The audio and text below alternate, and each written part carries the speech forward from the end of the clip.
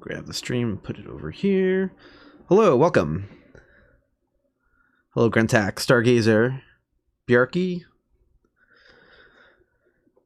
Hello, welcome, Fino, Dark Lord. Yes, gotta catch them all. This is going to be ridiculous.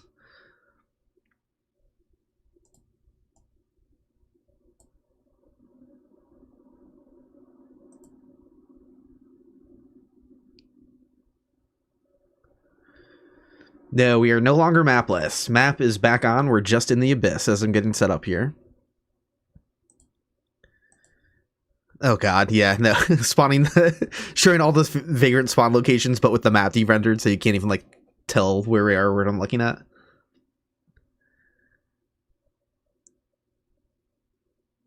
Yeah, I'll explain the run and everything, but yeah, there's absolutely room for viewer participation. You can absolutely help. It's not something I'm particularly asking for, but I know people are excited to help anyways, so it's kind of like, why not? It started off with me just wanting to kind of show my process for self-spawning vagrants, but like it could potentially go a lot faster if people help. So anyone who owns the game on PC and can take it online, feel free to just copy exactly what I'm doing as I'm doing it, and that'll probably speed the process up a lot. My friend Carl is probably going to do the same, and he might join me and stream it on Twitch as well from his perspective. And if he does that too, I'll probably have him join in on a Discord call and just join me during the run. Just got a few more things to take care of before I get started here.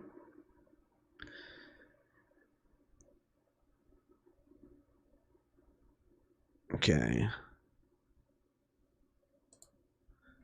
Tell it what game. I gotta tell YouTube what game I'm playing because it might think it's Demon Souls for some reason. It always has that issue.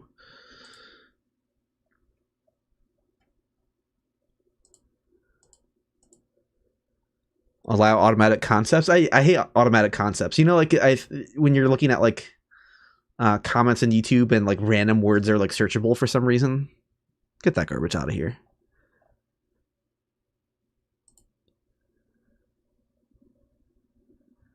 Yeah, this is going to be a very, very silly run.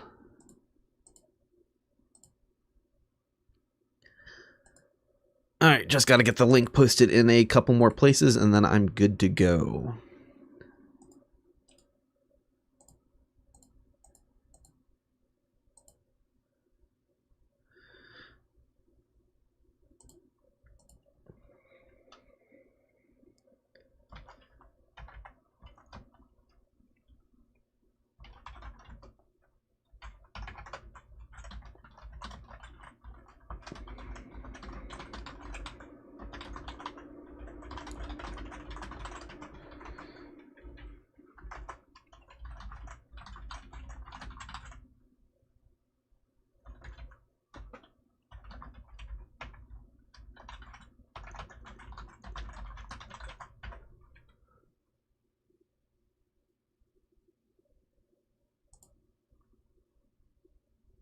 Yeah, 0 out of 92 is very ominous.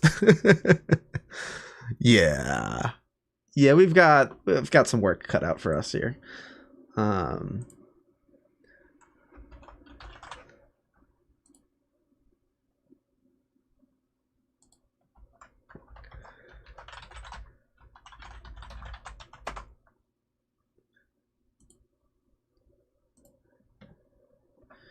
Yes, YouTube members, we have access to some new emotes. I added ones for drift items, good vagrants, and evil vagrants. So, you know, anytime we're struggling to spawn one, or if we see one, you can help get the hype going for them.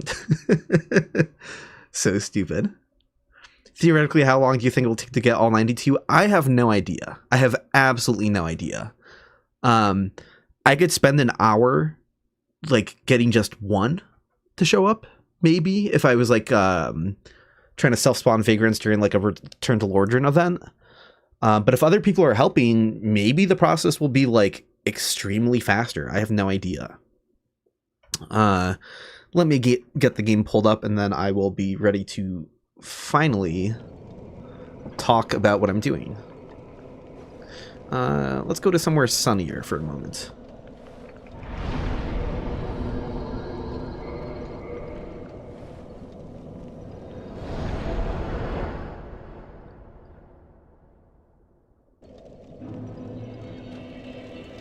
Okay, well, finally begin. Welcome to the All Vagrants run of Dark Souls. The goal is to spawn every Vagrant in the game so I can show off every spawn location they have.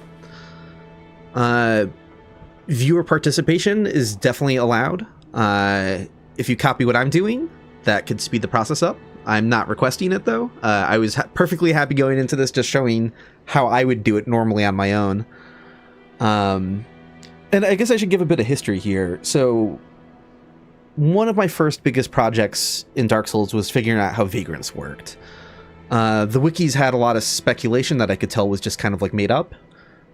So I got really involved with trying to uncover their mechanics, figure out how they worked. And before I had access to data mining the game, I tried to set up all these tests I could on just PS3. No hacking, no data mining, just trying to like figure out like what concrete information about Vagrants can we get locked down. So I started off doing some very basic things. Basically saving every screenshot of a Vagrant I could find on Reddit. So I could come up with like a concrete list of like Vagrant spawn locations and stuff like that, and just sort of, I would ask people posting threads being like, hey, what did that Vagrant drop if you killed it, and trying to get information on their drop tables. So I started from like a very fact-based approach, being like, I don't know how they work, but if I can just kind of like come up with a list of like everything we do know about them, can I like hypothesize about how they work. And the game manual does up front just say like the game has Vagrants, it lists them in the online features, and it's just a short like couple sentence thing being like, when players lose humanity or drop items, Vagrants can spawn. So we knew like a ballpark like explanation, but it's like, how much humanity? What items? Like, how does any of this crap work?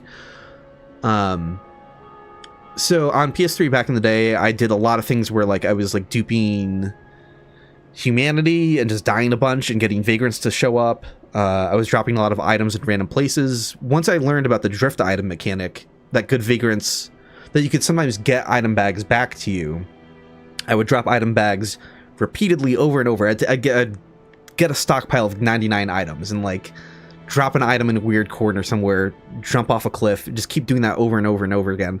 And if eventually I found an item bag waiting for me, one in the same spot, but I know I didn't drop it in that same session because I just died, it's like, yes, that is an item that can get set around as a bag. It can probably spawn a good Vagrant.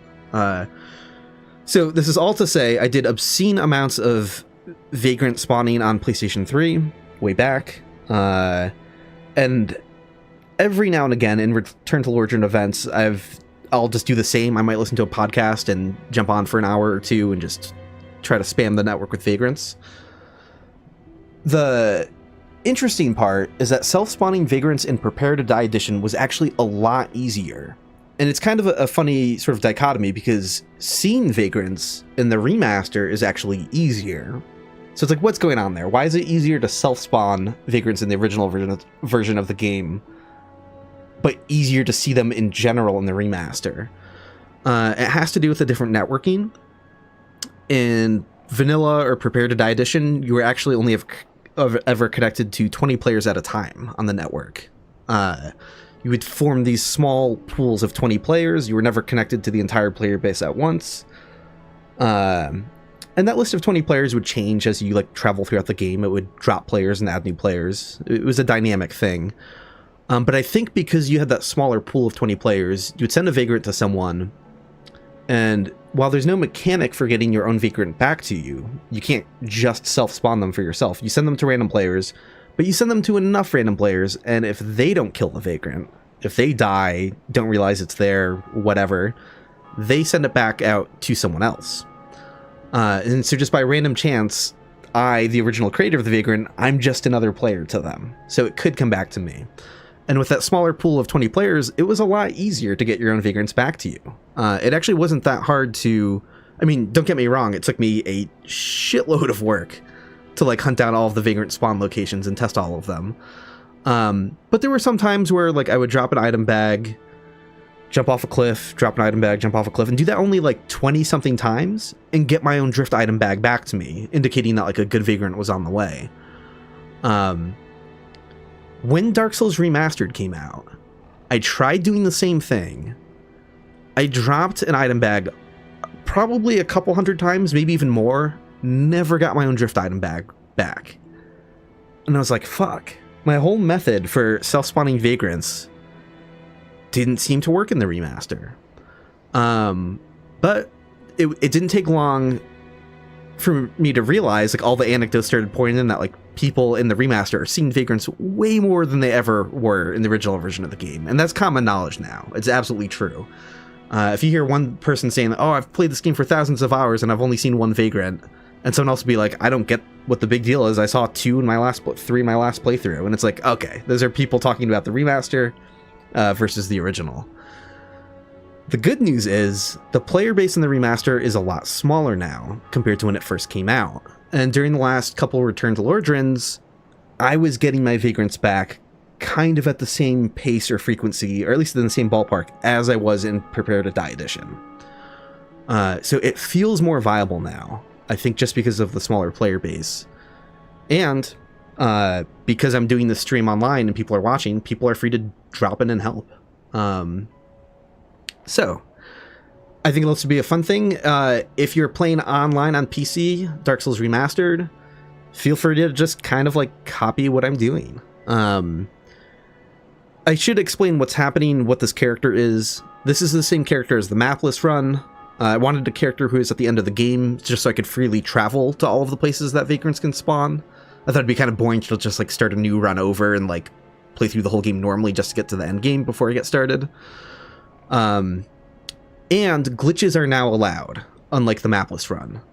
Just because farming souls, farming humanity, because I'm constantly going to be burning through humanity to spawn evil vagrants. That would be really boring, just like constantly farm it. So I'm not using any mods, I'm not using any outside tools. The rule of the run is I'm only allowed to like play the game with the controller or mouse and keyboard to spawn all of these vagrants. I am aware, though, that if other people are playing online, they might use outside tools like Dark Souls Gadget to give themselves stockpiles of transient humanity. I can't really help that. But, you know what? I'm just really not that worried about it.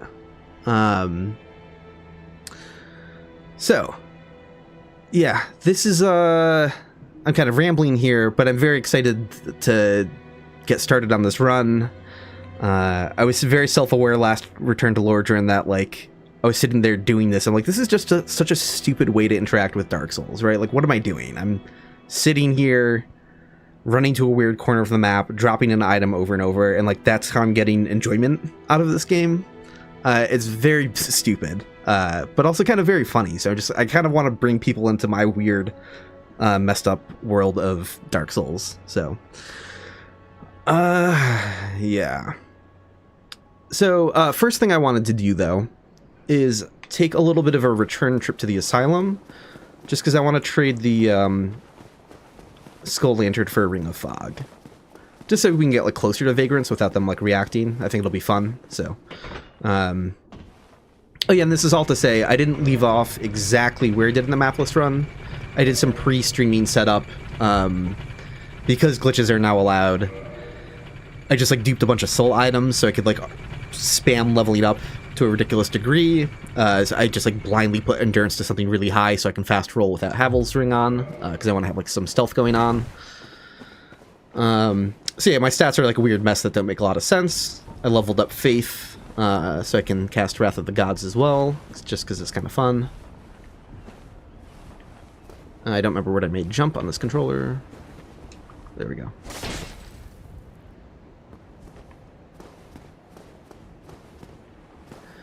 It is so nice being able to see the map now. This is so nice. Such a relief.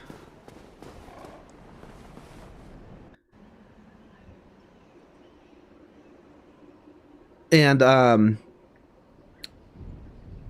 the cool thing is, if you're trying to play along at home, all asynchronous multiplayer features in the Souls games are without level ranges. Level ranges is only for co-op and PvP. So it doesn't matter if you're low level, doesn't matter if you're high level. We can potentially send all, bell ringing, player ghosts, player messages, and vagrants can all be transmitted, regardless of level. So there's absolutely no concern for that kind of thing.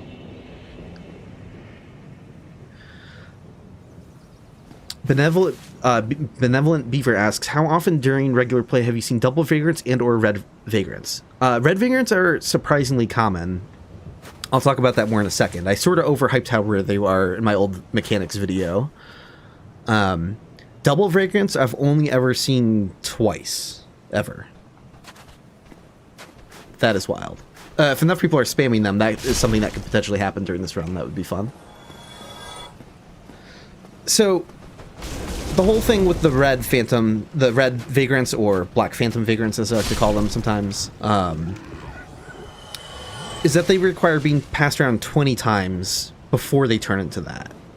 When 19 and fewer passes, they just look like their regular non-red version, the white version. That's the default version.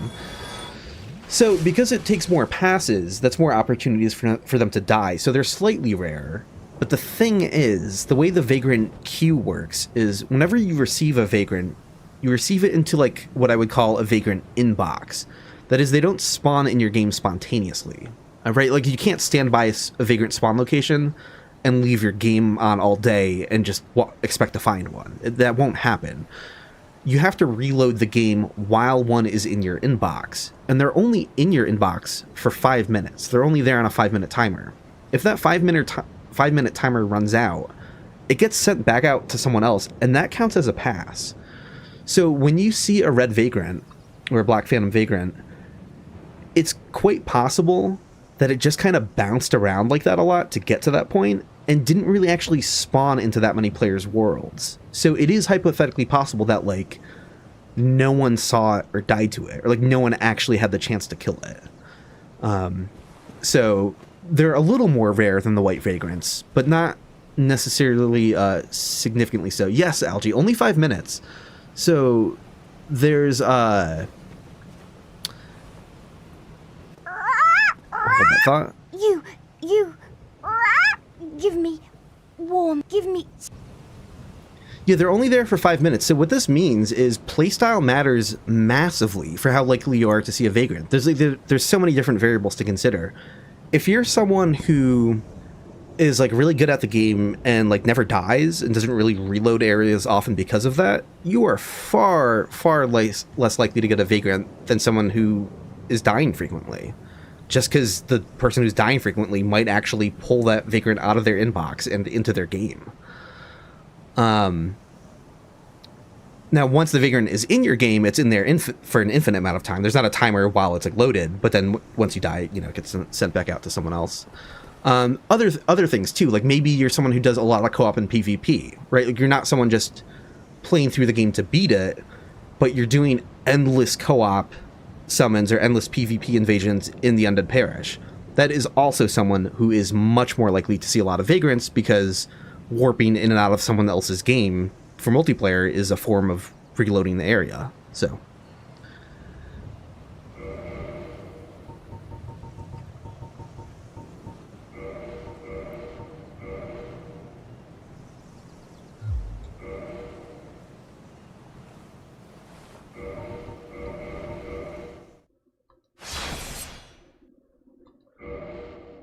oops, I might want to change how that works by default so I don't have to do login every time. You give me warm, give me. Yeah. Okay.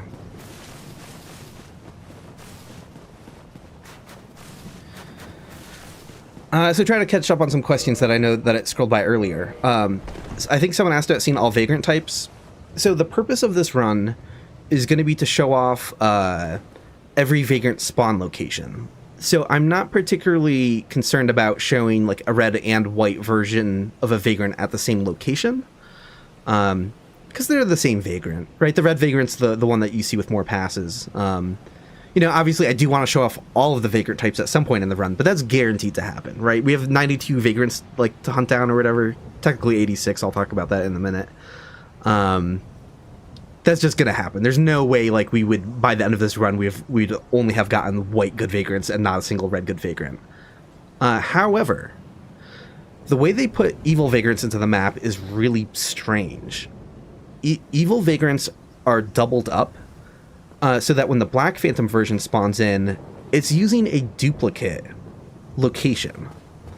Does that mean I feel compelled to show a white evil vagrant and a red evil vagrant at every location? Not really. That's just kind of like a weird behind the scenes thing they did. It's still the same location. It's everything is exact in the map data. However, there are 6 evil vagrants in the game that have a slightly different position. And I'm like, you know what? A different position is a different location. And that's actually not something you can read about anywhere. I don't think anyone's really like documented that or talked about it. If you look up my list of vagrant spawn locations that I made for the wikis, it actually doesn't take that into account. So the number of vagrants in the game is 80, but that number jumps up to 86 when you count the weird variants of evil vagrants that I'll have to show off in this run. So yeah, there'll be 6 times where I do have to get both the white and red evil vagrant in 6 very specific locations.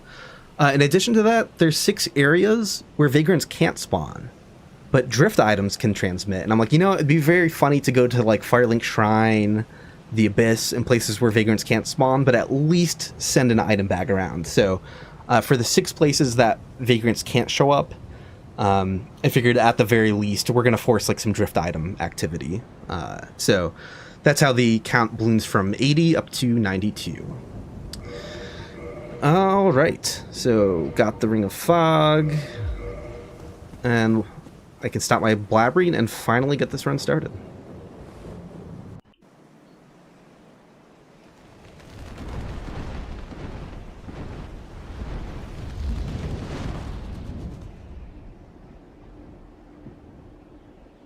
Oh, you ever see a blue vagrant? I just saw that comment now. I don't think anyone took my bait on blue vagrants. Oh well.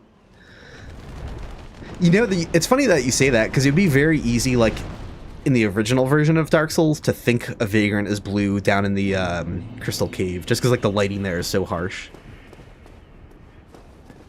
I talked about it, I think, in the mapless run, being like, oh, it's hard to tell that these golden crystal golems are actually gold. And then, like, it wasn't at all, and I was like, oh yeah, because in the remaster it's more obvious, but with the original lighting, everything is just so blue.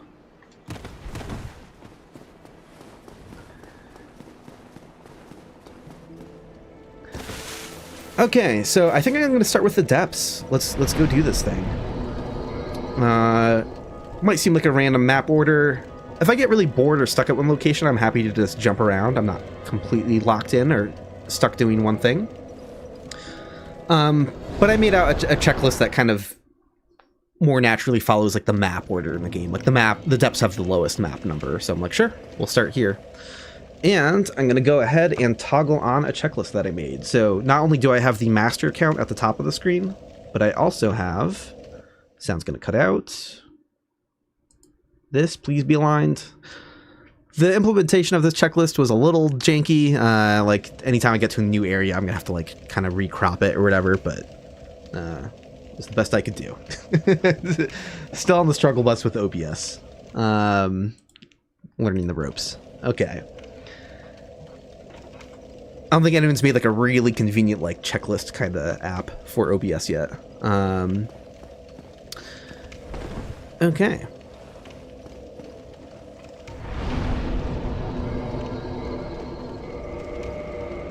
Oh yeah, I should also add the checklist that I made. The locations, some of them are written very short, so you wouldn't have like giant like sentences on the screen.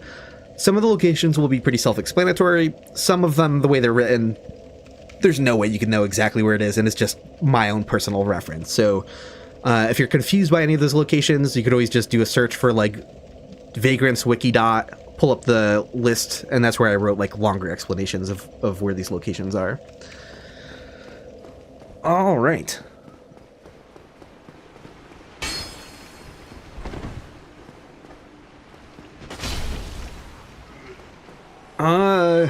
I kind of feel compelled to start with a good vagrant. Let's do this. So what I'm going to do...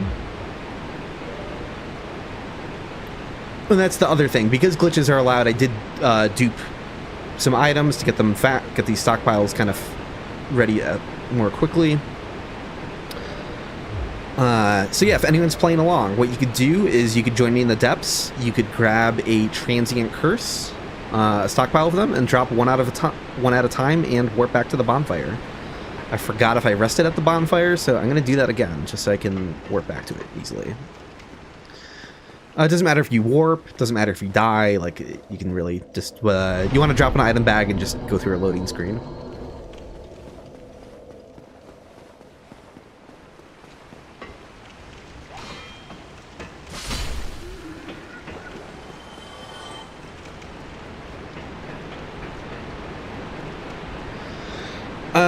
The whole catch to spawning good vagrants is that when you drop an item bag, that item bag gets sent to another player's game first.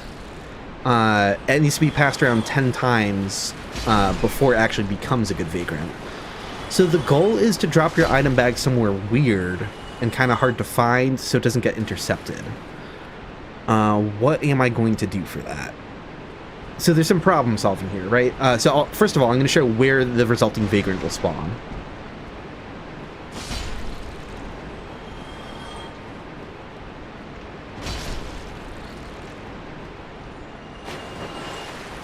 There's a good vagrant that will spawn right here where I'm standing.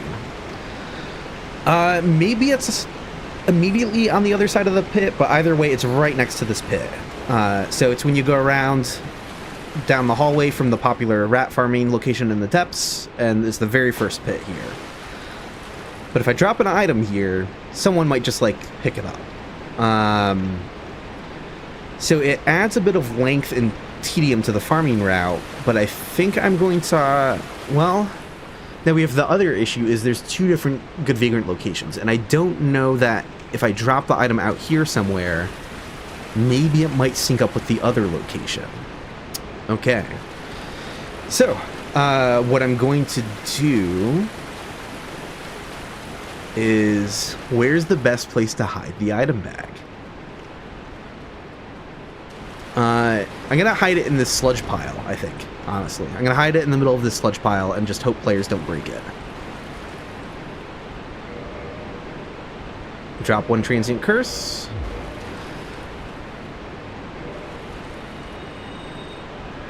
And even though we can't see it happening, there's really no, like, RNG with vagrants. My item bag did just get sent to another random player online. So someone minding their own business who has no idea what the hell is going on might roll into that slime pile and find an item bag inside it, which is very funny. It's not something you see very often. Every now and again, you'll see a random thread on Reddit being like, where the hell did this item come from? That's the cause of it. But because of that, there can be some really funny, like, hijinks that you can get into.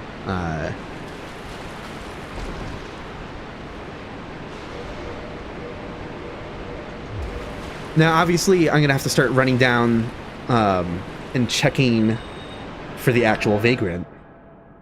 But I'm going to do a few runs where I don't even bother, right? Because, like, what are the odds I already got one? That's not... No. These have to get sent to 10 players first before it even turns into a vagrant.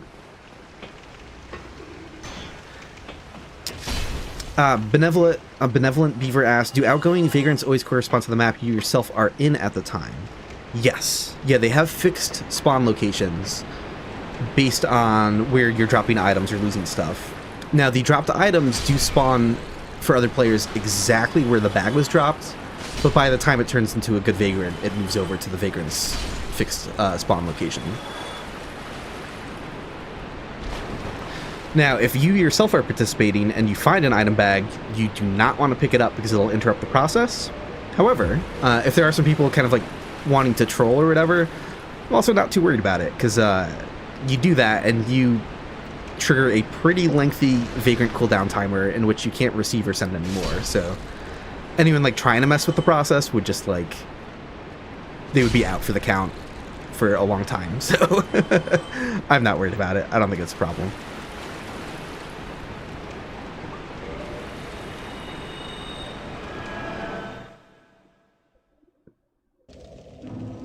Algae, yeah, 10 players, 50 minutes. That's if it's bouncing around the Vagrant inbox constantly. But it could be sent out much more quickly if someone like receives it to their inbox, they happen to reload the area, and then they quickly die, then it would just be sent back out instantly.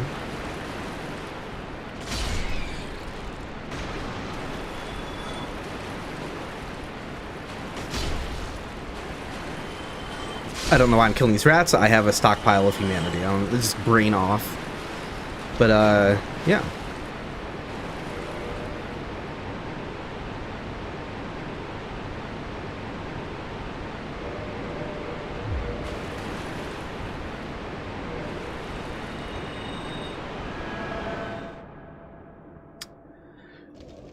Greco Axis asked, if I receive a drift item and I also drop an item myself, do both of them get sent out?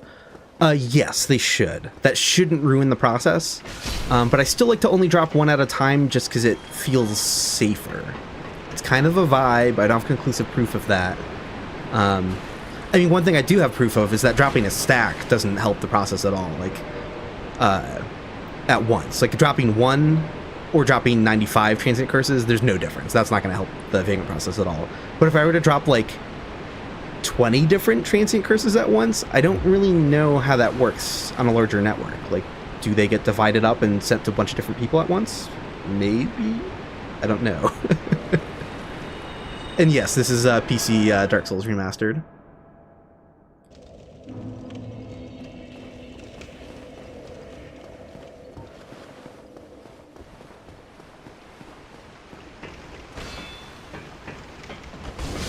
Use of the Dark Sign, yes, that helps create Vagrants, although you do need to lose Bloodstains to spawn evil Vagrants.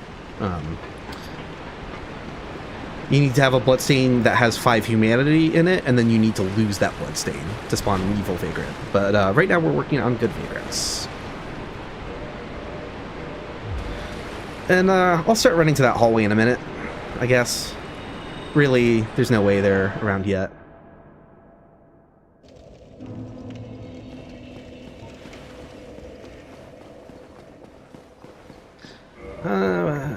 I can go full stealth, right? Why not?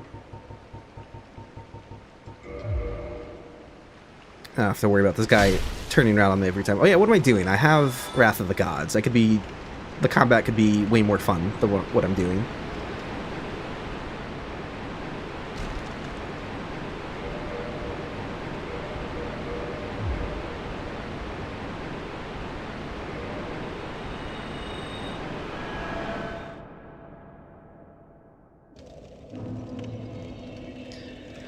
Yeah, he did. I'm pretty sure. I've never really tested it or looked into it more, but I'm pretty sure Dark Souls 1 has a soft ban server if you get soft banned.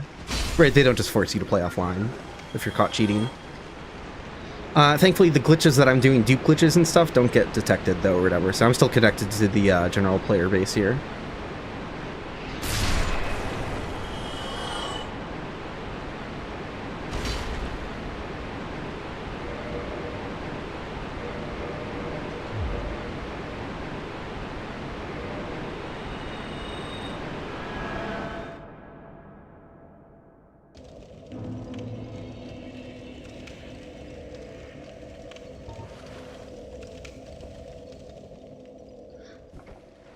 Piedfire Crest asked, do you think if the network always worked like how it does in Remastered, would we have figured out Vagrants, how Vagrants work in the detail you were able to get? Not as quickly, because self-spawning would have been like hampered, but there were sort of 2 phases, right? So I did all of that like testing back in the day without data mining, and then everything I got stuck on, when debug mode leaked, I used that to learn more. And like really get fine-tuned information on them. So debug leaking was going to help no matter what.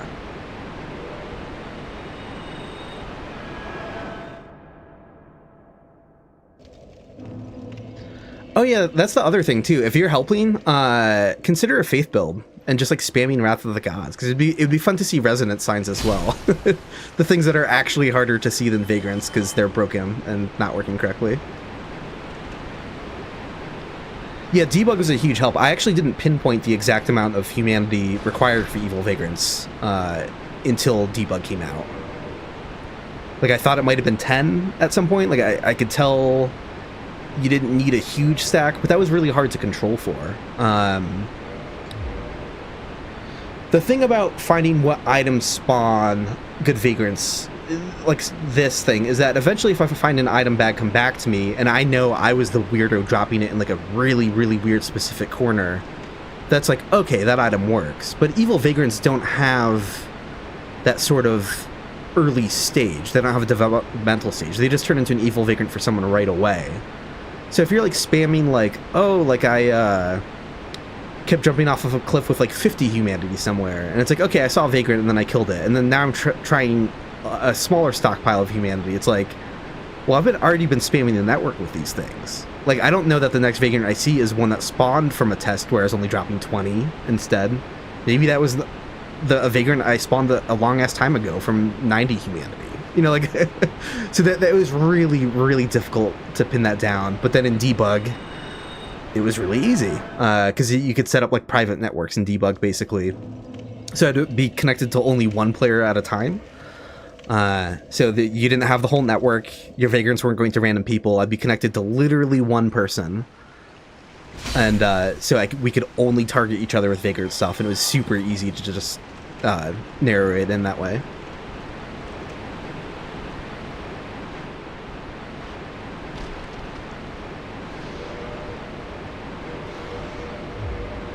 But the crazy part is, without data mining and doing my method of dropping tons and tons of items everywhere, I was able to learn basically every item that can spawn a good vagrant.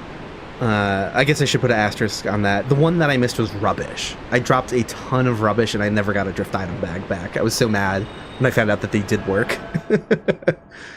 There's also like weapons of certain upgrade level and armor of certain upgrade level that can also spawn good vagrants. I don't have those numbers memorized off the top of my head. It's all on the wiki dot. That I also did not figure out back in the day on PS3.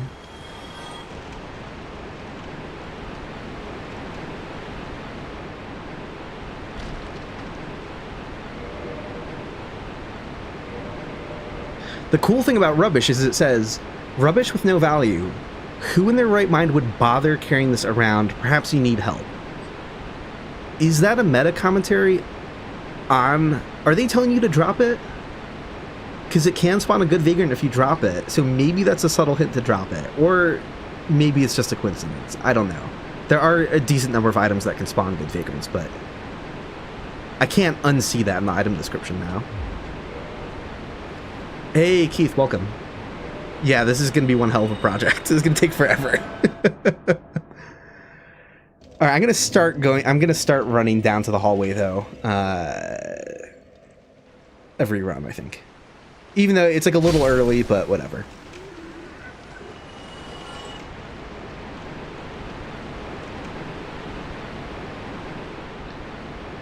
Does liquid humanity have a higher chance to spawn a vagrant compared to some item?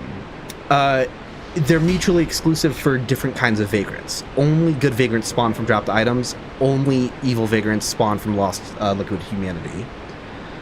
So it's a total either-or situation. Can't really compare them. And everything is guaranteed, right? Like, unless I accidentally triggered Vagrant cooldown timer, which freezes the process of sending and receiving vagrants for a while, every time I reload, there's a 100% chance that this gets sent to another player online. Right, like there's no, it's not really randomized in that way. Who receives it on the network? I have no idea. We don't have access to that level of detail on how like the servers work or anything. You know, does it pick players who have better ping with you, which is how invasions work, or does it know how to randomize from the entire list of players? Does it pull from players who are just in the depths currently? Like, no clue. I have no idea what it's doing. But it is sending it to someone every time it is trying.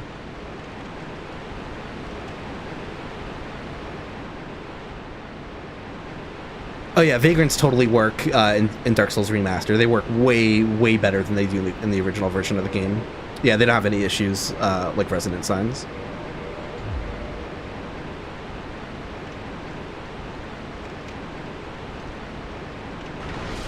Ow, got hit anyways.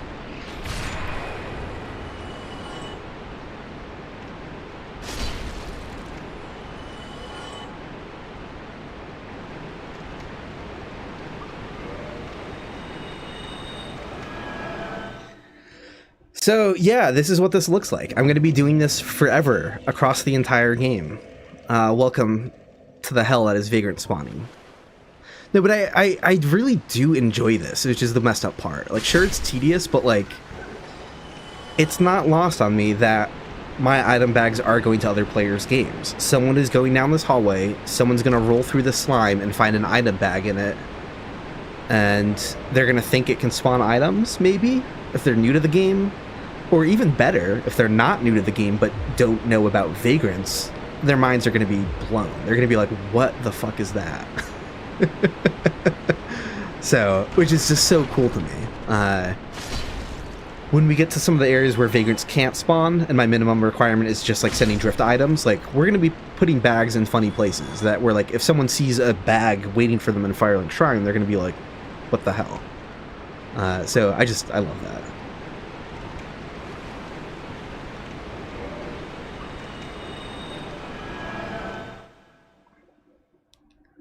I live for tedium. Keith, you don't know me. Chat, he does know me. Yeah.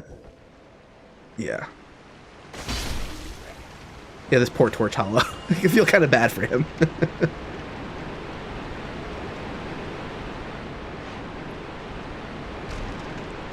So we haven't gotten a drift bag back yet, but that's like the first phase of hype. The path to seeing a good Vagrant when you're spamming the network like this is, for a while you don't see anything. Usually before you actually get a good Vagrant, you start getting some of those drift item bags back. So like once we start seeing a few in that hallway, that's usually an indication that, like, okay, I'm probably getting a Vagrant fairly soon. There's no guarantee, you know, maybe I'll just get a Vagrant first and never see see it back in bag form first. It's just luck of who I target and how they send it out to other players, but that's usually how that goes. Keith is calling me out for saying we played Satisfactory for like 100 plus hours and a loser spent the entire game gathering collectibles and basically not playing the game. That is correct. I did not interact with that game correctly. I grabbed every single Mercer Sphere, every Stussy or whatever those things are called, I don't know, the weird S-looking things. I collected every slug.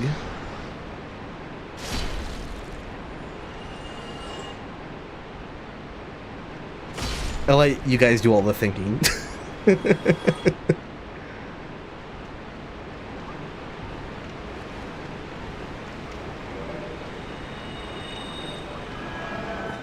Oh no, Hot Pocket. The sloops. The sloops, that's right.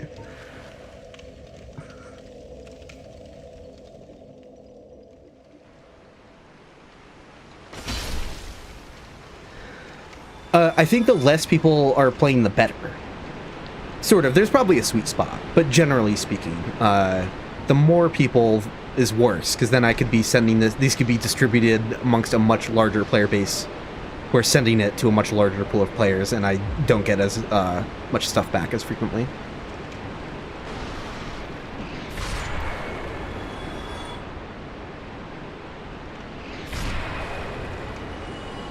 Oh yeah, I'll have to edit the video description to be more clear about the run rules. Run rules is that there are no rules. Glitches are allowed to dupe items to make it easier to, duplicate items, duplicate humanity, just because the farming of that is just stupidly tedious. But I'm not using any outside tools though, right? Like I am still just spawning Vagrants unmodded. There are no mods installed, and I'm not using outside tools to like give myself stuff. So, it's like whatever I can do with the controller in my hand to see all the Vagrants. In that context, everything is fair game.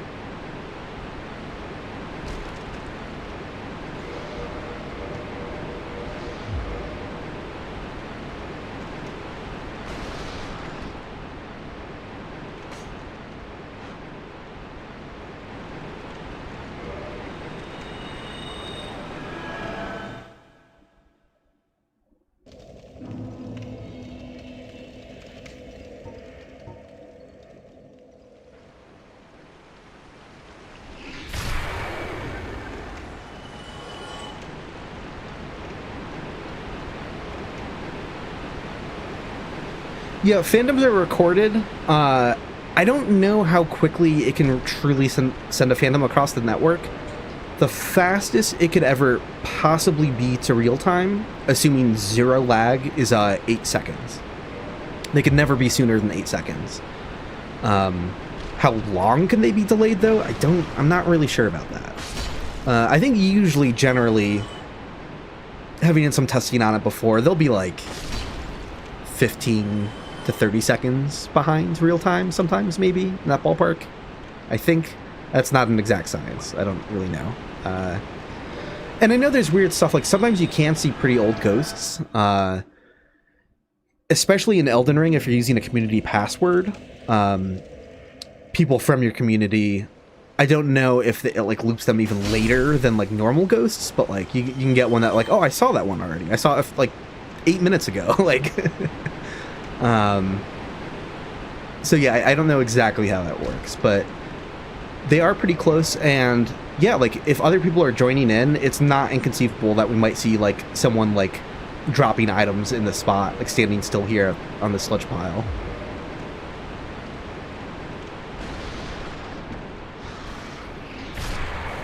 I actually did get a video clip. I should have shared it with this stream. Maybe I'll share it next stream. On a PlayStation of when I was spawning Vagrants during the last Return to Lordran. I got video clip of a ghost picking up one of my drift item bags. Because it was a very specific weird part on the map that doesn't have any loot. And I was running there over and over again to drop items. And I saw a player ghost stand there and I saw the animation of the pickup. And I'm like, that is so cool. I actually got to be aware of a stranger online, like, finding my drift bag.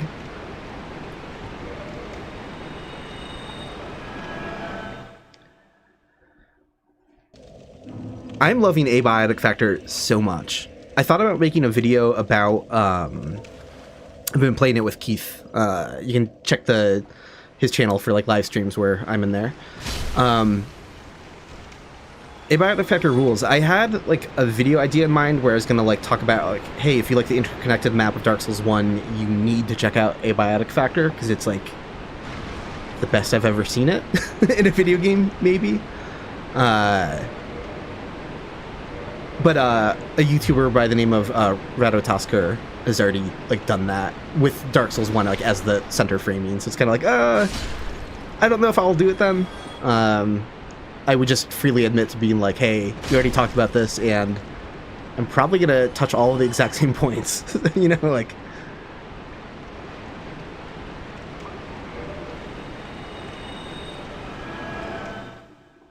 Ratatusker showed up in one of my Demon Souls compare through videos, because they made a video where they were very critical of some of the changes, and I was agreeing with some of them.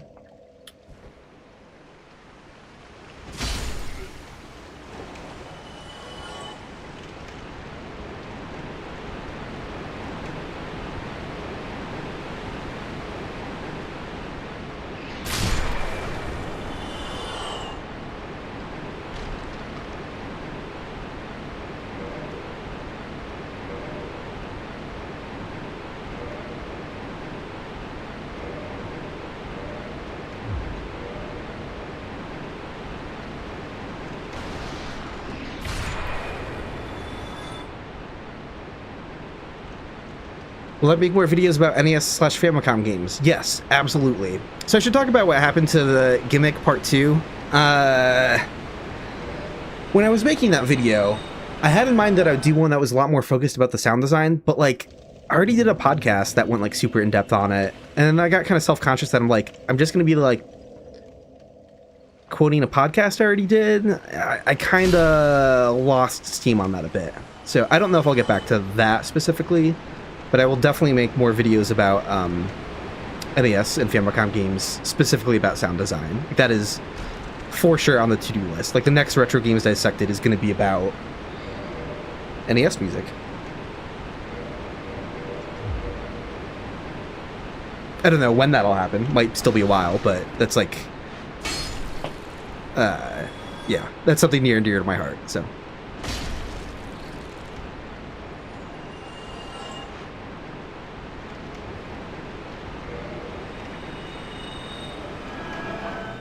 New game cycle should not matter for any of this stuff either. All that stuff should transmit across all of the New Game Plus cycles, so.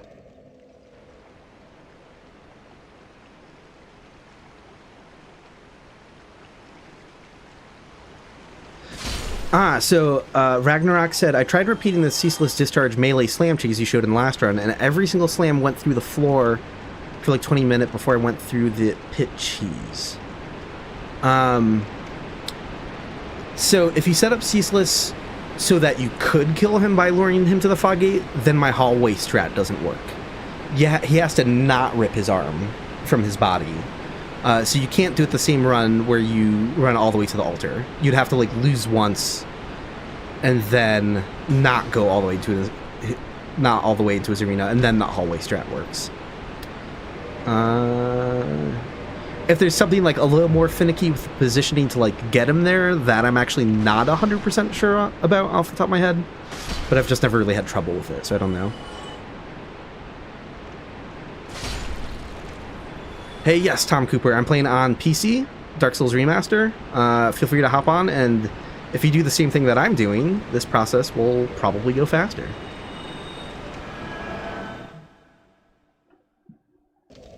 Hey, no worries, Ragnarok. I'm happy to help clarify. I feel bad. I like to answer questions in chat, but sometimes my eyes are on the game more, so I don't get to keep up.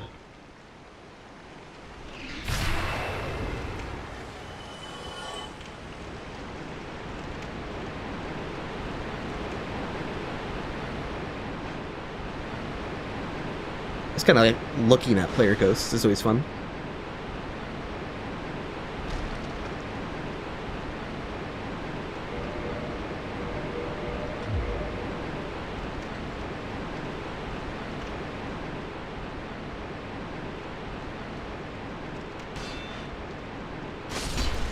Oh, Hot Pocket Remix pointed out, the wiki doesn't say the drop rates for the different coins when you make a red good vagrant from a ring.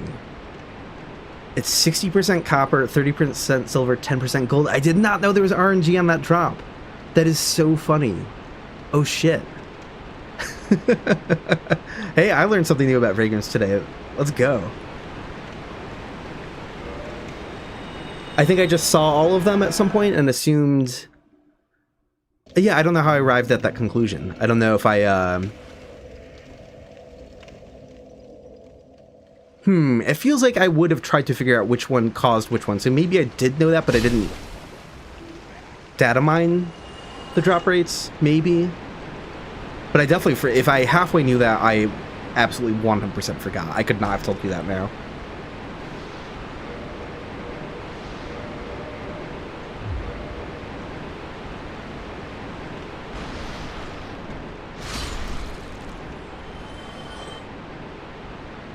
Unfortunately, I'm not a New Game Plus, so Gravelording would not be visible from my end. But it would be funny to see like disasters are gone messages every now and again. When I loaded up the mapless character, I made a save backup at the end of that run before Gwyn, just so I would have access to the whole game, so I can go to all the Vagrant spawn locations. So, not a New Game Plus, unfortunately.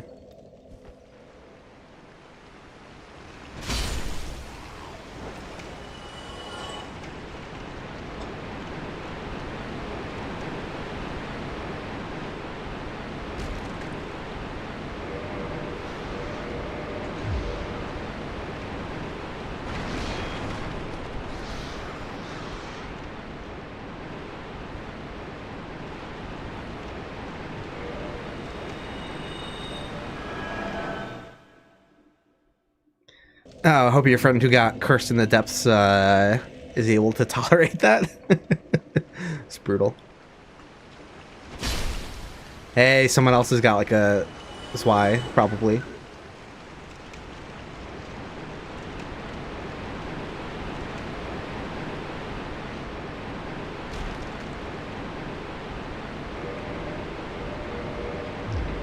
Alright, we're at like 30 dropped. 29, technically.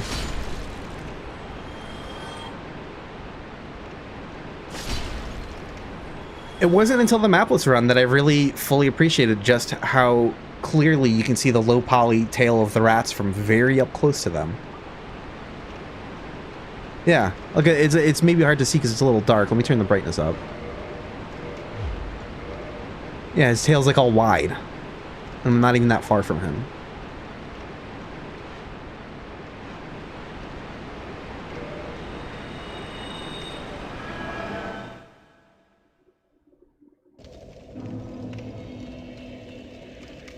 Yes, Carl. Let's get Carl in here. Yeah. We're gonna have a guest join the stream. Carl Germ.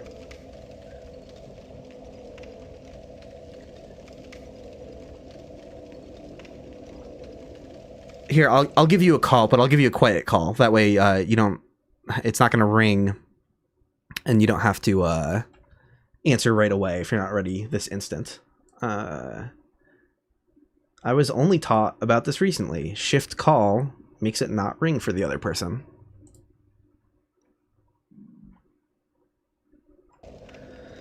And I think this will work. I think OBS is set up to just play whatever audio my computer is playing. So, but we'll check. We'll make sure that your voice is heard on stream once you're in here. Hello, hello. Hey, it's Carl. I can hear you. People in the chat, let me know if you can hear Carl.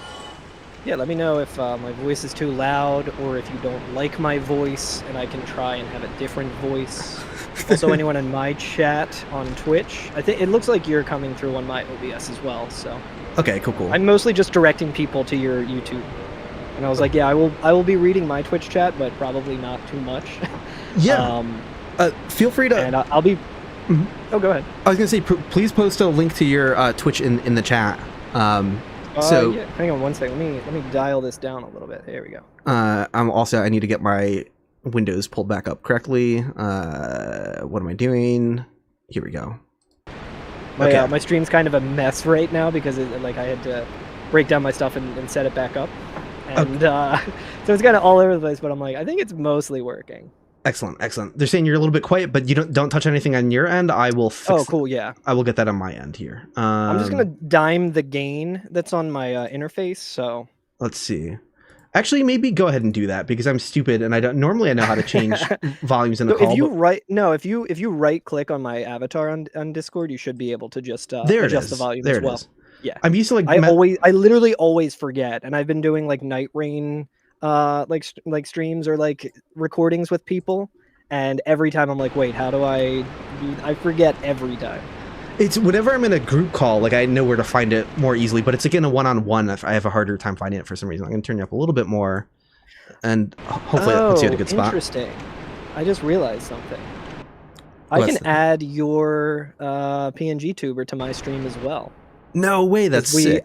We apparently use the same technology. I literally just set up a PNG tuber for this stream like earlier today in like 10 seconds. So. Oh shit, that's sick. I'm so stoked about that. Pardon me, chat, as I get stuff fixed and yeah, sorry, chat. Up. Sorry for like derailing the stream entirely. No. I haven't been checking chat either, but if anyone did say they don't like my voice, I will be banning you because I do have admin rights. So.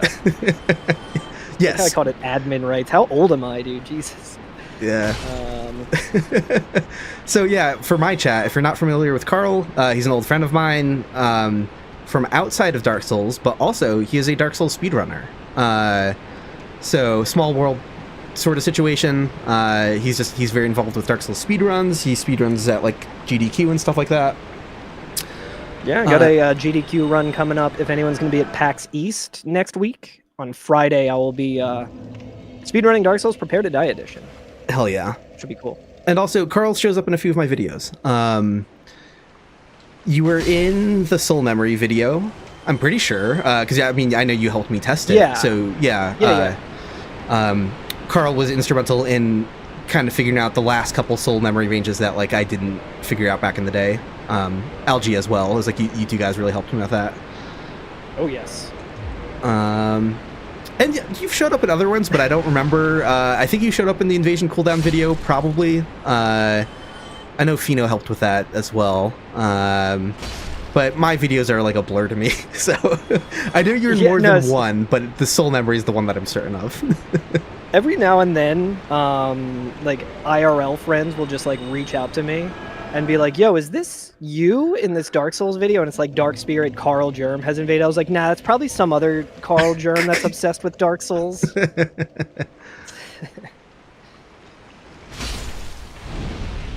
All right, I think I am... Ooh, that was cool. I just caught a, that was a fun sighting. I just got an Estus charge from someone kindling the bonfire. Nice. My Estus was full, but I got the golden, like, aura. Yeah, I guess I should figure... So this is a pretty new file for me on my side here. Mhm. I did it mainly to... I forget what you needed. Yeah, I don't even remember. I set this... I'm like an hour into it. And I don't know which bosses I killed, but... Oh, gotcha. Where should I head? So I'm currently doing this in the depths. So unfortunately, I didn't make it too easy for you. I guess you'll have to go, like, speedrun Capra. But yeah, I'm dropping transient curses over and over, kind of like where you farm rats for humanity. Okay. Try my best to find, like, weird spots to hide item bags. So... Yeah, I definitely didn't fight Capra yet. But the good news is, I don't need to, like...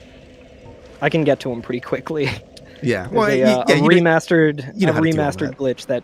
Yeah, that makes it very easy. That I utilize a lot in randomizer. What is there like a specific level range I should be as well? No, I think this is like the. Yeah, that doesn't matter at all. Yeah, there's no level ranges for anything outside of co-op and PvP. So, yeah, Okay, a max level player can send a level 1 player a Vagrant. At least I only know that conclusively in the original version of Dark Souls, and I've never actually tested that in the remaster. But like, there's no way. There's no way they added a level range to that. That would be really funny. The thing that gives me pretty good confidence in saying that is that the online bells, clearly don't have a level range. You could, like, glitch to grind. You could be level, like, 500, which is an absolute ghost town of activity, and just hang out in Undead Parish, and you're just gonna hear the bell ring frequently. And it's like, oh yeah, like, there's no level ranges for all the asynchronous multiplayer stuff. And there wasn't in the original version of the game, for sure. I did test it in that game, so very high degree of confidence without direct proof that still works that way in the remaster. Nice. I'm just gonna like dump some stuff into levels. What's a good weapon that I have access to here? I'm gonna use the Drake Sword. Actually, the Drake Sword might be okay against Capra Demon. Oh, hell yeah. You're brave if you go in without the Wolf Ring, in my opinion. That's true. Speaking of Wolf Ring, my buddy Randomsome is in chat. And, oh yeah, Randomsome. Yeah. Their ears will definitely be perking up with the Wolf Ring mentioned. Oh yeah. Randomsome seems like a cool dude. I've never like known him super closely, but he's been like someone I've known of for a very, very long time. So I'm just like, oh yeah, of course, Randomsome. Yeah. Like yeah. We've talked before. Really, really sweet. We've hung out at Magfest here and there in passing. Okay, that's right. Always do some more. Wait a minute, I would feel super, super shitty if I've actually met Randomsome in person and just forgot who he was attached to a handle. So I'll follow up on that later on. God, I would feel bad. Like if it's someone I should know IRL. Fuck. I like constantly do that. So you shouldn't feel bad because then I have to feel bad. Yeah. Oh, it's funny too that I'm currently above the aqueduct, because I glitched out of bounds very easily, and I'm like, to me this is just such a normal thing, and I'm like, wait, I should probably explain this to other people. Yes, yeah. So you're doing is it where you climb up the ladder funny and then kind of like run over the wall? Yeah, you just like climb up the ladder and then just roll, and you're like outside the bounds. Yes, so for anyone in chat who has no idea what the hell we're talking about, in the Undead Burg, before you go through the first fog gate, there's that area where you can like roll through the breakable barrels. There's all the hollows that like climb up and ambush you, and you can pick up rubbish and climb up that ladder. At that ladder, like, I don't even know if I know how to explain it, but it's kind of like, as soon as you get to the top of the ladder, if you immediately like hold left or whatever, kind of like you can kind of like walk around or through the collision. I think I talked about it in my Invisible Walls video, maybe. I don't remember if I did or not. I think on Remastered, I think it's also like a lot easier. than it was on like Prepare to Die Edition. I'm pretty sure. It Gotcha. actually might be a remastered only thing. Hot Pocket might know. But yeah, you just kind of like from the bottom. I think there's a way you can do it just right from the top of the ladder, but it's almost free to just climb from the bottom. Yes. Up, and then just like you just like tap left a little bit, and then just roll, and it's like it takes some getting used to, but it's pretty free and it's easy to redo. Yeah, if it is only possible in the remaster, there's a good, and I did mention it in my video, there's a very good chance I failed to point out that it doesn't work in Prepare to Die Edition or is harder. That is extremely extremely likely for me to have overlooked. Oh, I'm mid-rolling because I put on the dagger. Yo, Batsley's in chat, nice. Oh, welcome Batsley. Our friend Batsley. Yeah, hell yeah. I need to get a better setup figured out. Unfortunately, I can't see your chat. Next stream we do this together, I might get like another device to be able to see your chat. Like, yeah, my stuff is always just a mess of way too many windows open, and like browser windows with like a bad browser that probably makes my computer run terribly. Okay. Anyone watching my stream will be like, this dude speedruns? Because it seems like it's taking him a while to kill Capra Demon. Alright, I think I just dropped an item drift bag of humanity, because I probably have the max of that. cool. Alright, but I'm at least in the depths now. So Mikey in chat asked me, what do I think the next topic will be for my next Dark Souls Dissected video? I'm definitely going to finish out my like enemy detection series. So I'm currently working on the smell video, how enemies can smell you in Dark Souls. And after that will be a video on sight. It's possible I might make other videos between, but they wouldn't be like mainline Dark Souls Dissected videos. It might be, like I've had a lot of people ask if I'm going to edit the mapless run. Like do like a sort of condensed version where I just I talk about the run. So I think I will do that, but I'm going to force myself to not do that until after the smell video is out though. So maybe it's kind of weird to like wait like a while after finishing the mapless run before jumping on that, but I'm not I'm not giving myself like an other project before my next main proper video is done. So some enemies can smell you, most can't. And if you have no idea what the hell I'm talking about, just stay tuned for my next video. I'm very excited for that video. Yeah, it's gonna be a lot of fun. It's a fun topic to explore. Where like I always knew, I mean not always knew, but for a long time I remember people like data miners talking about it, like, oh yeah, like the smell thing, and I don't know where I would have first heard of it. Maybe from King Boar, maybe from someone else. But I never like followed up. I never like actually like looked carefully through the parameters, being like, who can smell? How much? Like what is the exact detail? Like, how does it work?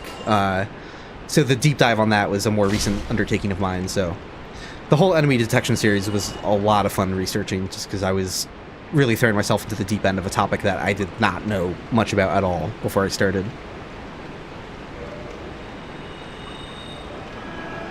I think I'll probably just use the Crystal Greatsword, honestly.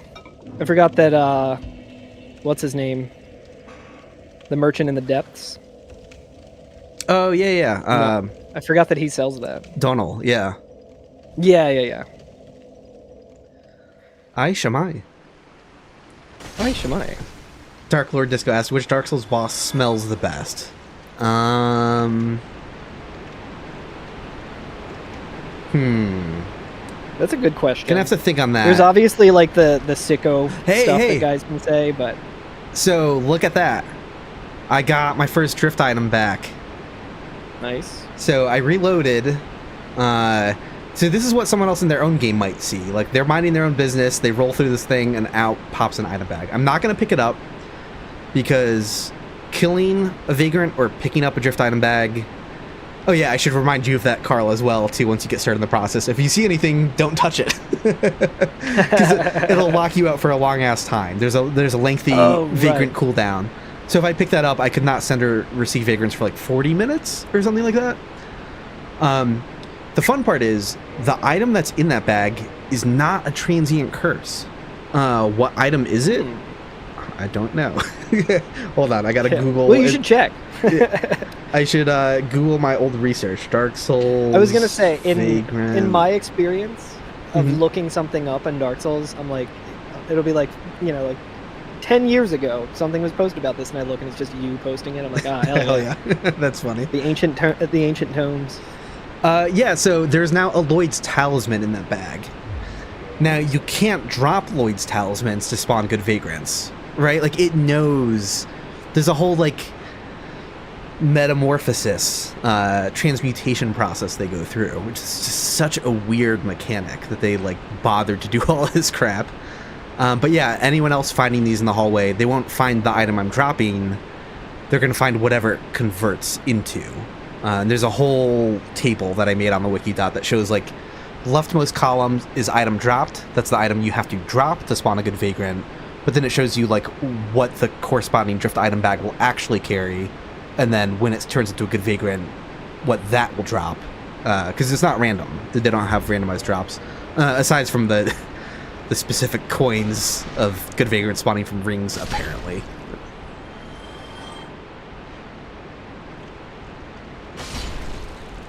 All right, so I'm in the depths. I'm at the fireplace. The Hell. fireplace. Who The am I? fireplace. Yeah, I'm at the. It's yeah, I'm at the bonfire. Bonfire. Cool. Yeah. So basically, anywhere you think you can hide an item bag where you think it's less likely for people to see it and pick it up, options are kind of limited for that in the depths, honestly. Like, there's not a lot of hiding places. So I've been rolling into one of the slime piles in this hallway, where you farm, like, the rats for humanity. Because the resulting good Vagrant that I'm trying to find is just a little bit further down in the very skinny hallway where you can fall into a pit to wind up by the Basilisks. Yeah, I can pull up your stream actually on So that's on where my phone. That's where I've been dropping them, but you absolutely do not have to drop them in the same place. You could drop them in, like, the boxes behind the rats that people farm, I guess. Maybe people farming them will break the boxes too and find the item, but hell, they might roll through the slime and find my item too, so... Oh, I see the slime you're talking about. Yeah, I've been kind of dropping item bags in the middle of that, because it does hide them well enough. If you don't break the slime, like, you can't see the item bag helping. Oh, Nice. Michael in chat is asking, are we supposed to be helping? Completely up to you. Yeah, anyone who wants to join in is free to join in. But yeah, what item should I drop? Transient Curse. Okay, let me see. I Or don't I know mean, if you're I have using dupe glitches, so it could be like a Divine Blessing. It could be Rubbish. I could get all of that. I don't think I... Wait, do I have Rubbish? Did you pick it up I on probably should have done a little more prep. like getting the Lord Vessel might have been a good idea as well, but... Yeah, we're not getting to post-Lord Vessel areas tonight. So True. I just mean for the ability to warp, you know? Oh, true. Yeah. I'm a little low on items, but I can go and get... You can always go pick up the Rubbish from the Undead Burg, and if you're able to dupe that, then... Yeah, I think I know where that is. It's right by where you did the shortcut to the Capra Nice, Demon. okay, that's what I thought, Yeah, he's yeah. right. It's right by that ladder. I might as well, I guess, get Laurentius free as well. So to reiterate for the chat, for anyone wanting to join in and help, you can't drop any wrong items. I mean, you can. There's a lot of things that don't spawn Vagrants, but, like, they won't hurt the process. I would just Google Dark Souls Vagrant Wikidot. You'll find a table for spawning good Vagrants, and it's the leftmost column where it says item dropped. Those are all of the items that you can drop to spawn good Vagrants. And the other important bit of information is that if you find a Vagrant or you find a drift item bag, you do not want to touch them, you do not want to kill them, or you do not want to pick up the drift item bags, because, you know, that stops it from existing. But also, I said this earlier, I'm not too worried if anyone's, like, trying to, like, troll the stream by trying to get all of them. You pick up a drift item bag, you kill a Vagrant, you get a lengthy cooldown that stops you from sending or receiving Vagrants, so... I'm just not worried about that at all. Anyone trying to do that will take themselves out of the process for a while. And yeah, this is on PC, and I'm playing the remaster. But if you want to do it in your own game, on your own platform, that'd also be super cool. You know, this entire stream is on PC, but I've done it on PlayStation before. You know, so trying to like backtrack through the depths, and I'm so like randomizer brained right now for so many of these areas that I like. Okay, I found where I need to be. These dogs might make it a problem. Oh, I just got a cool pivot. All right, nice.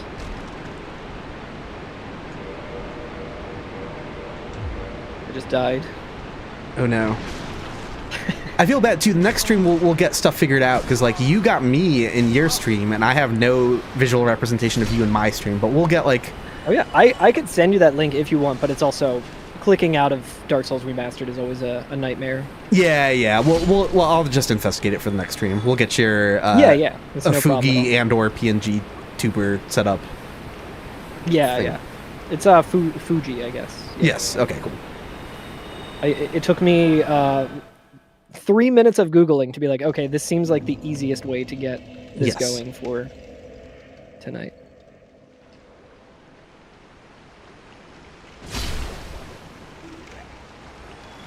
Hey, thanks for also the reds. Thank you. They were just saying they... Oh, sorry. No, it's fine. It's like a podcast. Yeah. But no, I was just saying I should get all the items to drop as well. Hell yeah.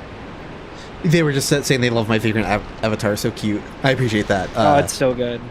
Zuli the Witch drew it for me, and she nailed it. There were no notes at all. You know, it wasn't, oh, could it be a little more like this? She did ask a few starting questions, but there were no drafts. I mean, maybe she had some on her end, but this is what she made and sent to me, and I was immediately like, hell yeah, that rules. I'm extremely happy with it.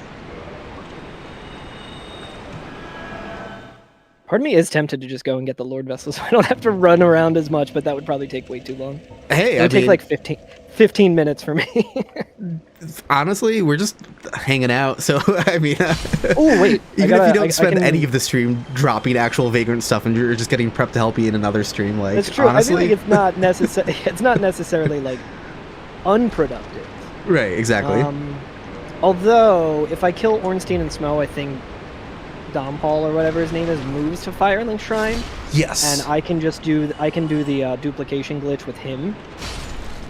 Ah. So maybe I don't want to. I would rather just do it from. Do it from. What's it called? From the depths rather than having to go back to Firelink each time. Mm-hmm. So yeah, what is your process? Then you just drop a drift bag in that spot and then. And then homeward bone or something? Yeah, homeward bone, die, just any way to, like, reload the map. Heck, stupidly just rested at the bonfire. Even just resting at the bonfire alone wouldn't send the item away, but quitting and reloading does as well. So that's also an option. If it's, like, too much of a pain in the ass to die, you can... I just meant in Firelink. Yeah. Oh, gotcha. Yeah. I meant to just homeward bone back to the depths, but it's not too far away. I can just showcase the glitch again, I guess. Oh, I forgot Laurentius's like dialogue prompts are always weird. It's like if you say yes, he's like, "Oh, that sucks," and then you're like, "Oh, let me say no then." And when you say no, he's like, "Oh, that sucks." And you got to say no the first time, and then yes the second time. And I always mess it up. So someone asked, can you drop a transient curse anywhere in the depths? You absolutely can. The only thing that's kind of tricky is if you look at my checklist in the top right of the stream, there's a couple different Vagrant locations, and I don't know how they're zoned exactly, right? So, like, if you drop it in a different part of the depths, maybe it'll correspond to that other Vagrant. But hey, I mean, we're going to be working on that one after we get this one. So, I would say yes. Drop them in weird places where I'm not dropping them. We can just add more hidden bags around the area, and it'll help the whole process. So, anywhere it seems like to you is a fun spot to drop a bag in a weird out-of-the-way place. Hey, good sign. I got my second drift item bag back to me. Nice. So this is usually what it's like when you're on your way to finally getting your own Vagrant back to you. So this is feeling good. Like, it would be ludicrous if I got like 10 drift item bags back and haven't seen a good Vagrant yet. You know, I can't put an exact number to it, but like around 5 or so is a sort of ballpark where it's like, okay, I should be seeing a Vagrant soon. But yeah, so like another place I like to drop them sometimes in the level is like if you go out where the channeler is, there's some boxes out here that you could like roll into and hide an item in it and hope that's out of the way so someone else doesn't see it. I don't know if this area out here corresponds to that Vagrant location. It probably does, but maybe it corresponds to the other one. I don't really know. Oh, Randomsome just asked in my chat, can we help by just resting at a bonfire to proceed mutation? No, you would have to keep quitting and reloading or casting Homeward or Dark Sign. Yeah, because that can help. Honestly, if you are just hanging out in the area, but you didn't farm the items yourself, you could just be sitting by the Depths bonfire and just spam. I mean, you don't have to do it quickly, but you could just cast Dark Sign every couple minutes. And honestly, that would help because you could be a potential recipient of one of these bags, and then you can just be sending it back out to other people when you do that. So even if you're not dropping anything, just hanging out here and casting like Dark Sign every minute, that could help. Yeah. Another thing, I wonder, I might be able to just also like drop 99 of stuff for people.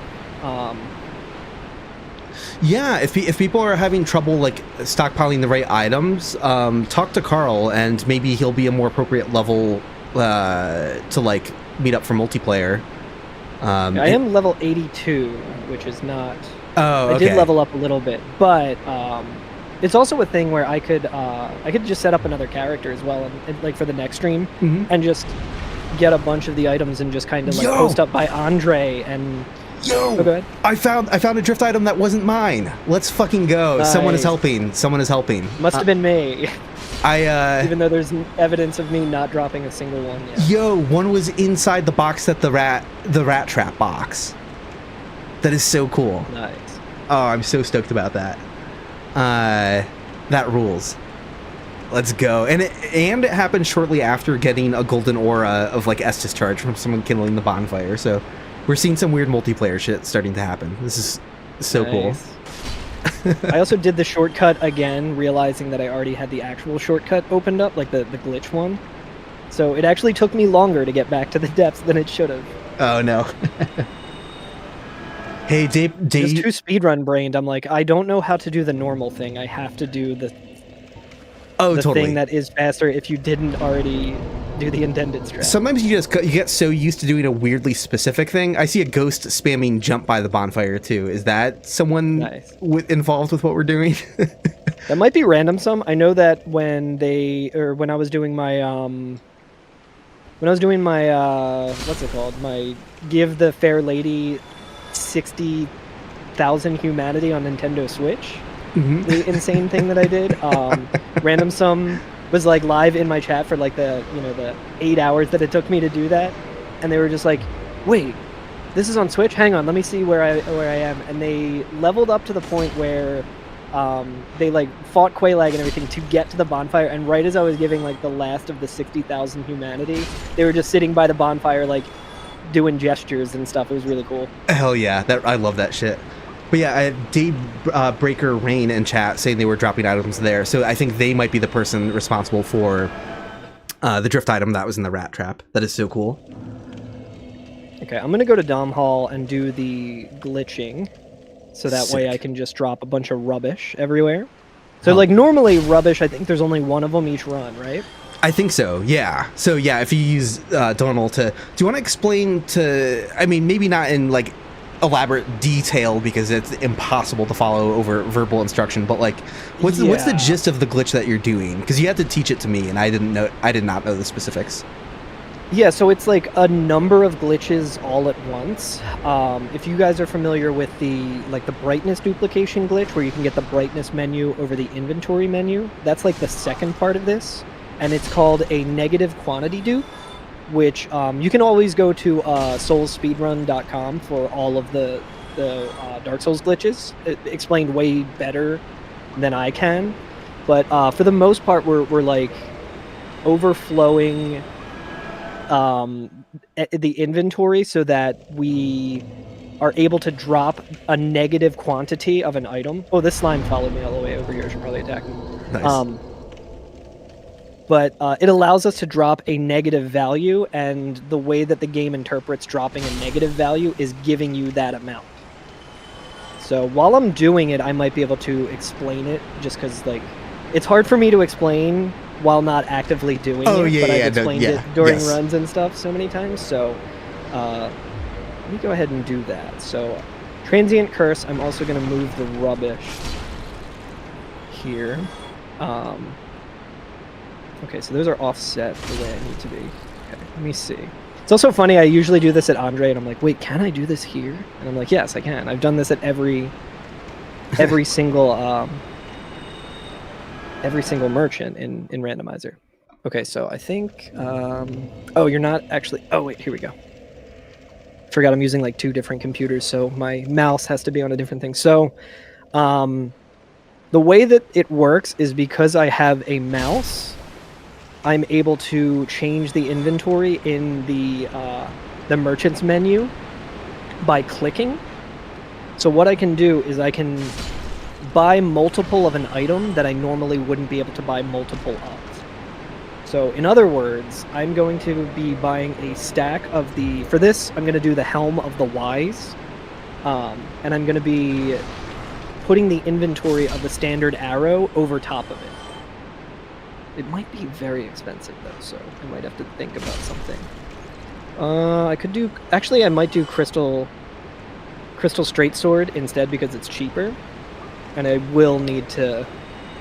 Well, I guess I can try both of them. But what I'm going to do is I'm going to hit confirmation by using the E key on the keyboard while clicking to the other inventory slot. And if I do it right, it's a little awkward with the setup, but I should be able to get the standard arrow thing over top of trying to buy the helmet. Yeah, basically, like it's like you can buy multiple arrows at once, but you can't buy multiple helmets at once. But the prompt from the arrows is going to overlap and let you buy multiple helmets at once. It's very tricky with... There we go. Okay, so I got it. Oh, I can just burn all of my souls and buy 999 Helm of the Wise, but I don't really need to do that. But it'll actually be cheaper going the other direction, so I'm going to go ahead and do that. Cool. Let's see. But yeah, it's very easy to do. It takes a little bit of getting used to, but it's not like frame perfect or anything. It doesn't really require like any like skill. Really, it's just like trial and error until you get it. I think I really only need to buy 100 of them as well. I mean, technically, I would only need 99. Yeah, because most stacks of things that spawn vagrants are not most. They cap at 99. Stacks. Yeah. Because there's no arrows or anything that spawn vagrants. So. My main reason for not wanting to do the Crystal Straight Sword is so I don't accidentally equip the stack of like 100 Crystal Straight Swords and just get the poop walk animation. But I'm using the Great Sword anyway, so it's fine. Okay. Yeah, this is going to be much more affordable. So I'm buying 99... Well, I'll do 100. I'll do an even 100 because then I can drop negative 99. Which, I mean, I really only need negative 98. Oh, whatever. It doesn't matter. I'm getting lost in the weeds here. But yeah, I'm going to do that. And now, because I did that, I had this stack. It kind of throws the game off, and it keeps that value of 100 on the inventory of the merchant. So I'm going to go ahead and look at it. Look at the Crystal Straight Sword. It's asking me to purchase it for 4,000 souls now. And I'm just going to hit start to close out of that menu. Oh, that's so funny. I also had the... you can also do a controller rebind to make it way easier than clicking, and I didn't realize that I had that rebind on there, but... oh, cool. I did, so I could have made that way easier for myself. But I should have the glitched value now, and I'm going to do the brightness dupe as well, of overlaying the brightness menu over top of the other inventory, if I can get this right. This is like the easy part of the glitch that I'm just failing Yeah, I was trying to do it on Nintendo Switch earlier, and the timing's different on that, and I think that's what threw me off. I can show chat this part of the glitch, sort of. It won't be the exact same. Sorry, it might be confusing if I try doing it while you're explaining it. So sorry if this is not. Oh no, that's good. fine. I'm just failing it over and over again. But and I'm not doing it in the exact same context. I'm doing it a little bit differently. But this is in the ballpark of what Carl is doing.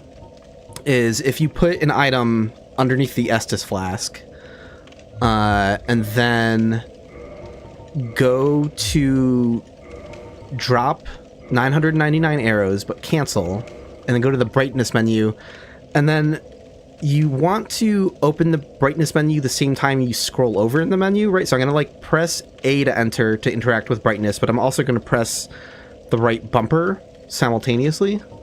Or it's like the timing's like a little staggered. So this is not how the brightness menu should look, because it's overlaid on top of the other menu. And if you look at the text underneath brightness, you can see like 2 layers of text aligned on top of each other. And I'm going to back out of the glitch so I don't do it now, but basically that's the gist of it, right? Like you're forcing these menus to appear on top of each other, and there's dupe glitches you can do because of that. So yeah, fun stuff. I think I kept failing it, and I was like, what is happening? And I think I literally was just using, I think it was like the prompt swap thing happening again, like the other controller thing. Actually, no, I'm still failing it a bunch, so I don't know what's going on here. What is this doing? Okay, so that's click. Adam Sandler movie. Yeah, exactly. Okay, I think I figured out what was going on here. Usually I have like a way of showing which controller profile I'm on, but that is I kept failing it because I was technically clicking the mouse like twice instead of actually hitting the confirm button. So I was like, man, I'm washed. I was like, I can't do one of the easier speedrun tricks, but it was literally I was hitting the wrong button technically. That's so stupid. So TJ Grom in chat asked, does the region I play in matter when transferring items between players? Can I send an item from EU to North America? I'm pretty sure you can. I'm not basing this off of... I don't want to sound like an authority on this, because usually when I talk about, like, oh, level ranges, blah, blah, blah, like, that's all stuff I tested myself. I'm just going off of common wisdom that global matchmaking would allow that. So I'm pretty confident that's fine. But it's not something I've ever tested and, don't really know. Fairly, I have a high degree of confidence that that's fine.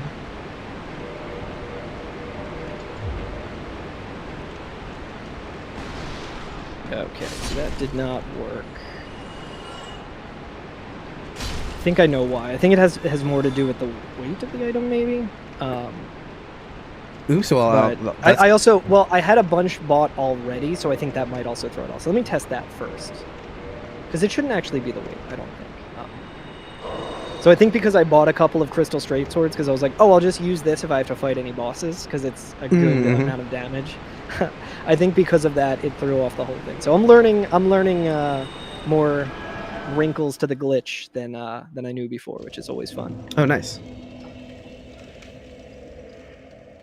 You're like drowning in dupe glitch knowledge at this point. Like, yeah. The fact that you've just like, you didn't just learn a couple for a specific thing, but you're always doing it on different platforms and everything and different versions of the game. Like, yeah, yeah, that's a lot.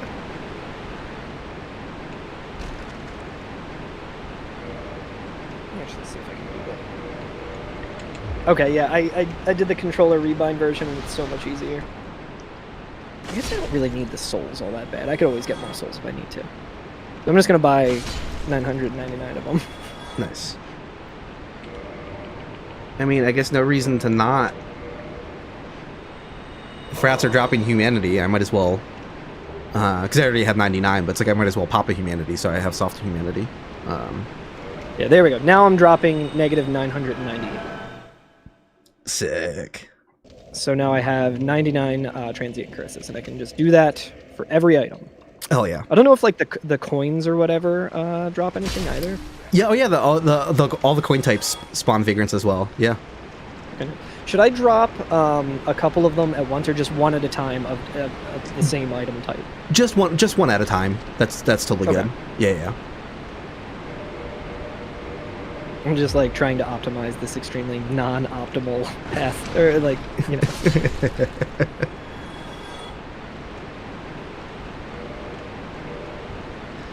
Yeah, please. I guess I can use humanity as well. If people online are playing along, if you have a miracle build and you have Wrath of the Gods, please spam it in this route that I'm doing. Like, that would be very cool.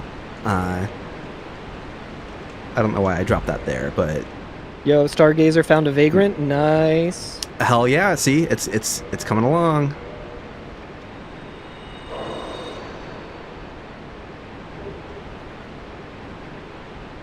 I'm gonna get. Oh, I also got 99 Prism Stones, which is something that I want to do at some point as well, utilizing those and testing the limits of something in Dark Souls that I don't think anyone has really ever tested before fully. Yeah, the way that I can. How many can you drop in the remaster when you can drop thousands of them, not just a couple hundred or whatever? Yeah, if you guys go back and watch I don't know if there's like chat replay on YouTube Live VODs, but if you watch like any time Illusory was dropping Prism Stones during the mapless run, you will see me in chat being like, what's the amount that can be dropped? Like, what do we have any information on that? And just like, I asked it so many times because I'm like, I don't want to see if I can just drop like 1,000 Prism Stones and see if all of the Prism Stones remain like with the effect there. I have a feeling they probably will. Unless software probably plan for it to not really be possible to have more than 198 with like the bottomless box and everything of you dropping it, and they'll be like, there's no actual way in the game to get more than that. Maybe they didn't think about summoning in someone who has 99 who also drops it, but it just seems like a consideration that they were like, no one would ever do this, and then I'm like, I am going to do something that no one in their right mind would ever consider doing. So Green Ducky in chat asked, you mentioned a timeout if you pick up those items. Does that apply to an IP address or session/character/player ID? I'm like 99% certain it's character specific. It should just be save data on your certain character. Random Sum brings up a very good question. They said, wait, I thought you could only have like 30 dropped and then they despawn. That is item drift bags. That is correct. You could, if I was dropping them, yes. But if I'm using the Prism Stones, their use cases, they make a little particle effect. Yeah, and it's how much of that particle effect can you have, which is, I remember people spamming, again, they would do something like get a couple hundred going, or at least several hundred, right? Because they would drop 100, or they drop 99, they would rest at the bonfire, like pull more out of the bottomless box, drop 99 more, summon friends for co-op, their friends would drop 99 each, so like, someone has dropped several hundred on the PlayStation back in the day, and it absolutely crushed the frame rate. Like, it really... And when we say dropped, we actually mean... like used a Prism Stone. Use a Prism Stone. Yeah. We're not like your character like drops it, but we're not doing the verb of dropping within the parameters of the game. Yes. Oh, and I should clarify too. Yeah, my stream VODs do have chat replay. Oh, nice. Yeah. I kind of recommend it because, like, if I mean, obviously, I have long ass streams, and you know, if you're listening as a podcast, then why would you? But if you are in a position where you're like sitting down and watching, that seems like a more optimal thing because I try when I can more often to like restate a question that someone's asking, but every now and again I just react to something someone said, and yeah, like that's it's better to have chat up for that. Yeah. I learned the hard way that they start the dropped items start to despawn in 30. I learned the hard way because I was like, wait, I can be so much more optimal by just dropping a whole big stack and then using them when I'm giving the fair lady the max humanity that I can at a time. And then I was like, hang on a second, let me see if this is actually... And I like I just like did some quick Googling and stuff. I was like, oh, here's an old Tumblr post that is talking about it in like Gwendolyn, like right before Gwendolyn's grave, or whatever it is, like Gwendolyn's boss arena. And then I was like, oh, that's Illusory Wall posting this like 10 years ago or something. Oh yeah, by the way, I got my first Vagrant. He's here. Nice. I'm going to go ahead and check that one off the list. And There he is. Hell He looks yeah. just like you. Yeah, that's my little unhatched cousin. I think we look pretty different, in all honesty. So wait, where do I tab over for this? Where did I put the checklist? What am I doing? Okay, so this is the Good Vagrant narrow hallway by first Pitfall. He is off the list, and let me pull up OBS and YouTube so I have those up again. There we go. 100 minutes, not too bad. Oh, and also let me change Vagrant sightings to 0 out of 92 to 1 out of 92. This is going to take forever. I feel like it might take less time than my humanity shenanigans. Yeah, this is I think this is reasonable. Especially the more people that start helping, you know. Yeah. Vagrant sightings 1 out of 92. Okay, update that. Get that there. I also moved in the water and saw a rat look at me, and I was like, "Oh, I know why that happened." Oh hell yeah! Sound. I don't like how that looks. OBS, what are you doing? Okay, there we go. Sorry, sound cutting in and out. We have 1 out of 4 vagrants in the depths taken care of. So whenever this happens, I'm going to startling him is okay. And he's gone. When he runs off and disappears like that, first of all, that's behavior that only good vagrants have, right? Good vagrants are just like crystal lizards. They behave exactly the same as them. They run away, they disappear. When they disappear, that's the same thing as like dying with them around or quitting and reloading. It does get sent out to another player. So that's the fun part, is someone else gets to have that vagrant. Bye. So now I'm going to transition to the other good vagrant location. Nice. I'm going to near the Gaping Dragon. Yeah, so the run back for this one's going to be a little bit longer. It's also funny watching your stream, but hearing you on Discord and then being like, "Oh, there's a bit of a delay compared to just talking to you immediately versus what my phone is showing me." That's funny. Oh yeah, absolutely. All right, I have tons of items to drop now, which is good. Dark Lord Disco says he's seen items all over the place. Hell yeah, that rules. I'm so stoked about that.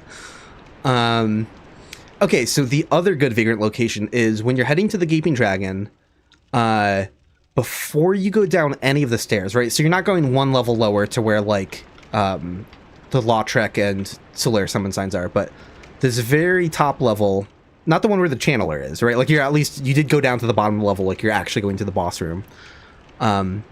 But this upper floor or middle floor, whatever you want to call it, this is where the other good vagrant can spawn. He can spawn, I don't know, it's like right here or like right here.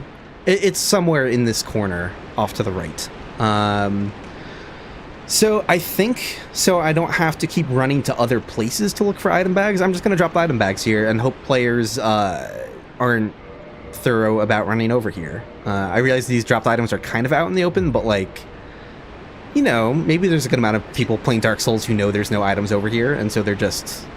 they'll think it's patches and be like, not falling for that. Right, so... So yeah, this is the next phase. I'm going to drop items over here, I suppose. If you're helping along and want to hide them in more obscure places, then I think down...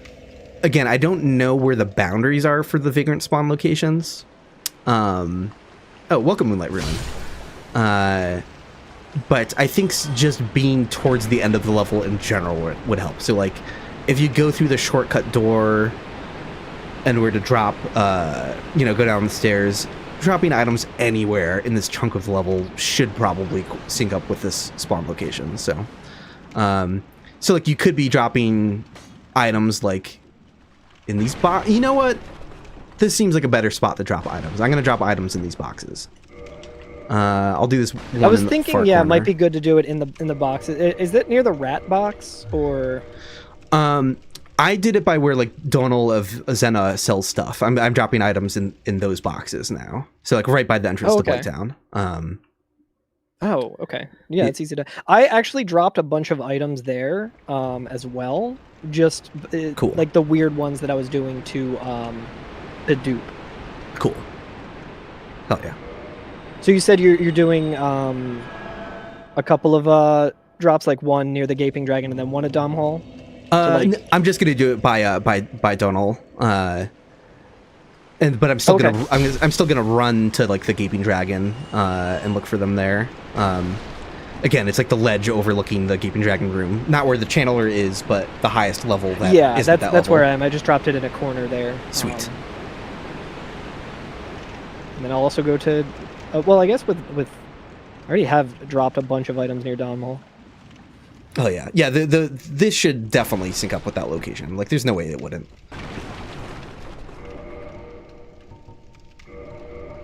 Oh, is it near the heavy crossbow where like normally you find the heavy crossbow? I'm wondering if I was one level too high. It's the same level. Like as soon as you go up the stairs from like the rats and the slimes to go towards the Gaping Dragon, you don't go down any more stairs at all anymore. Okay, cool. Yeah, I went down some stairs and I was like, wait, this might have been the corner. Here, I see there's some soapstone messages in yours that. Yes, I see a soapstone message saying dead end ahead. I don't think I see that one. I'm gonna upvote it to try to steer people away from looking over here. Oh, nice. Yes, it is a dead end. Yes, there's nothing over there. There's absolutely no reason to go over here. Yeah, if I see that, I will do the same. There's just something very silly about like how some of the weird unused nooks of the game like do get used for vagrants and stuff too. So, there's something cool about that.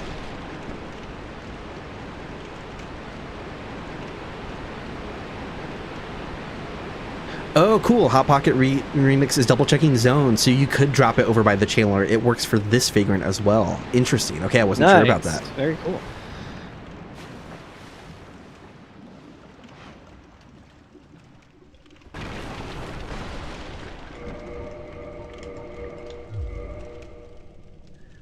Yeah, and we're on track for like a decent rate of getting a Vagrant back. You know, it took what, like somewhere 60-ish, 60 plus to get that Vagrant.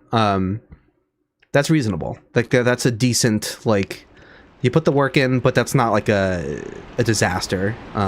It's not like crazy good luck either, but it's just kind of the expected at this point. That's pretty good.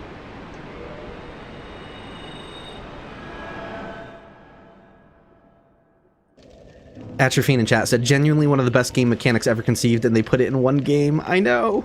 Yeah, I could not agree anymore. It's so cool. It's like when I found out about this, I was just like, that is so cool.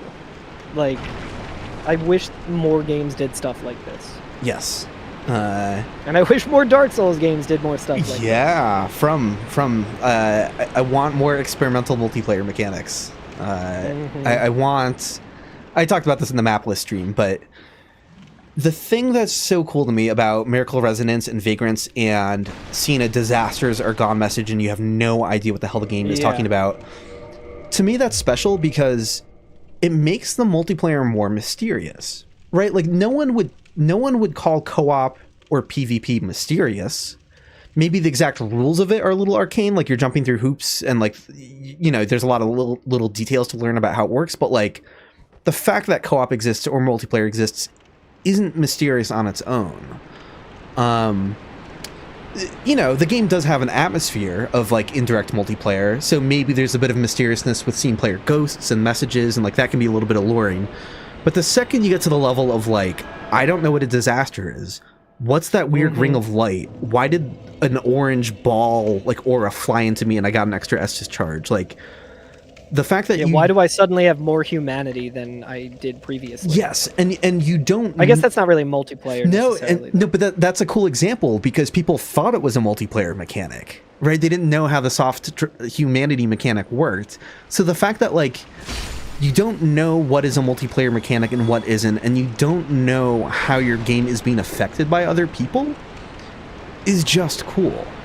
Like it just Yeah, adds this extra layer of like, I don't know what might happen to my game at any moment. And it's all weird side stuff, as it should be. Like there shouldn't be like drastic outcomes in your game for that you don't know what's going on, but like just the fact that like your game can be kind of fucked with and weird things can happen and you're just like, this is out of my hands, and it makes player ghosts more mysterious, right? Like you see a ghost running around and you're just like, oh man, that motherfucker might be like doing stuff to my game in a way that I can't comprehend. Yeah. It's just cool. It's just cool. And when you strip all of that out and it's like, there's co-op, there's PvP, it's like, you're losing the coolness. You're losing the coolness. So yeah, I want them to go all in on weird multiplayer stuff. And not that there isn't cool stuff, like Rat King Covenant in Dark Souls 2 was a fun idea. It's not well supported, like well past launch. There's not enough activity to make it worth it. But when the game was bumping, like that was fun. And you might be surprised at first because you're like, what type of multiplayer interaction is this? You know, for a PvP thing. Like there's still weird stuff, or like mad spirits or whatever they're called in Dark Souls 3 being like, okay, I didn't realize they could be hostile to me as well. Like it's kind of neat, but it's still just forms of direct multiplayer that don't have the same level of mystery to them. So Acid Spectre said, I already found a Lloyd's Talisman someone left. Yeah. Did you pick it up is the question. Oh yeah, if you picked it up, you're screwed for the next like 40 minutes. But it is, hey, you know what? It's still cool though. Like I know an item bag is not that special looking because it looks the same as any other dropped item bag that isn't a drift item. But it is a form of Vagrant. You know, it's a it's a baby good Vagrant. So like finding and picking one up is to me it's just as interesting as running into a Vagrant. So yeah, it's just, you know, less time traveling. Yes. So yeah, obviously not as it doesn't have AI, it doesn't have a unique character model, but I'm just like, I've seen enough Vagrants at this point that finding a drift item is just as exciting to me. Yeah.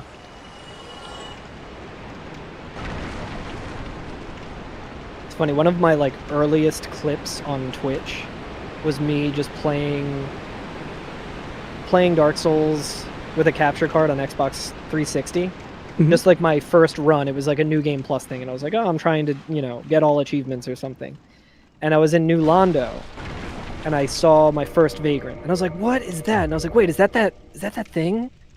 I was like, I wonder if Illusory sent this. Like, I wonder if that's that thing that he and our buddy Keno, I think, also used to do this. Just send Vagrants to new players if they could. I was like, I wonder if it was from them. I haven't spoken to Keno in a while, but that dude rules. I like that guy a lot. Yeah, it's been a long time. So but yeah, just I've never had anything to say but super positive things about him. Yeah, he's wonderful.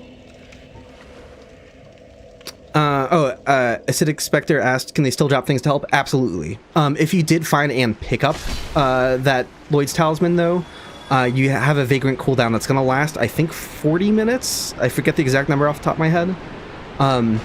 And that timer does pause, like, if you quit the game. So, like, the best thing you could do is, like, just leave your game running and, like, you know, AFK if there's nothing you can do for it. Because, yeah, picking up a drift item bag or killing a Vagrant triggers a pretty long punishing Vagrant cooldown, so. Which, again, just adds to how rare Vagrants are in general. Yeah, because if you see one or kill one, it's like maybe you saw one because someone was spamming the network with one, but if you killed it, then you're out for the count for a while, so. Yeah. Because if it was just like 40 minutes and it just kind of, you know, it was 40 minutes and you were done your session for the day and then you quit out and stuff and you come back tomorrow and it's like refreshed, that would be one thing, but 40 minutes of play is a lot different than, you know, 40 minutes. Especially with like in-game time, where I imagine it runs the same way that the in-game timer does, and that will pause during load screens and you know, things of that nature. So Hot Pocket Remix mentioned, Wiki says 80 minutes. Not sure if that's up to date. Yeah, I wrote the timer information on the wiki dot, and it is outdated. I did not understand what I was looking at. Come on, jeez. Yeah. Can't believe you messed that up. There's two different timers that daisy chain, and I screwed up like my early testing with debug and thought that they both. I was like, huh, that's weird. 2 different timers? Like, what's going on with that? Like, and I screwed something up, and it seemed like when the first timer runs out, then the second one starts. And I thought that while the second was running, that you were also blocked from activity, but you weren't. The second timer is a limit level timer, just like invasion cooldowns. Like the same system for like making invasion cooldowns take longer and longer. They have the same thing going for Vagrants. I don't remember the exact numbers off the top of my head, but ironically enough, not in my video about Vagrants, but in my video about invasion cooldowns, that's when I learned more about how the limit levels work. So there's like an addendum. There's a section about Vagrant cooldowns in my invasion timer video. So like that's where I have the deep dive on how it works, but I don't even remember off the top of my head. So hey, look, when the wiki.gg gets like established for Dark Souls 1 and gets like more like work put into it, I'll definitely rewrite the Vagrant page for that. I'll basically just copy over everything from wiki.gg. It's completely allowed because, well, not only is it a dead wiki, but I wrote it, so it doesn't matter.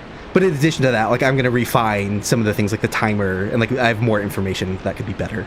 And I did see my first return drift item here. Nice. It's in the same spot where I left one earlier, but I haven't been leaving them more recently. But you know, maybe it could have been one that you or someone else also dropped there. Oh, I just quit out instead of. Hey, that doesn't break anything. It's the same, yeah. Yeah, it's the same. That sends an item. I feel like again, I'm just like kind of in the autopilot thing, and I'm just like, my hands are so good at just quitting out. Someone got Miracle Resonance. Let's go. That's so cool. Random some also said that they got Resonance Ring by a bonfire.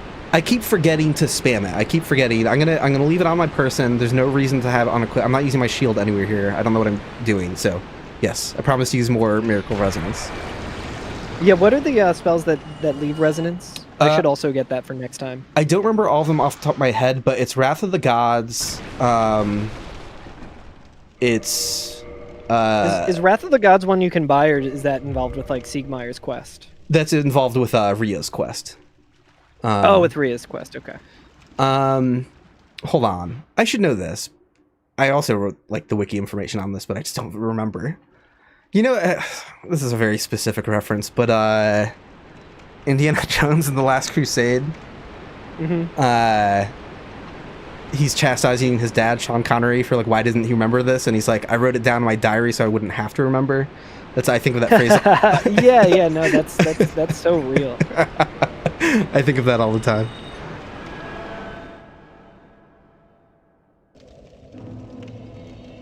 The sunlight spells shouldn't cast. I don't think any of those emit force. No, it should be yeah, because it's not all the offensive spells. Like none of the lightning spells create resonant signs. You know what I'm interested in testing at some point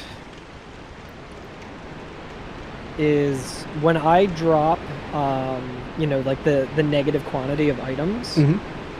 I wonder what that looks like to the game. Because if I pick it up, it just is nothing. But if I summon you into my game and I have all of the prerequisites to drop a negative quantity of an item, like what does that look like in your game in multiplayer? Because that's something that like for the most part we only do in offline, because yeah. Oh, and I do have to apologize to the Babitat in chat because they were saying like the sunlight miracles, and I was thinking sunlight spear, so I was thinking of all like the lightning miracles. I was like, no, those don't work. But no, they're absolutely right. Yeah, soothing sunlight, bountiful sunlight. Yes, yeah. Those do also create resonant signs. Yes, absolutely correct. That was the first one that came to my mind as well, but like bountiful sunlight. But I know that that's also like pretty out of the way. Oh god, yeah, and the faith requirement on those, and like all of the like all of that nonsense. Yeah, there's like 8 different miracles or so that can spawn, 8 or 9. I'm forgetting now the exact count, but something in that ballpark. And no, I have that completely wrong. There's only 4 that spawn them. There's only 4 that spawn them, and there's like 8 or 9 that benefit from them. So I should have them. Yeah, so it is just Wrath of the Gods, Soothing Sunlight, Bountiful Sunlight, and is it Great Heal Excerpt? No, just Great Heal. Yeah, Great Heal. That's right. Thank you. You got Hot Pocket, already had it in chat, and I'm just catching up now, so... I've also just finally opened up my YouTube chat in case anyone's in there. I was like, I have like a way of seeing it without having it open, but yeah, I got that open. Or if anyone wants me to like post the link, maybe see what I'm doing, which is literally at this point it's just the same thing that Losery's doing.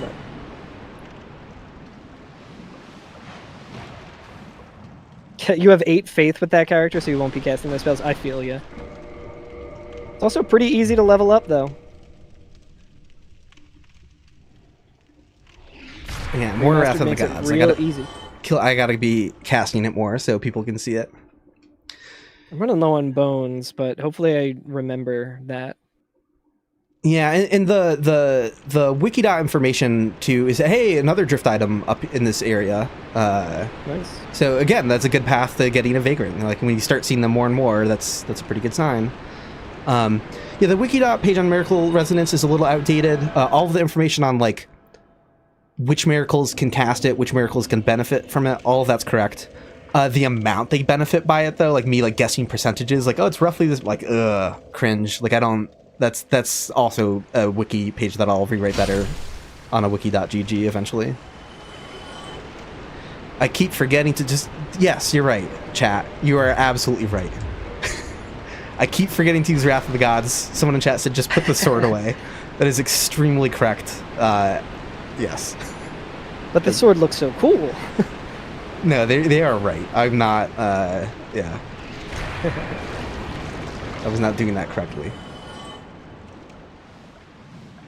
I'm just getting chatty and brain off and keep forgetting my vow to keep using Wrath of the Gods. Getting your brain in the podcast zone. Yes. Cool. It's great seeing all these people in chat like weighing in that they're finding bags. I love this. Again, like I sort of naively I've seen a single one yet. Went into this thinking like, oh, I'll just show my process for self-spawning vagrants, thinking it'd be a more solitary thing. People participating and seeing vagrants and seeing drift items. Yeah, that's what this is all about. This is great. Oh no, Unhappy Mess can't participate because Dark Lord Disco's using her PC. No. Well, hopefully they're playing something good. Oh no, Dark Lord, I think he's doing this currently, but oh, okay. But she can't also join in. This is funny. Yeah, just buy a new PC. There's never been a better time to have to buy a new PC than right now. Hell yeah. Hey, Platinum Kush. So the reason I'm dropping them in this weird random corner is when you drop drift item bags that can potentially spawn good vagrants, they have to get sent around a bunch before they actually spawn a good vagrant, which means whoever receives it could just like see the item bag in their game and pick it up, which interrupts and ruins the process. Which, you know, is kind of out of control, but the more you hide an item bag, the more likely they are to just miss it entirely and pass it along to someone else. Because any drift item bag you don't pick up, when you die, leave, or unload the area, it's going to get sent out to someone else. So just trying to hide it. But again, you wouldn't really necessarily have to like hide it, because there's going to be enough people dying or warping in and out to farm humanity, and they're not actually playing through the level again, right? Like, so if we left them like out in the middle of the open somewhere, it would probably still eventually get us a vagrant. It would probably just take a lot longer because they wouldn't be as hidden, and more of them would be found. So we're inventing a new type of like toxic Dark Souls player and like stream sniper. Someone like, trying to intercept all the vagrants. Yeah, is like watching the stream and they're like, okay, I'm gonna go and find that and prevent it from becoming a vagrant. Yeah. Hey, like I said, you do that and you get a pretty lengthy cooldown, so I'm not too worried about it. And like, oh yeah, that is true. That's right. Worst case scenario, any troll doing that, it's like part of me is kind of like. But what if you delete the character and then They could be like managed to get all the way. They could be like spamming new characters constantly. And even then, even if someone was doing that, part of me would just be like, I'm happy they got to see a drift item or a vagrant. Even if they're a troll. Even if they're troll. That in and of itself is like a very funny thing. It's kind of like the... Are you familiar with the Cory in the House DS game? I've heard of it, but I don't know anything about it. Like, what's the deal with that? Because it's a title that's in my head for some reason, but I don't know why. It is one of the highest rated video games on Metacritic just because people thought it would be funny. So it's like Expedition 33 is now in the top 3 games on Metacritic, right next to, you know, like whatever, like right next to Fortnite and Cory in the House. Hell yeah. Hell yeah, that's rules.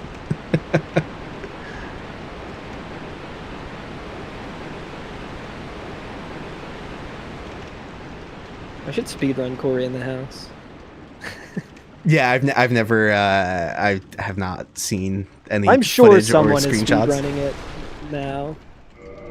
Oh, I mean, they have to be, right? That's like, hey, I didn't even realize I found a drift item in a different box out here. Look at that. Cool. Nice. So I think this is already the 3rd, maybe 4th I've seen in the process of trying to get I to don't think I've to seen this specific any, and vagrant. I'm not seeing any of the soapstone messages as well. So I'm wondering if I'm like banned or something. I don't know if this would affect that. I don't think I am. It would be funny though.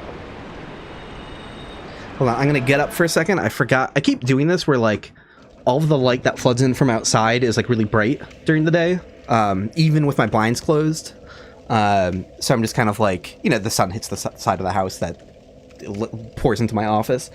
And then like I don't turn any lights on in my office. And we also got our lights hooked up to like a Google Home thing. So like I can't just walk over to the light switch and flick it. I mean, like maybe I could, but that risks resetting it. So I have to like get up from my computer, walk to the living room and be like, turn on the lights. So I'll be back in like 20 seconds. Nice. Yeah, so like I very briefly saw some bloodstains earlier in the depths, but I haven't seen anything since. I'm kind of starting to worry. I did see a ghost random somewhere. Yeah, I need to get Maybe I'm just getting very unlucky. a remote to make this speed up this process. But yeah, I kind of like having smart bulbs because sometimes if I'm watching a movie, I'm not someone who can watch a movie with like lights all the way out. The contrast hurts my eyes too. I don't know why. It doesn't bother me in a movie theater, but in a house, if it's like really dark in a room, watching a movie like bothers me. But sometimes I watch movies with friends online, and so I can split the middle ground where in my office, like I'll change the light to like a somewhat dim purple that's still bright enough so that my eyes don't hurt. I can have gamer lights throughout my office if I want. Nice.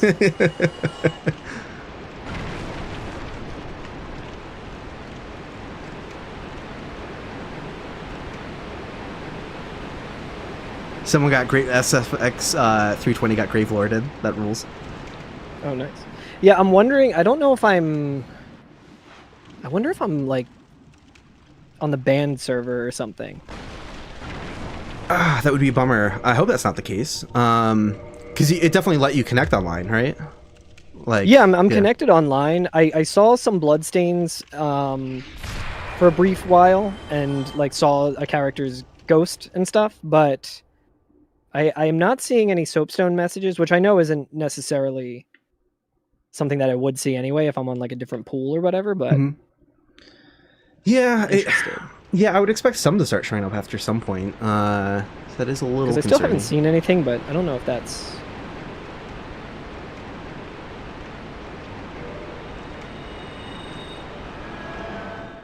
Maybe I'll like close out of the game as well and just see if I can like reload it and...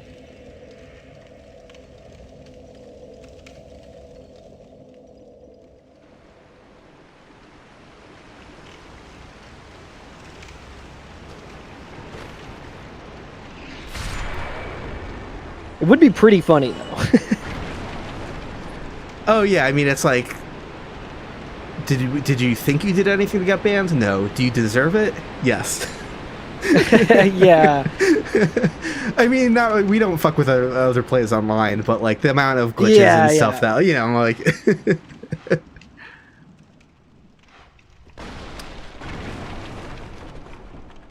Hey, welcome, Tobias. No, there is no mod. I'm trying to force the spawning of a rare creature in Dark Souls known as a Vagrant.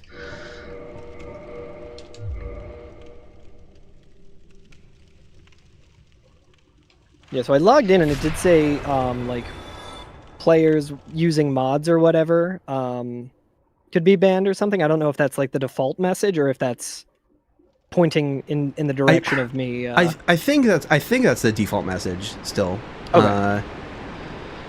I think the only like thing that might have caused it is I do have like the logo skip thing, but I don't know if that would potentially be the cause. Gotcha. Or it could be at like some point when speedrunning I did something to do it, but I feel like I was summoned before. Oh well, we'll see. Yeah, we'll keep going. We'll keep at it. Oh, and yeah, definitely next stream I'll get a Fugi situation set up for you and everything, because someone in chat was like, "Who's the other guy talking?" I'm like, "Shit." Oh yeah. That's Carl Germ. Feel free to link. Well, I mean, you're playing the game, but but it's on a different PC, so. Gotcha. Yeah. You feel free to post your Twitch link in the chat again. This is my friend Carl. He speedruns Dark Souls, and he is streaming from his perspective, trying to help. Yeah, I'm on Twitch and I'm also on YouTube. So oh yeah, you're also on. You dual cast and you keep the VODs on YouTube, right? Because Twitch kind of shit the bed with VODs. Yeah. Yeah. Let me. Oh yeah, maybe it might be a password thing as well. Let me look into that. I don't think I've used a password recently. But... Yeah, passwords shouldn't. You'll see a little icon in the HUD for it. It's I think it's the name engraved ring icon from Dark Souls 2. They backported Dark Souls 2 shit to Dark Souls 1, which is cool as hell. Oh, weird. During because for the remaster, remaster came out later. Yeah, so that makes sense. Yeah, because the vanilla doesn't have passwords. But the passwords shouldn't block any of this stuff, though, is the thing, right? Like, passwords don't apply to player messages and bloodstains and vagrants and stuff like that, so probably shouldn't matter. I don't know if I just only posted the chat or what. I think I only posted the chat because I'm very... That's funny. is that like a pop-out chat link or whatever? Wait. Yeah. There we go. Wait, I can just remove that. Nice. I'm very good at what I do. But yeah, I don't know if anyone in chat is going to be at PAX East. I'm going to be speedrunning Dark Souls on the GDQ stage on Friday, which is going to be really cool. Hell yeah. Yeah, Carl's a good ambassador and like educator of Dark Souls speedrunning stuff. Yeah, so my YouTube is mostly right now just like VODs of my live streams. I think I also went back and like made all of those not like private but like unlisted or whatever, just because I didn't. It was like a bunch of just old VODs that I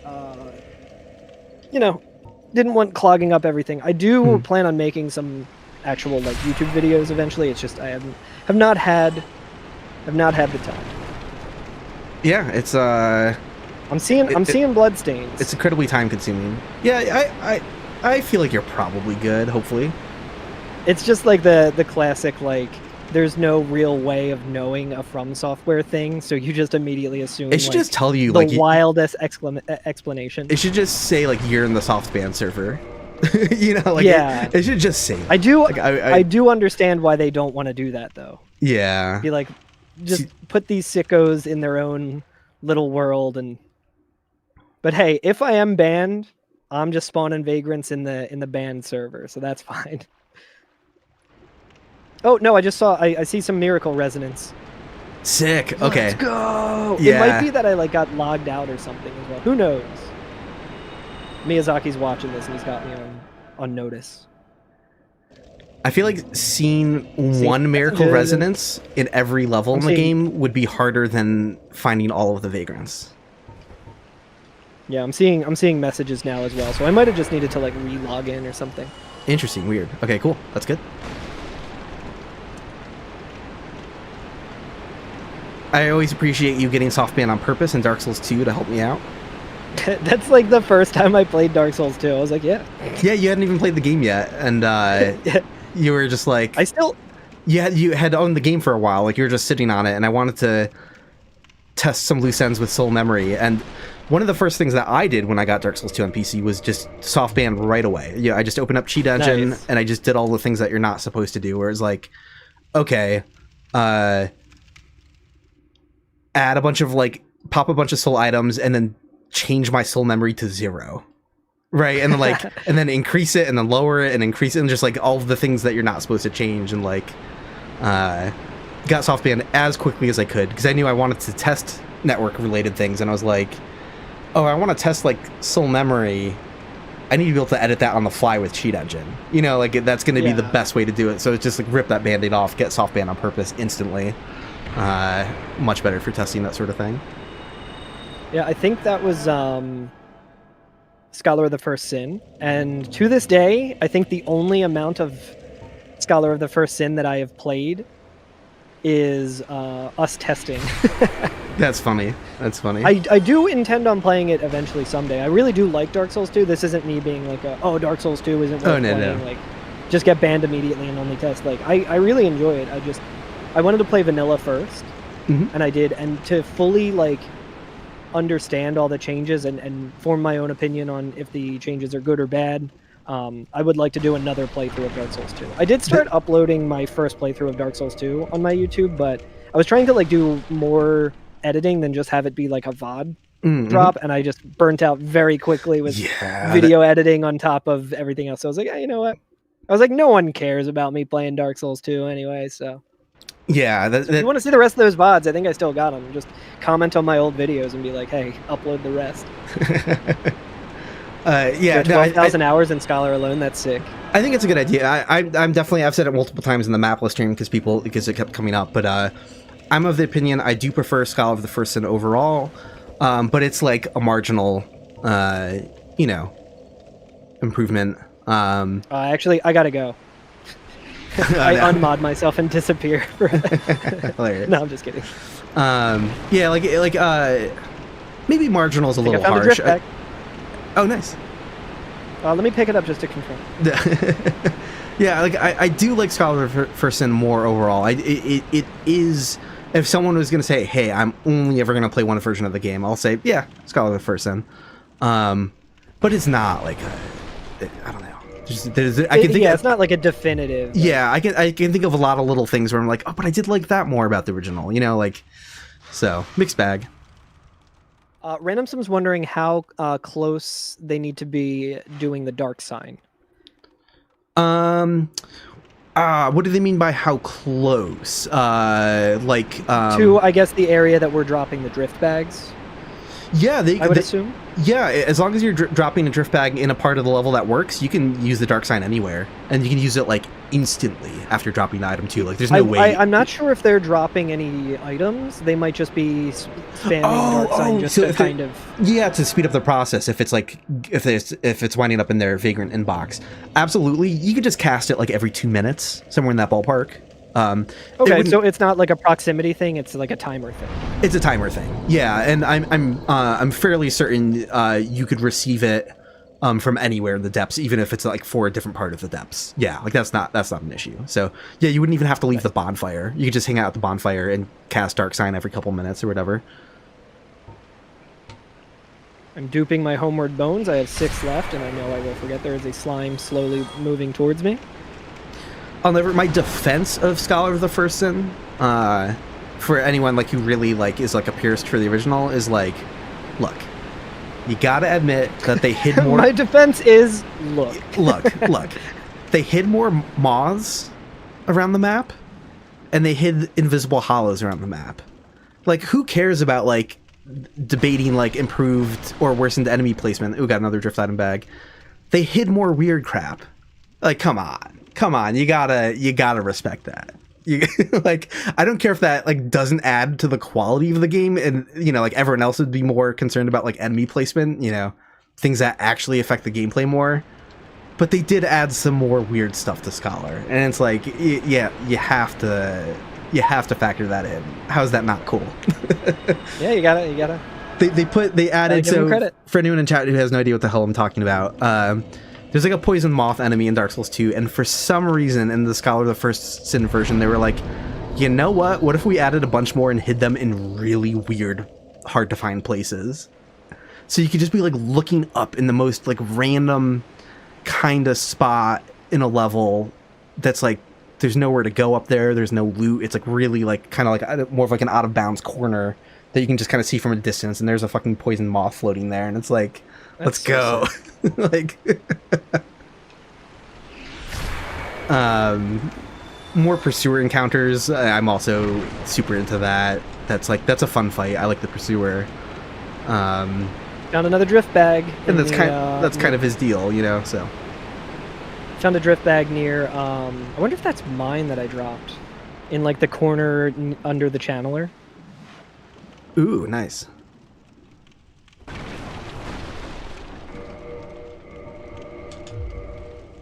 I'm almost out of my first stack of transient curses, but I have another 99, and I'll also have the dupe prepared that you helped me with. Yeah, I guess Dom Hall's not near you, right? Yeah, he's he probably left. Back at Firelink. Yeah, he's back at Firelink, which is fine. I'll just warp to Yeah, perish. yeah, it's yeah. You have the Lord Vessel, so it's fine. I do have. They're bringing up in chat. I forgot that they added a shortcut to No Man's Wharf in Scholar of First, and that didn't exist in vanilla. That's like a part of my memory that wasn't intact. If you asked me, I could have sworn that existed in vanilla as well. So that is a completely like unanimous improvement to like No Man's Wharf. That is Trev the Dev. Trev the Dev, 5 gift subs. Thanks so much, Trev. If you look closely, one of those chatters who was gifted was me. So thank you. Oh, hell yeah! How lucky. Thank you, Trev. Thank you so much. Trev is doing really cool work with refining the exact workings of like item drop rates and stuff. Stuff at the level of like, I did some research into it before, but I'm bad at math and don't know things. Same. I just use debug to like force the item drops, and they let you drop things in bulk, so I can kind of look like at how it works. And I've looked at like the number accumulation system and did a little bit of testing with that. But in terms of like the really nitty gritty details, I have no clue. And Trevor was looking at like really specific nuanced things, being like, hey, this enemy can drop 6 things, and in the last column, like the drop rate is coming out like slightly lower than it should be based on like the expected math. So like, what's going on here? And it's just crazy stuff. So that's great. I just saw another drift bag near the near Dom Hall, near the boxes. Yes, hell yeah. So I guess we can rule out. Miyazaki heard me talking about how he banned me, and he's like, all right, let me reverse this ban. Feel bad now. So yeah, go subscribe to Trev the Dev if you're not already. Come on, we should be getting the Vagrant here soon. Oh, Helpcat in my chat on Twitch just asked how I got into Dark Souls speedrunning. Yeah, so I didn't just look up a world record route and start raw dogging it, just because there's a lot of like really difficult strats in, even at the time when I was running, that I just like, it was one of those situations where it was the first game I started speedrunning, but I was like, I don't know if I could do this. I can pull off some of the glitches, but I'm not really, I don't really know. And I think I watched an old Ubergoose GDQ run of like Prepare to Die edition, and I was playing on remastered on Switch, and I was like, hey, you know what, let me just try some of these glitches, and I was like slowly learning it, and I joined the Souls Speedrun Discord, but I am a very like shy person when it comes to like asking for help on anything, so I didn't really like post in there that much, but eventually Regal, who has contributed to a lot of Illusory Walls videos as well, just with his knowledge of the game, he showed up in my chat and he just said like, yo, what the hell is this like 2018 ass route you're running, or like 2016, or like whatever was like a couple years old, and I was like, I don't know. And then Berto Please, who is a Demon Souls speedrunner, Yes, Berto, who I was buddies with just through other communities on Twitch. He was in chat. He's like, oh, that's just like the world record holder of Dark Souls in your chat right now, because Regal would just go around and see new people running and offer tips. And he was like, yeah, you should be doing this. And I was like, oh, okay, sick. And sort of just like became a part of the community that way. Hell yeah. But if you're interested in running Dark Souls, particularly Prepare to Die edition, I do have a run on a GDQ hotfix. So if you look up like Carl Germ Games Done Quick, should be like one of the first things that comes up, where I talk about a beginner-friendly Dark Souls Prepare to Die edition speed route. That I do a pretty good job, I would say, of explaining all the stuff. And I'm going to be doing that again live in person at PAX next Friday. Hell yeah. And I will be probably better at explaining it there, hopefully, because I've done it once before, and I have a little bit more time to prep the commentary. Hell yeah. That's awesome. That's so cool.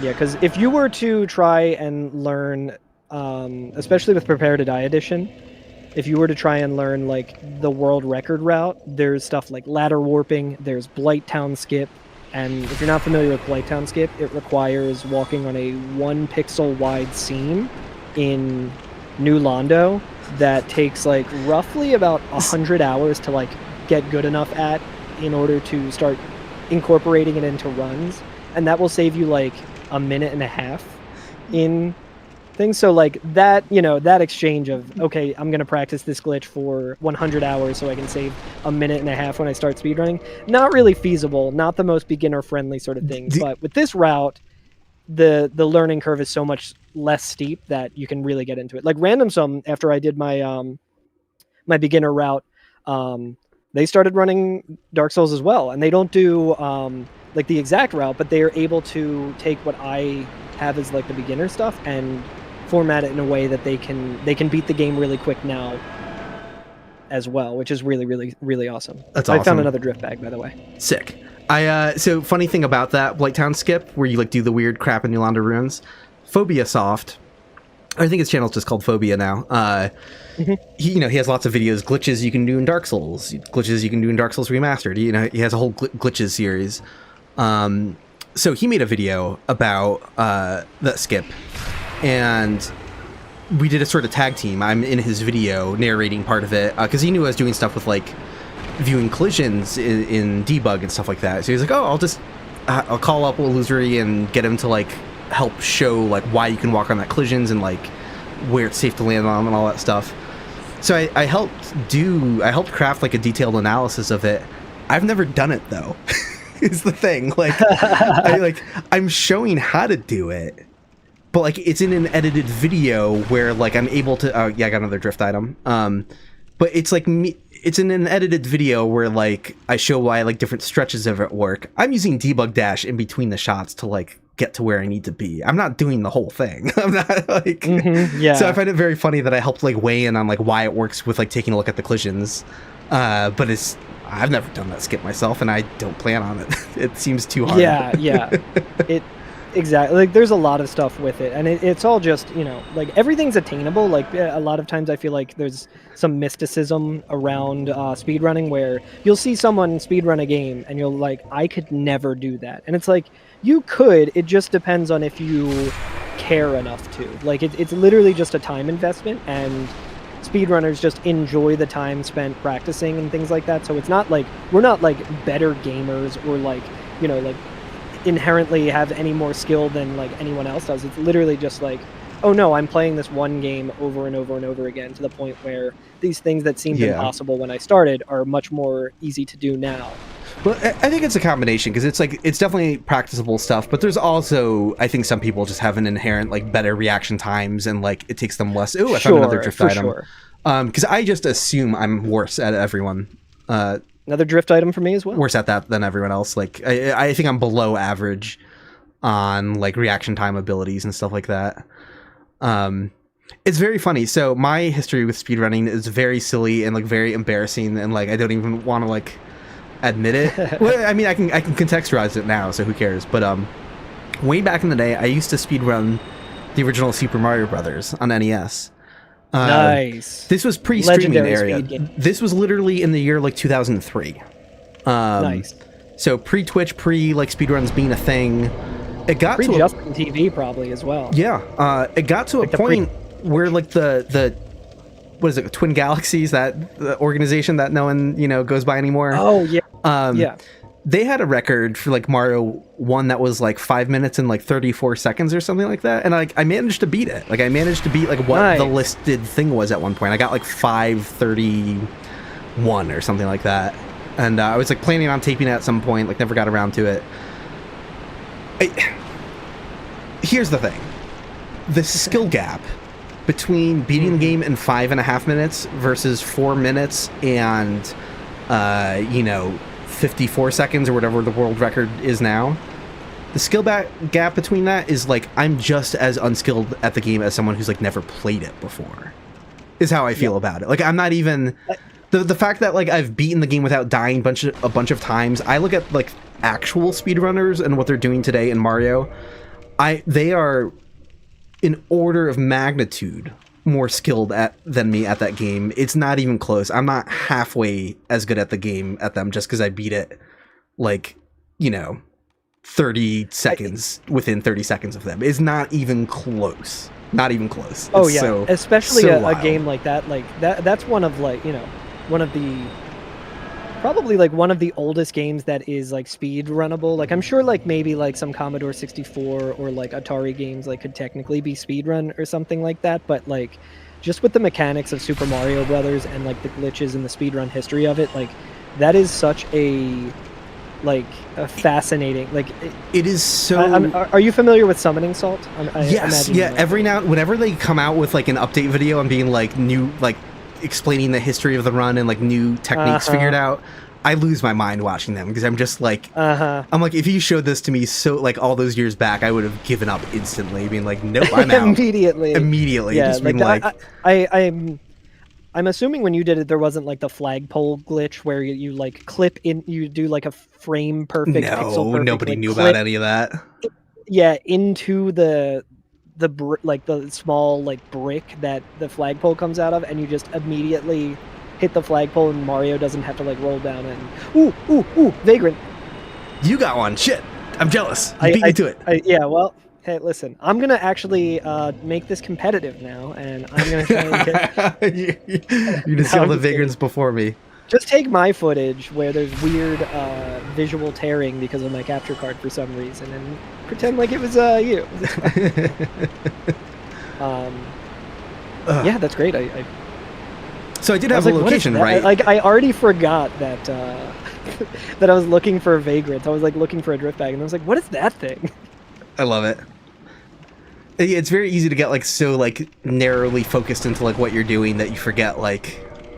It happens all the time with like testing things where it'll be like, I'm trying to figure out this obscure level range rounding calculation quirk, and then it's like, oh, I forgot to go human. Oh, I forgot to have a boss alive in this area. Like, you just like forget, you just forget like the basics of multiplayer sometimes, and you're just like, oh, come on, Vagrant. Yeah, I mean, I guess the good sign about me finding one is that it's like it's probably jumping over to you pretty soon. Yeah, I hope so. I hope so. I like how I can every so often still see the channeler's shadow. Oh, that's funny. I like how shadows don't work well in Dark Souls 1 at all. They like cast through environments. It was very funny. The Chandler. But yeah, like Mario 1 and like Castlevania 1 on the NES are like the only other games I've ever really done like challenge runs of any kind. But just like, I mean, Mario's like what, 40 years old now at this point? Ooh, another drift item.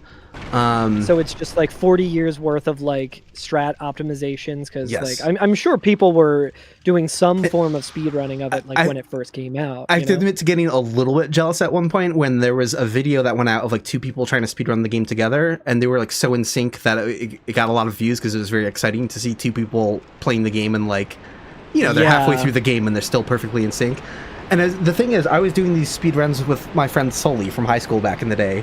So it's just like, I lived that so many times. I'm like, oh, we could have just recorded it ourselves. Like, I had that exact same experience, and I'm just like, Yeah, damn yeah. it. You're like, That reminds me of at my a buddy of me and Illusory's.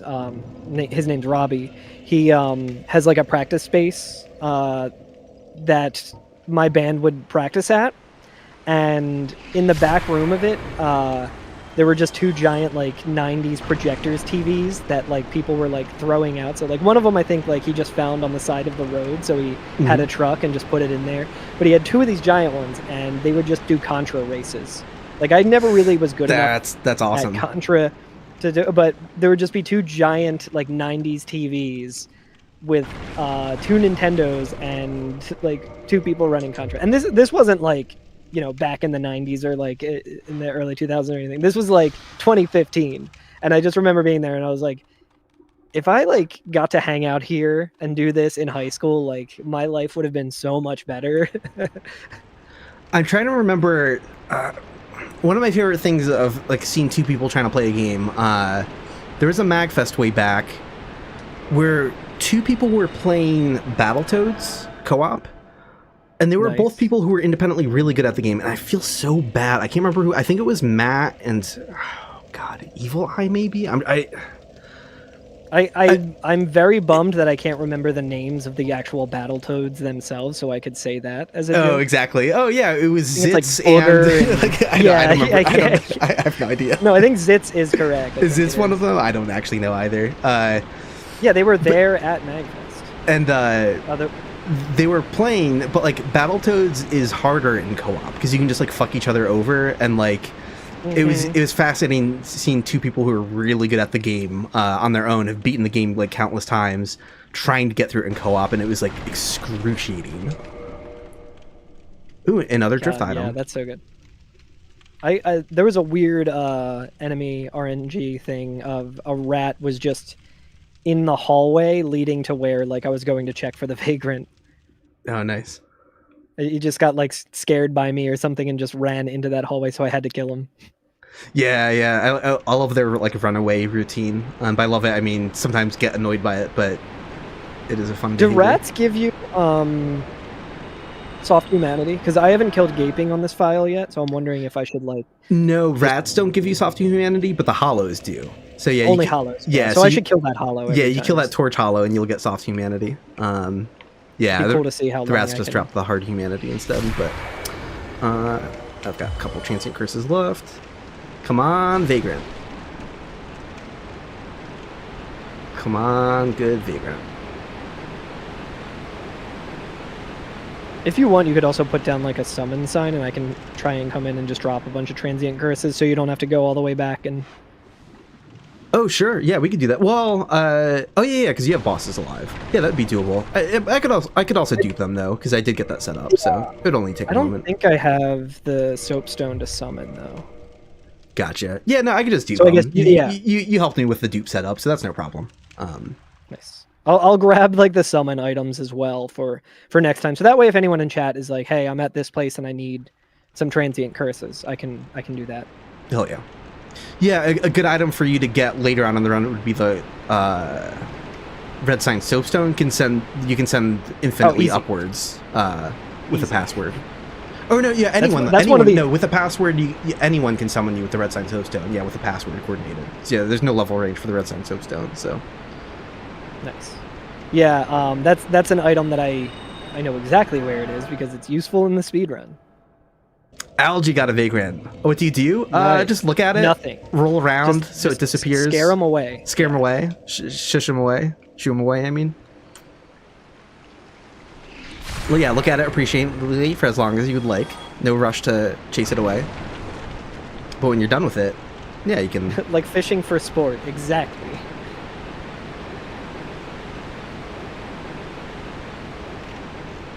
I also have been forgetting to Yeah, kill use the Dark Sign is Torch good as well.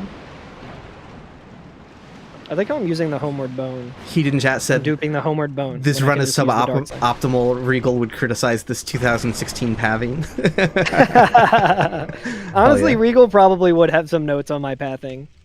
That's so funny. I'll send him this VOD and he'll be like, yeah, this is what I would do. Montezoom Q, sorry, not sure how to pronounce that, but hey, resonance, my first resonance sign. Let's fucking go. Nice. Yeah, I'm stoked about that. That's one graphical change for the remaster that I actually appreciate. Oh, I just saw the ghost of the person casting it too. Oh, that's sick. I wonder how rare that instance is. I just bad news. I saw another Vagrant. How dare you?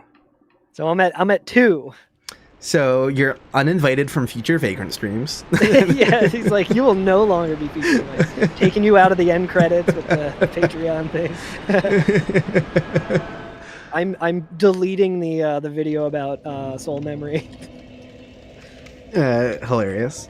Come on. Yeah, the pop off is gonna be real when you find the Vagrant. Yeah, other people in chat. Greco Axis. Sorry, I'm butchering that. Yeah, also got a Vagrant. Nice. We should make a leaderboard. A leaderboard that is literally just all like gentleman logic of like if people are telling the truth or not. Oh, oops. Well, I forgot to pull more transient curses out of the bottomless box, but no reason to sweat. I can drop an Eye of Death. This is also a viable item, so. Nice. And it's not like, one run where I didn't drop anything. That doesn't really change anything, but. I'm gonna run and get the red sign soapstone. Oh yeah. I probably could get that pretty quick. Just sends gate skip and, well, I guess. Well, no, I can easily kill Stray. I'm pretty sure. My level is pretty good. I got a crystal greatsword and pine resin. Dark Lord Disco got a drift item. Outlaw Girl also saw Vagrant at the new spot. All right, I got to catch up here. Let's see, Axis bottomless box. Let's pull out those transient curses. We have a fresh stack. Let's go. I want to start doing this on Nintendo Switch. Hell yeah. Yeah, I've never really done this on Nintendo Switch. I feel like no one probably has because it's like extremely clunky like to play on Nintendo Switch, and also dude, shout out to Nintendo Switch for being the only non-PlayStation version of Dark Souls to have motion controls. Does it have motion controls? Yeah, it's the motion. Another drift item. Nice. But I mean, motion gestures. That's a form of motion control.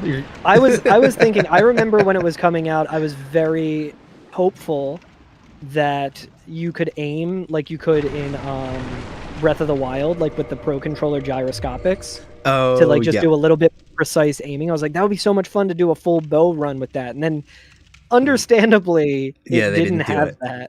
That would have been game cool. from 2011 technically didn't get. Oh, I see someone's. I wonder if it's your shadow. I see your ghost. Someone's ghost just going to the corner and dropping a nice, item back. Nice. Yes, I am hollow. Someone in chat asked, but yeah, it doesn't matter, human or hollow. That doesn't affect sending or receiving vagrants, thankfully. So I do love that the gyroscopics work for doing gestures. However, when I first started actually running Dark Souls, I was doing it on PS4. Oh, nice. There's someone here with it looks like a pike, perhaps. Female character model with a pike. Very cool. But while spamming confirm, like the confirm button, so like if you're not familiar with how to do a motion control gesture, you hold down the X button and then do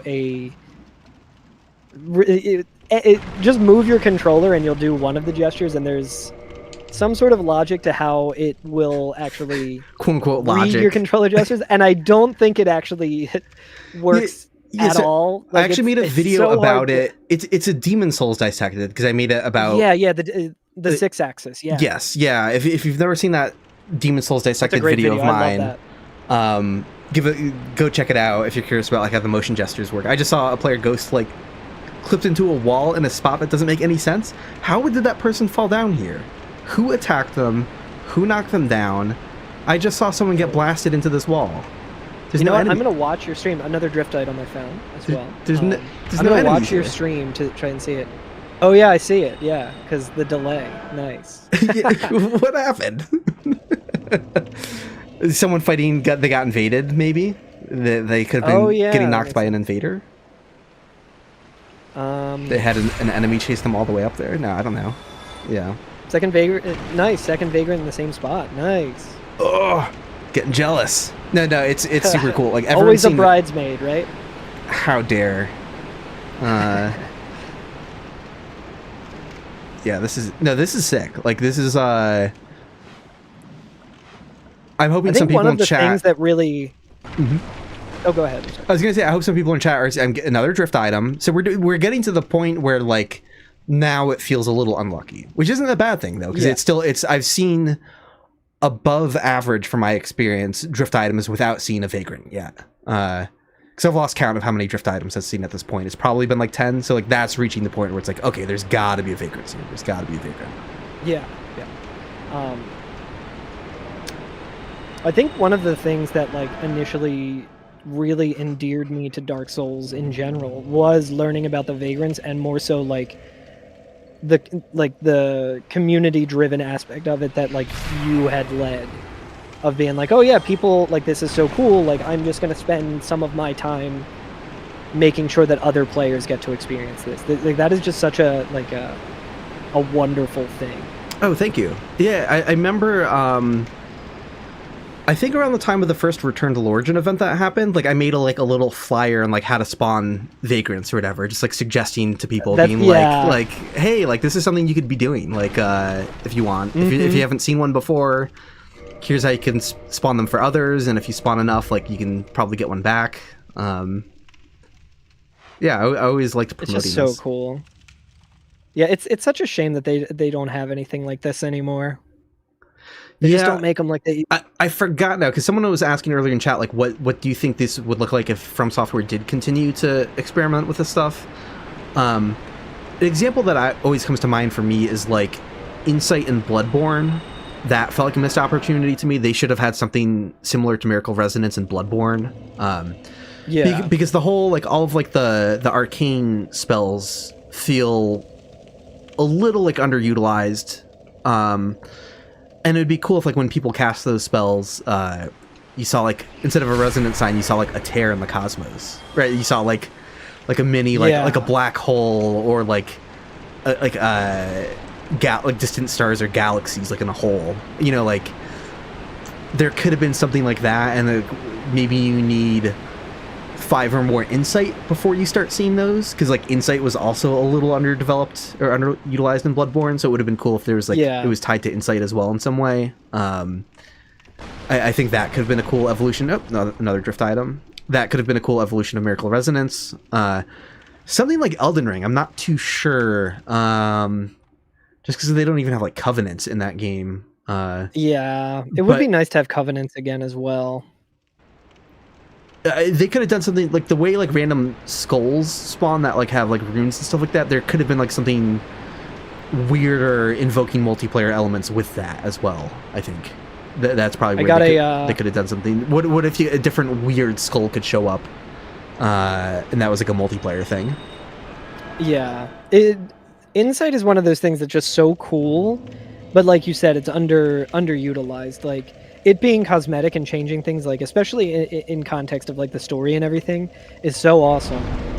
But it's also just like, man, I kind of wish they did a little bit more with it. Yeah. And something else I said in the mapless stream at some point, but something I was so wrong about with Elden Ring is that I was utterly convinced that the DLC was going to have an invasion hotspot zone. I was like, I know they keep like they're downplaying invasions, but like no one complains when there's like a very specific location for that, where you can just be like, okay, this is the zone where you get spammed with PvP, you know, Forest Hunter Covenant in Dark Souls 1, Aldrich stuff in, you know, Farron Swamp or whatever, Road of Sacrifices in Dark Souls 3. I was convinced that because they didn't have in the base game, there would finally be like a wink and the nod to being like, okay, yeah, we're doing that again here. And they didn't. I was actually surprised. Like, yeah. You know, I know some people want PvP because, like, oh, well, no, they're clearly, like, trying to, like, make invasions less annoying, but I'm like, yeah, but like a weird side optional area, you didn't do that there even. Like, what is happening? But I do think even if they continue to kind of push invasions back as being like a less frequent thing that's easier to avoid, I do think something like that would come back in the future. 'Cause I think between Night Rain and Duskbloods that they're working on, I feel like they do have multiplayer stuff on the mind. Maybe not the asynchronous weird stuff that I'm hoping for, but you also have to wonder, like, they're a much more like, you know, like profitable company now, like, than when Dark Souls came out. So I feel like a lot of it probably has something to do with, like, you know, the horrible like shareholder value or something. It's like, okay, are we really going to dump some development time into this cool system versus like something that we can show, you know? I mean, I guess like it might be a little different for From Software just because they're From Software and they retain so many of their employees and all of that. Like they seem like a genuinely good company to work for, and to get to be creative. But you got to wonder where those decisions, you know, ultimately come from. No, I can absolutely see, like, because the reality is like Gravelording works in Dark Souls 1, but its implementation is sloppy and leaves a lot to be desired. Miracle Resonance basically doesn't work. Vagrant's work just fine. Hey, finally got him. Finally got him. Nice. Ladies and gentlemen, we got him. We got him. Vagrants actually do work flawlessly in Dark Souls, in my opinion. There's nothing, it's not like they're supposed to be more common. Oh, I got one too. I got one on the same run-up. That's crazy. That's crazy. We are spamming the network with these guys. This rules. Yeah, love it. Love to see it. How close can I get without him seeing me? I should also equip Hidden Body so I can get even closer to some of them, but it's funny, I don't know what way he's looking is the thing. Yeah. Something I can demonstrate with the good Vagrants is they do react to sound. They like to go after sounds like an enemy would, even though they're afraid of you. So like I could roll probably, and he's probably gonna start walking towards me. Hopefully I can do this within a distance where he doesn't see me. Yeah, he's gonna start walking towards me. Then the second he sees me, he's gonna like panic and be like, he's gonna be like, "Oh shit, wait, there is something there." Yeah, bye. He's just like me for real. So good. It's funny, we were talking about just getting into the zone and like forgetting to do something, and it's like I talked about how I wanted to kill the Hollow to try and get some soft humanity, and just never did. Like I just speedrunner brain totally. Like, why would I kill an enemy that's slower than just running past him? Sound's going to cut out for a second here as I tab out of the game and update the Vagrant sightings. So this is Vagrant sightings 2 out of 92. It's coming along. Steady progress. I believe in it. And then I'm also going to tab over to the checklist. And then we're on to the evil Vagrants of the Depths. Nice. It's going to have a different process. How does that look? Is everything good in OBS? Yes, it is. And back into the game. All right, it is evil Vagrant time. Where are the evil Vagrants again? Inside the room? I found another one. You found another one? Yeah, this rules. Yeah, in the same spot. So that's like the 4th one I've seen. Wow, that's awesome. I was going to say, like, everyone. Wow, the people analyzing the Dark Souls servers are going to have their mind blown by all of the sudden Vagrant activity, which is just kidding. No one's looking at that shit. Yeah. It's funny, earlier today when Illusory and I were talking off stream, I went back on Nintendo Switch to see if I still had the like the high score on the Chaos Covenant of like the full 60,000, and I didn't see my score, and the highest one was 4,000. So it started this thing where I was like, wait, does that mean that they clear it? And like, did someone at From Software like review the data and kind of see how I was able to get 60,000 in like 8 hours and like think that was like, you know, nefarious or something, so they just like deleted it all? And I was so confused about it. But then I just went and used a Twin Humanity and donated it to the Fair Lady again, and then my score came back. So it seems like there's like a cooldown on that if you don't log in for a while. And then it comes back, that kind of makes sense. Like the whole, which is like I don't know if that's ever been like recorded anywhere or anyone ever like was paying that much attention to that weird multiplayer wrinkle that like doesn't really matter at the end of the day. But I just remember being like, man, Is someone at From Software, like the Nintendo division, like, this Carl Germ guy gotta get... Yeah, no, I don't think they care, because I do remember there were cheated entries for like a long time on some of the other platforms, so... Oh yeah, on all the platforms pretty much. That's why I did it on Nintendo, because I was like, it's much harder to cheat on Nintendo with like Cheat Engine or like whatever, so it's way less likely that anyone has ever done this specific thing, especially as like fast as I did it. But right. I'll eventually get to that YouTube video to explain everything about it. Okay, so kind of annoying part in this run, the trade-off to having leveled up a good amount is that it's harder for me to die quickly, but I do want to. Oh, you know what? Calamity Ring. Let's go. We have a reason for it. Nice. Does it matter? Like, you have to die. You can't just Dark Sign. Yeah, because you have to lose the blood. Oh wait, but you do lose. Well, no, but I think you don't generate a blood stain when you Dark Sign. You don't generate a blood sign, so it might be. I don't think it's like you can die once, get the blood stain, and then. Yeah, I don't think Dark Sign works. Dark Sign to remove the... Well, no, if you Dark Sign and there is a blood stain, does that get rid of the blood stain? I don't remember. I think it might not. Dust Crown Ring can help too. Yeah, I'm Dust Crown Ring, yeah, I'm forgetting the viability of Dark Sign. I might have to look into that. I can just try really quick on this hollow. Just Dark Signing out before I like start using my actual humanity. But another thing is, I think the slimes might do. Oh, how do you get them to fall though? These ones don't fall on you. I think they do like percentage damage if they land on you.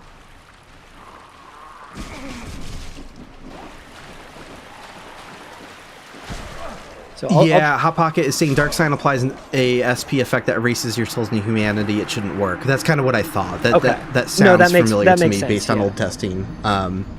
Yeah, so you do have to lose the Bloodstain twice. So thankfully, I have the Calamity Ring and Dust Crown Ring equipped, so I can actually die quickly, which is good. So chat, the way this works is this is going to be really difficult to participate if you don't have stockpiles of humanity that you can easily dupe. So chat, for next time, yeah, I can get all of the things to where you can summon me, so we can just post up by a bonfire, and I can start dropping tons of humanity for everyone. Yes. In the meantime, for me, it's though, infinite. The thing you could still do is you could still just be Dark Signing by the bonfire every couple minutes. That way, if you're getting like these Vagrants into your inbox, you send them back out faster. You know, so you can still help by just like reloading constantly, warping at the bonfire constantly. But yeah, the meta now is you need 5 humanity. You need to lose that in a drop of bloodstain with that humanity in it, and then you need to lose that bloodstain again. The moment this bloodstain with the 5 humanity in it goes away, it spawns an evil Vagrant for another player online. There's no drift item bag intermediate stage. This one becomes a Vagrant instantly. So someone, as soon as I die here, gets an evil Vagrant. And we just have to hope they don't find it or kill it and send it back out to someone else.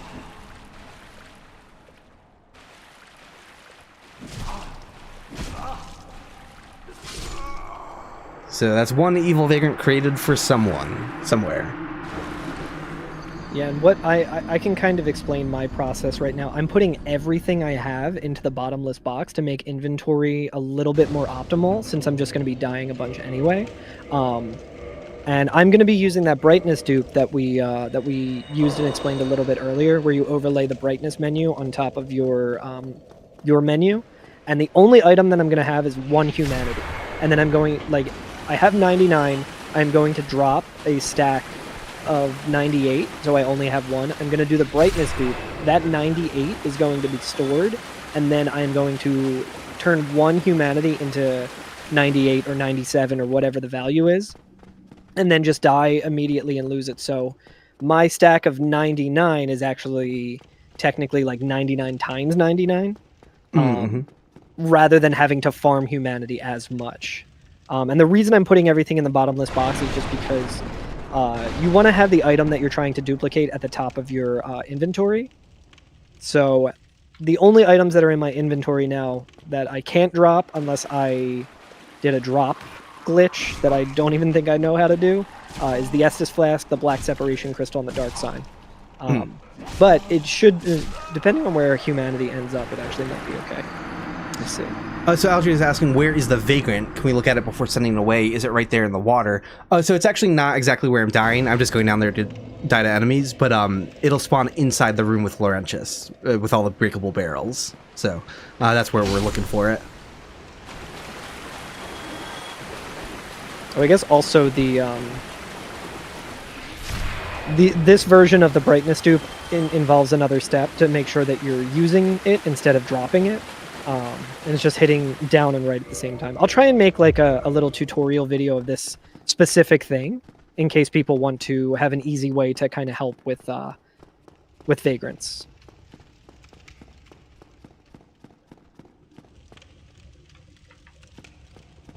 So while I'm standing there, I'll just... Oh, I forgot to eat humanity. Classic. Hold on. I mean, I still would have created one with the current bloodstain, but that's okay. Now, this upcoming bloodstain will have the required amount as well.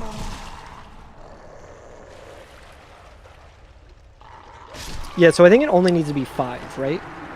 Yes, it's just 5. Yep.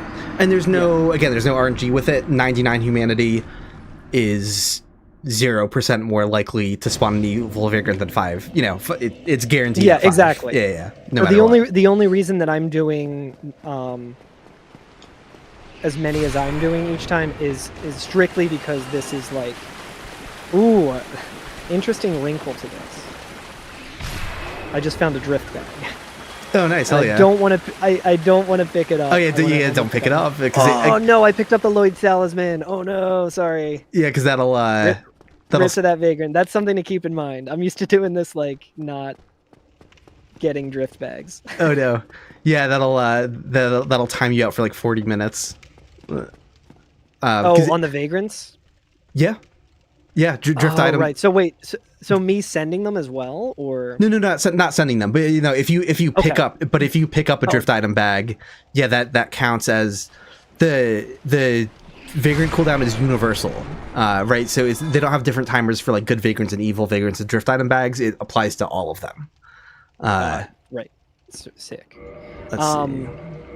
One thing that, again, just going back to like the highway hypnosis of playing a game like this, I did pick up my Bloodstain that had a bunch of humanity in it. Yes. So I did not actually send the Vagrant yet. Yes. I kind of burnt 2 humanity technically. So yeah, ban that guy for 40 minutes exactly. It's very easy to do silly. I've done that so many times where I'm just like on autopilot and I pick up my Bloodstain. It's like, no, I was trying to lose that Bloodstain. Damn it.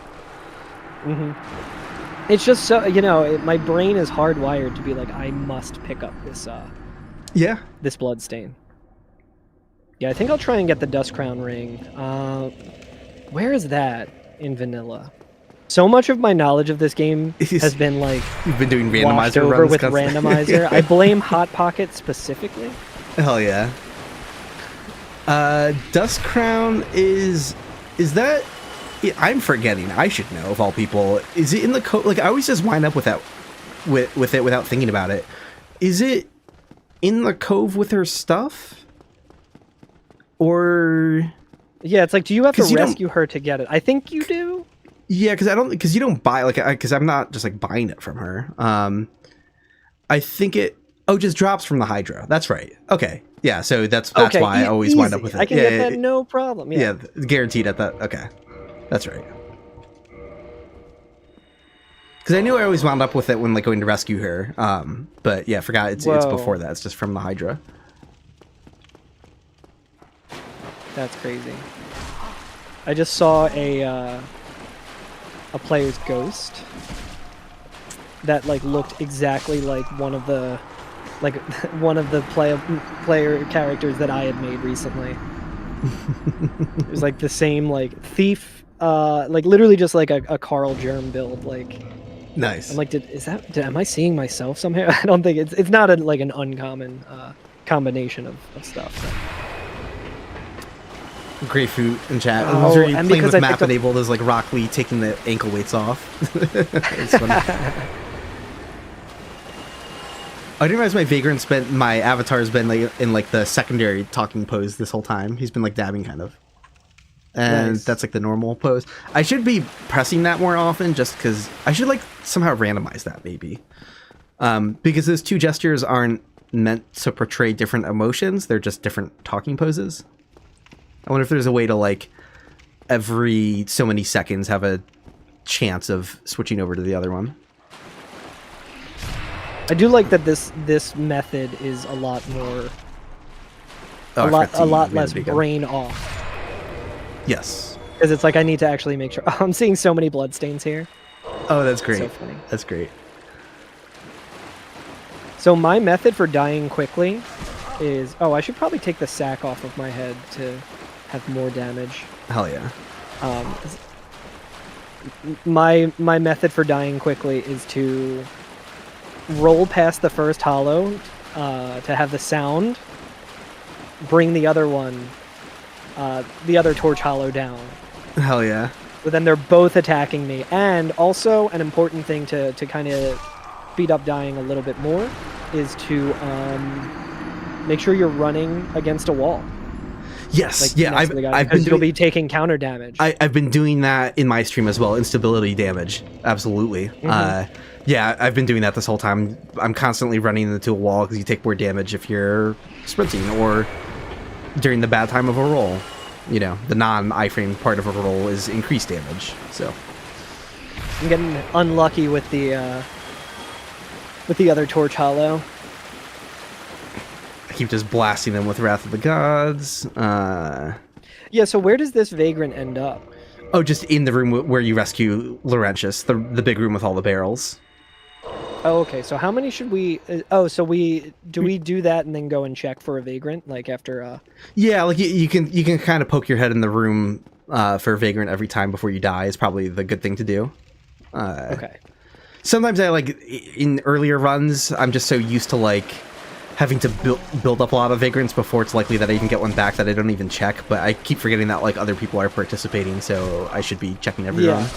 Especially because they don't have like the gestation period of a drift item bag and good Vagrant, right? Oh, like, yeah. Like I could send my Vagrant to someone else could get it and die instantly, and maybe it came back to be instantly, you know, like after just like one reload. So that's hypothetically possible here.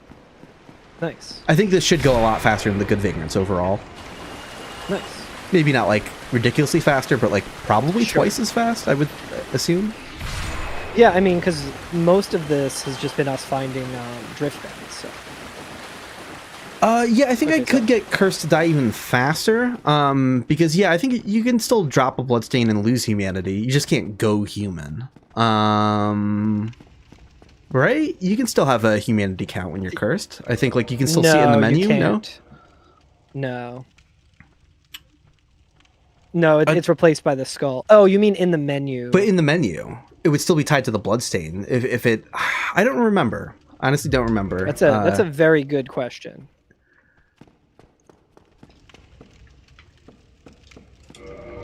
Trying to think of the fastest way to get back to Laurentius. I guess it's just past the other Torch Hollow, who I'm trying to not kill. Yeah, it's just straight up the hallway. Like, I keep dying in the water down here, but if you just don't go into the water... Oh yeah, okay, so it's past the slime. Actually, you know what? That slime might be a good place. Well, no, because then I'd have to backtrack. I don't know.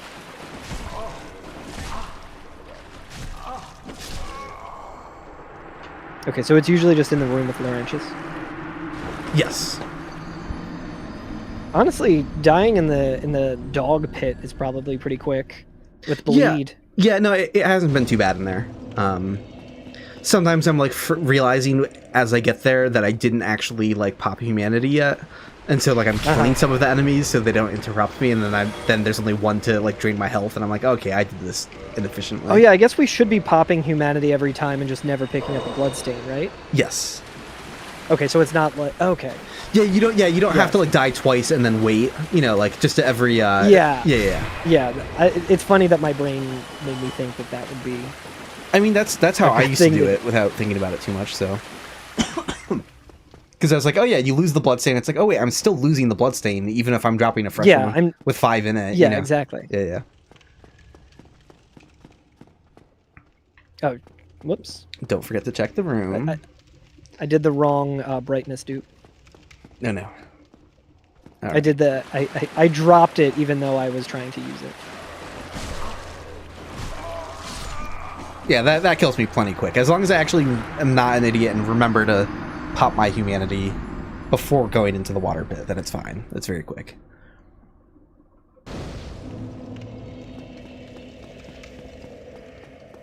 Chat is still strategizing like other ways I could be dying even faster, but at this rate, I feel fairly comfy. There's going to be other spots in the game that are worse, for sure. Oh. Okay, don't forget to eat humanity first before I wind up down there. Yeah, at this rate, dying at the speed that I'm dying now, when I'm actually getting attacked by 3 enemies at once down there, is totally fine. But yeah, there are some spots later on where it's like there's only going to be like the enemies aren't going to be like that close to the Vagrant spawn location. It's going to be like a little like more annoying. This one's not too bad. That's it. That's a good question from Random Some again. I've got to check in the room. Is it worth dark signing now just to help with the like gestation or whatever? Yes, absolutely. Okay, so that's still definitely helpful. Yes, yeah, because other people could still be getting an evil Vagrant in your like Vagrant inbox, quote unquote, and that would just like release it from it faster and send it back out to someone else. So that would still definitely help.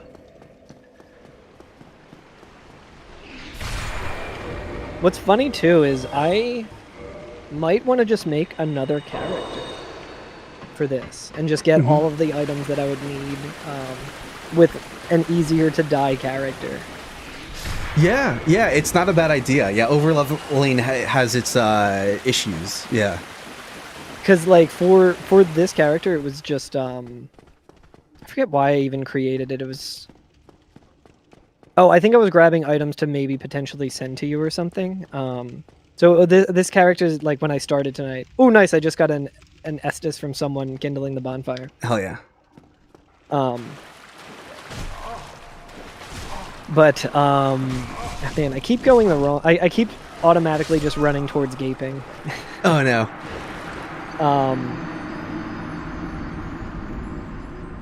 But yeah, this is kind of getting into like Regal's recent videos where he's doing like strange speedruns, like how fast can I do that, like do all bosses with this specific weapon, or how fast can I get a giant dad build. I'm just kind of thinking of that where I'm like, yeah, it took me like an hour and some change to like get this character to where I thought I had what would be helpful for this, and now I'm just like, oh, I could do something way quicker and more optimal and just have a better to kill character. Speedrun a Vagrant spawner, like that's a very funny exactly. idea. Yeah. Just constantly resetting because I got bad RNG for something that doesn't matter. I've told you about it before. I've thought about doing a Vagrant speedrun before. Yeah. Which would just be very funny. Like, how quickly from the start of the game can you get a Vagrant? Find a Vagrant. Yeah. It'd be very silly. That sounds pretty good. Honestly, that's like a really good idea for the Souls charity marathon.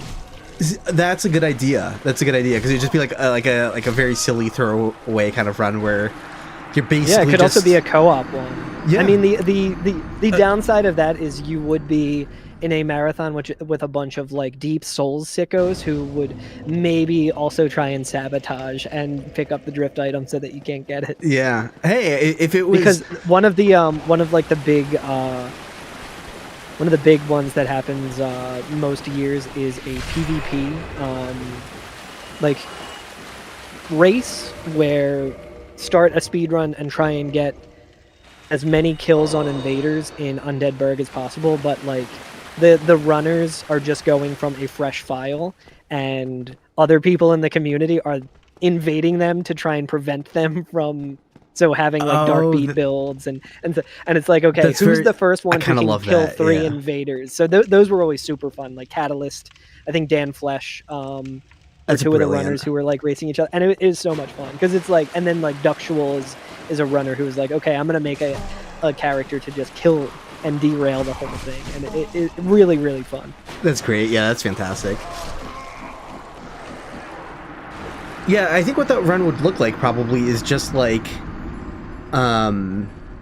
speed run to the Undead Parish, and I'd probably try to farm the evil vagrant inside the parish, maybe? Because that's just one of the locations where they're found more commonly. Right? If I had to make a list of like top 3 locations where I'm least surprised to see someone on like posting a screenshot like, hey, I saw a vagrant, like inside the parish church, not far from the Firekeeper Soul, like that's just one of the most common places to find one, so that's probably what I would do.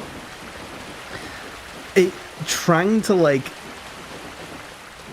yeah, because then you'd be able to like dupe glitch at Andre. Yeah, that makes the most sense. That makes the most sense. That would be pretty easy. Yeah, getting to Andre, like you can get to Andre in like around 5 minutes. Yeah.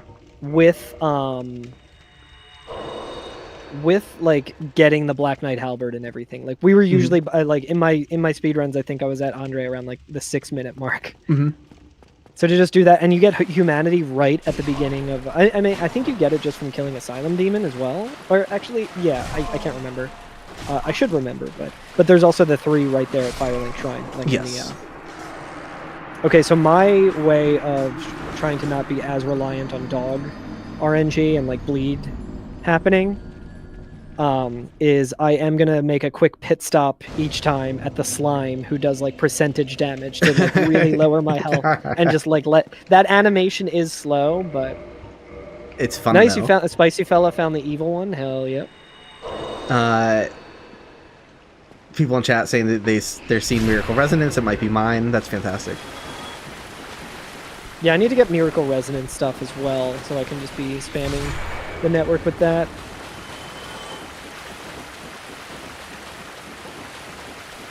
Rarity the guy asked, how does this work? So for the detailed explanation, you could always just do a search for like Dark Souls Vagrant Wikidot. But the short explanation is evil vagrants spawn whenever you lose a bloodstain that has 5 humanity in it. So I'm just constantly losing bloodstains, hoping to spam the network with them, and eventually, because if you don't kill a vagrant, we'll send it back to someone else.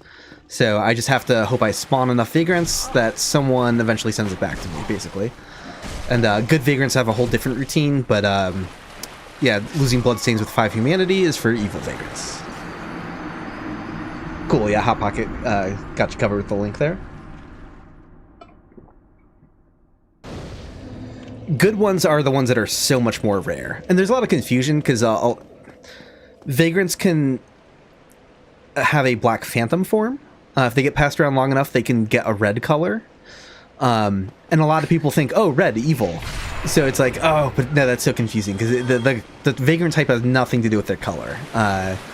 There are red and white good vagrants, red and white evil vagrants. So that's always a bit of confusion there. But yeah, evil vagrants are the ones that attack you. If it runs away scared, it was a good vagrant. Let's see. Which is cool, because I kind of like how that works on a thematic level. Like, dying and losing a bloodstain is a more violent thing, and you're losing humanity, you know? So it makes sense that the vagrant would be like a more aggro thing. It's so cool. And then the good vagrants are ones that are from like dropped items, you know? So they're just like more passive and like whatever.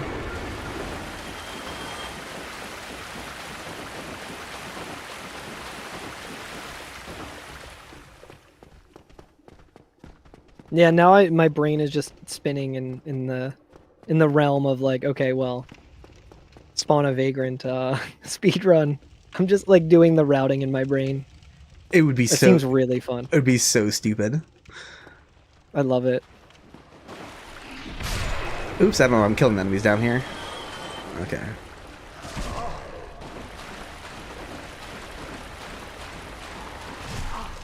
Oh, that's... I was like, oh, why don't I just...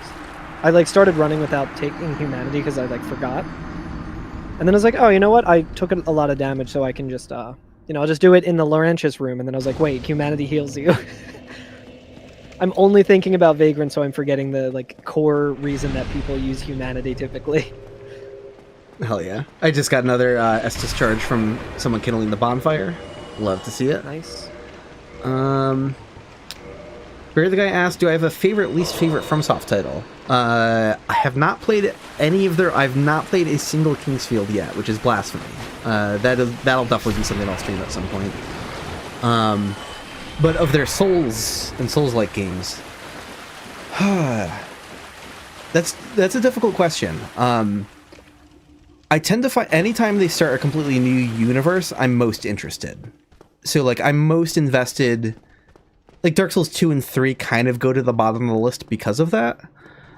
But then again, like, when I look at replay value, like, sometimes the open world format of Elden Ring does start to drain on me a little bit. And, like, maybe I do prefer Dark Souls 3. I don't know. It's kind of nebulous. They're all, like, really tightly packed together that I feel like on a different day, I might appreciate one more over the other.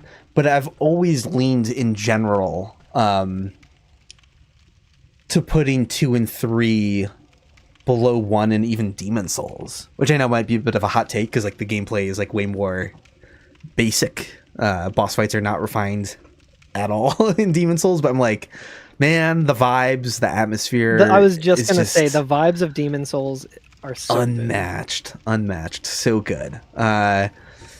So that is a very hard speed run, by the way. Like, so there's oh, you know, me doing like the beginner route for Dark Souls. I genuinely think anyone who like follows the route that I do in Dark Souls could have fun and get a good time in Dark Souls Prepare to Die Edition.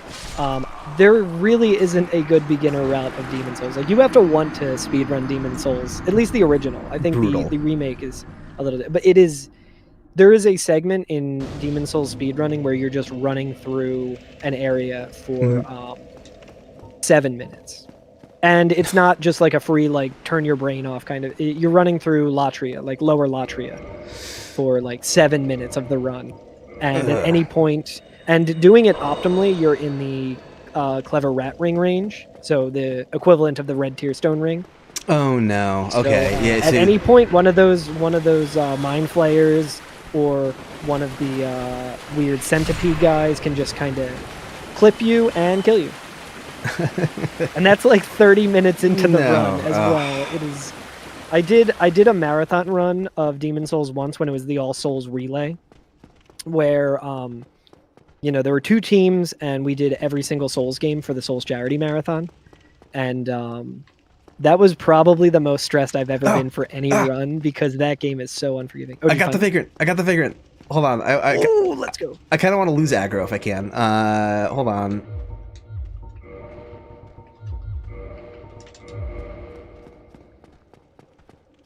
Settle down. I want to lose aggro. I want to like look at him. Oh, he's gonna hear my sounds in the water. Hold on, I gotta. Yeah, how does his sound work? Yeah. He's. Oh yeah. Well, let me do that. I mean, that would be kind of funny. Yeah, because they should approach sounds. I know the good Vagrants do. I haven't really like checked out that behavior as much with the evil Vagrants, but I wonder if he's like slowly waddling his way over here. Since I don't have debug installed, I can't just like snap into free cam to see what he's doing. Yeah, he's coming. He heard me. All right, but I would like to lose aggro though.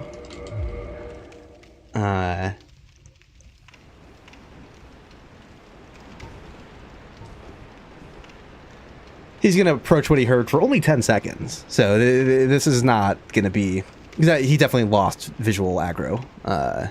He would have caught up with me much more quickly. So we should be good. I just want to take a closer look at him and appreciate him. Yeah, he's walking away. He lost aggro, and he's trying to make his way back to spawn location. Oh, I heard a hollow attacking a table, because there's also that hollow in the hallway above. Oh, yeah, that's so funny. Trying to make his way down. Let's see what's this Vagrant doing. Thankfully, the Vagrant cannot smell me. I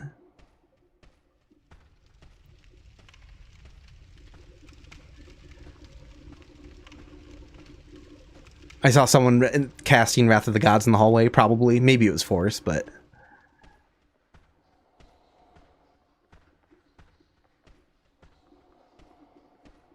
The orbs on them...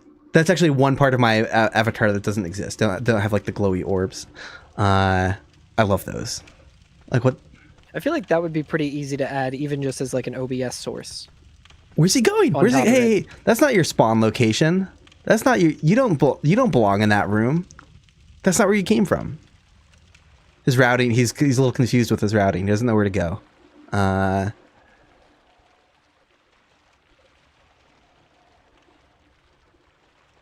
Is he going down to the water? Yeah, where's he going? Hold on. I want to like put on armor so I don't like die as easily to enemies in the area. I can pull out my sword and shield and like play carefully. Honestly, he's going to all the bloodstains. He's going to everyone's bloodstains. He's going to everyone's bloodstains. He's eating the bloodstains. Oh my god. Where the hell is he going? Where is he going? Where is he going? Oh, no. He's coming back. Is he coming back in the water? I think it is routing. What is he doing? He got stuck on a dog. Wait, no. Okay, he made it.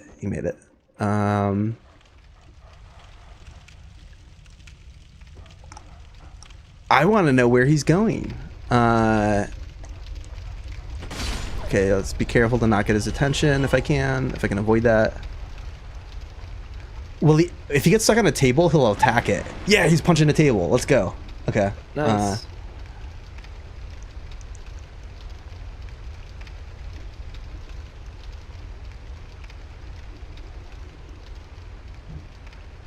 No, he just looped. He dropped off the other side.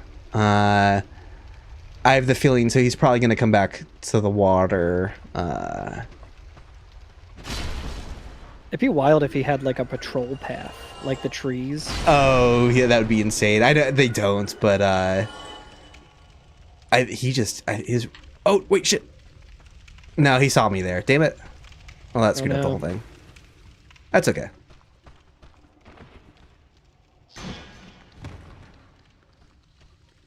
I don't think there's friendly fire, but hold on. Let me just kill this hollow just to be extra safe. I'm pretty sure there isn't.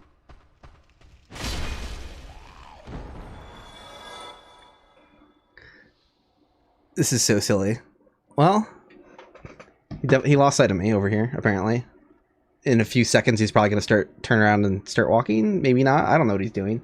Anyways, time to update the spreadsheet here and the checklist. So... that was evil inside the room with Laurentius. We got him checked off. And let me update the master text thing, Majig. Vagrant sightings, 3 out of 92. We're doing it. It's happening. We're making progress. So sick. Oh, and then let me pull up the stream chat again so I have that. Yeah, no, he just settled here. It's funny, I have seen the second butcher that drops down. I've seen them do some really weird routing here before, like not knowing how to get back to their home position. So I don't think it's completely unique to the Vagrant. There's just something with nav meshes. Oh yeah, just something with the area.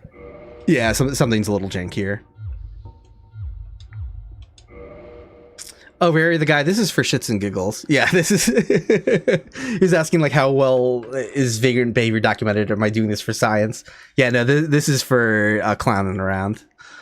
Just funnin'. Just funnin'. But I am going to send this guy off to someone else, and here's how I can do that. Oh, do you just, like, die to him? Yeah. I mean, it'll go much faster if I let him do his ranged attack. So let me get that going here. Come on. Yeah, I still haven't found him.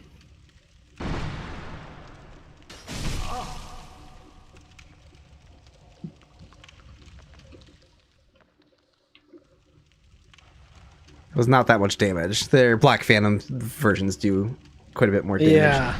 All right, maybe if I back up, some more of them hit me. The Black Phantom ones are always in the randomizer as well. Yeah, they can be nasty. He's coming over to punch me, but the punch is pretty weak. Come on, man. Yeah, just keep doing that.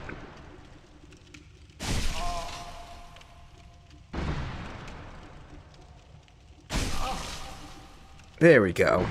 That's the ranged attack spam I was hoping for. It's physical damage, so if you ever panic, just block. All right, you'd think it might be a magical attack, but... Oh, that's good to know for the randomizer. Yeah, you have 100% physical block. You can block all of them. And you don't have to worry about, like, the pattern of them being a little, like, spread or whatever. Like, if you're aiming a shield at the Vagrant doing the ranged attack, I've never had it not block.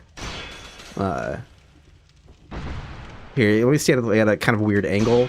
Even that blocked it. Yeah, like, it's not... Obviously, they're dangerous as hell because you're never expecting them, so they catch you off guard. Yeah, that little jump he did was cute. Yeah. Hey, you can finish me off with a claw attack. Claw punch.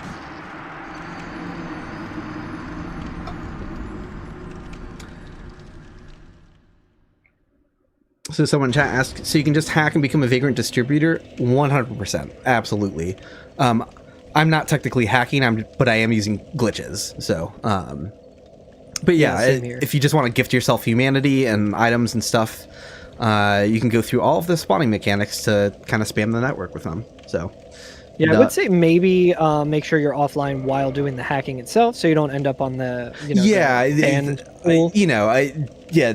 discretion advised if you don't know exactly what you're doing. Dupe glitches and stuff like that are all safe to use. None of that gets you banned that I'm aware of. And honestly, it might be a little bit easier once, like, it takes some getting used to do the glitch, but it might honestly be a little bit easier to just get humanity that way versus, like pulling up cheat engine or, I mean, I guess if you have the Dark Souls gadget, it would be much easier to just use that. Oh yeah, Dark Souls gadget. Yeah, you could just be like gifting yourself. Gadget is very easy. Very easy and safe to use for if you're just gifting items to yourself. So okay, the next Basilisk on the checklist is Next evil Vagrant is by the running Basilisk. So you have that area with all the Basilisks. There's the one that like quickly runs by the bars. Evil Vagrant can spawn down there. So maybe I should be getting cursed repeatedly here. I think that might be the play. Yeah, if you still have humanity in your... Yeah, I have one Purging Stone on me. Let me go dupe it. Oh yeah, I guess... So you were thinking like get cursed and... If you have the humanity popped and you then you get cursed, then it gets sent. Yeah, and I mean I think you can still use humanity while you're cursed, right? Did we ever figure out the answer to that? Yeah, you can definitely use it, but I don't know if it only heals you or if it like actually adjusts your... I guess if it adjusts your item discovery, I would imagine that it yeah, well, and there's a counter you can see in the menu too. You could just check your stats and look at the humanity. So it should, and I seem to recall it working that way, but I just... So okay, so the chat can see Carl was talking about the duping glitches a lot, but now you're going to see my perspective. Earlier, I did a thing where... Well, I know what you... I went to buy 100 arrows, but I tabbed over to the longsword at the same time to buy 100 longswords at the same time. Pardon me. Which you can't normally buy in bulk, so that just like confuses his whole inventory system. He has like a weird large number stored for the longsword. Hold on, let me pop an item though. So at least gives me the option. I have a bunch of other soul items too, so I'm not worried about it. But I could... So I think the way this works, if I remember correctly, again, Carl taught me all of this. I'm going to go to purchase item. I'm going to pretend... Oh, wait, no, I gotta set up... I have to set up the glitch correctly. Okay.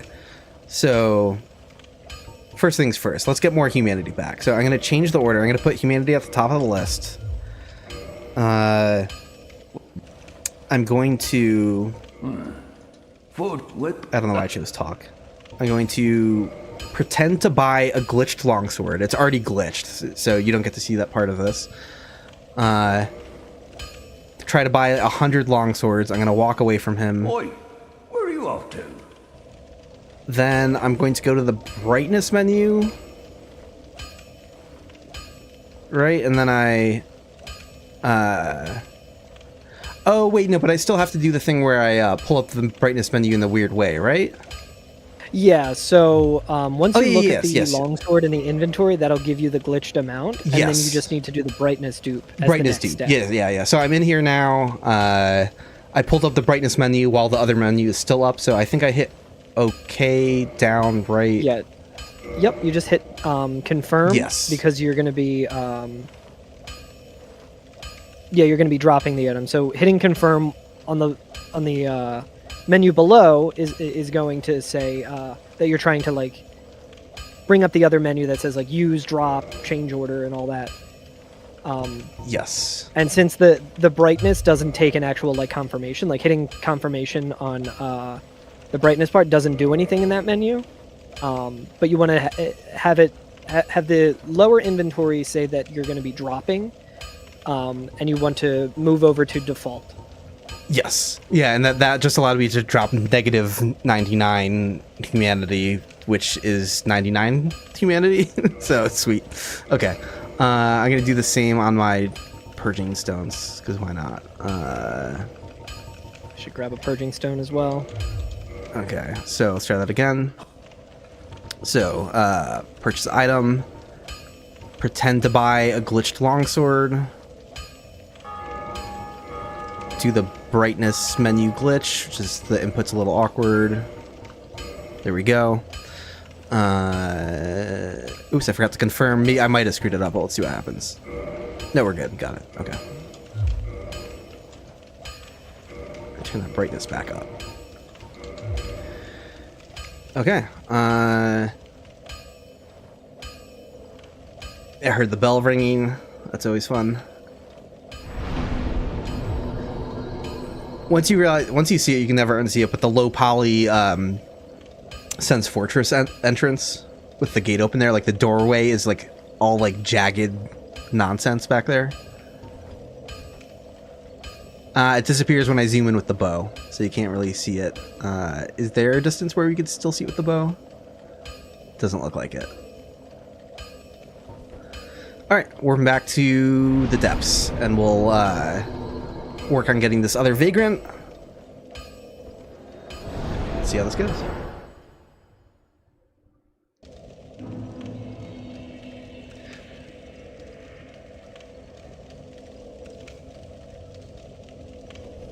Okay. So where am I going again? By the running basilisk. Yeah, what's the best I'm trying to think of like the best route for this. So I guess I could just like I could run there on ground level. I could run around and specifically where it is. I could run around and fall into this pit.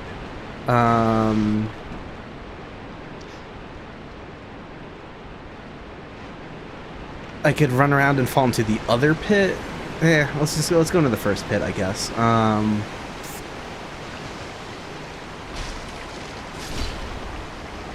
So let me show. So it's in the very middle of Basilisk Hell.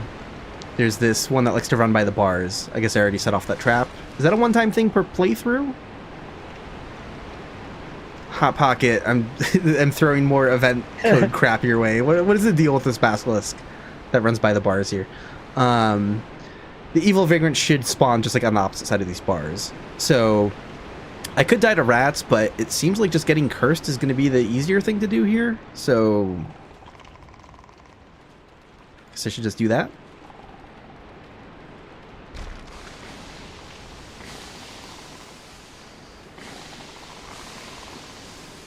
Yeah, that's plenty fast. Oh, there's gonna be so many curse statues. So that's fun. Oh yeah, nice. Curse statue is a weird thing where you can get your own back to you. I think you get your own. Interesting. Oh, I forgot to rest in the depths. I could be mistaken about this, but I'm pretty sure that curse statues are the one online element that work if you're offline for yourself. Right? I think if you're offline and you get cursed, you just go and find a curse statue exactly where you died. I think. Yeah, I think you're right about that.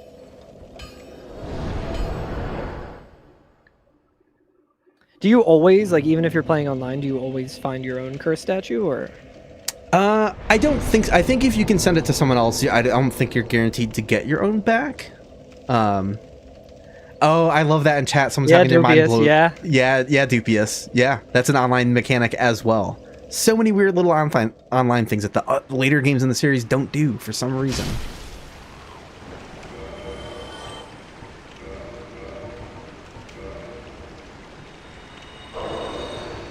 Yeah, I have 5 humanity right now, even though you can't see it in the counter. So this will definitely work. There's no reason this wouldn't work.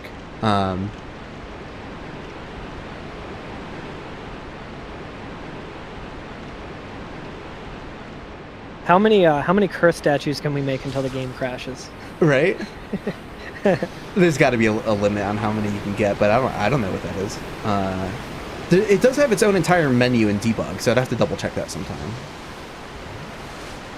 Hold on. You know, I'm actually thinking of a. I'm trying to not die yet, so I can go look at see if my own curse statue is there. So you remember how I was saying how the 256 glitch is like really only useful in randomizer? I just thought of another use for it. Oh, okay. If you go to the undead... I'll explain what that means in a second, chat, but if you go to the undead merchant, she sells humanity. I think she has like 3 or something, but her inventory is limited. But if you do the 256 glitch, then it will not be limited. Oh, fascinating. You will, okay. You will just you'll make it so that it's always in her inventory with that like glitched number. So that way you can just have infinite buyable humanity, which obviously is not as like useful as just doing the other kind of like duplication, but right. It makes it so that you can just kind of keep buying it. I should test that. I should test the limits of that. I tried seeing if I could see my own curse ghost statue thing, but I accidentally broke one when I fell into the pit. So if it was mine, I have no idea. But now I'm dying somewhere more specific. So, we shall see. Did I eat the humanity? Yes, I did. Okay. Yeah, I see my own here. Basilisk just broke it. How dare you? I need to find the pathing to get there.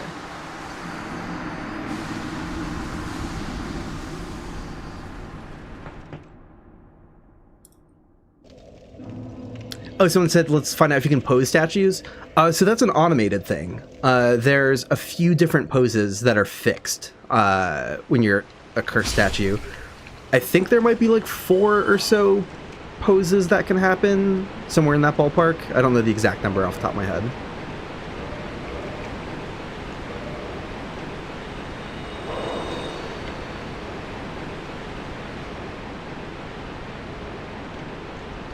I need to like study your pathing here.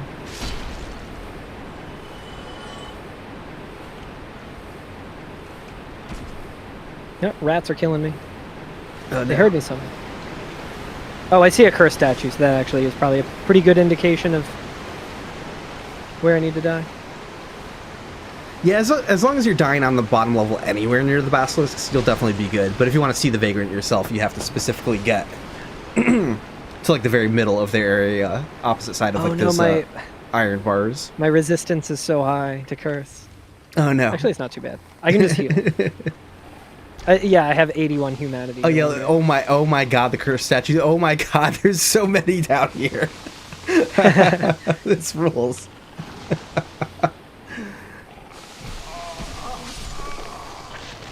This is great. I think I'll start just doing. instead of just popping immediately, I will actually only pop 5, despite having the option to pop more. Oops. Just so I don't have as much resistance. Mm-hmm.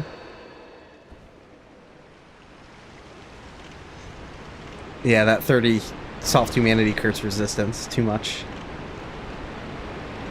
Oops, I went a different way this time. It doesn't matter. I just might get killed by rats on the way. I keep, like, meaning to look at your pathing and then start looking at my game instead. There's the box rat.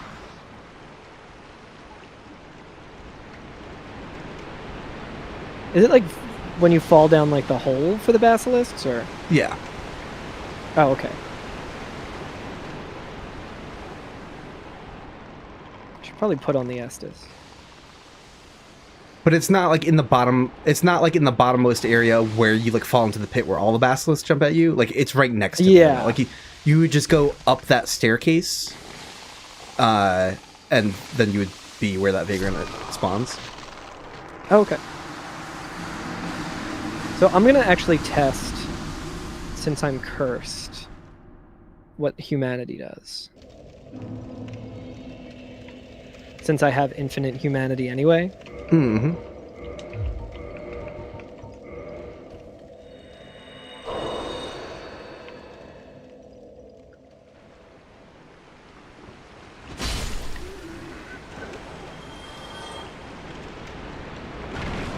This is going to take so much longer than the mapless run. Like, 3 out of 92. This is wild. Once you get into the flow of it. I love this. Yeah, no, this it says so I have stupid. 79 humanity.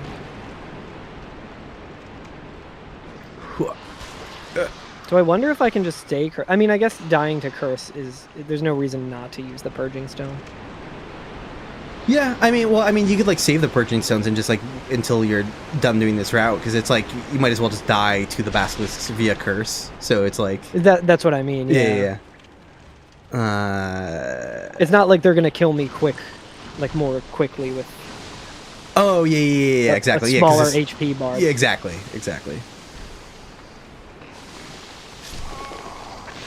It should be legally required for all multiplayer games to feature weird little obscure Dark Souls multiplayer mechanics. Hell yeah.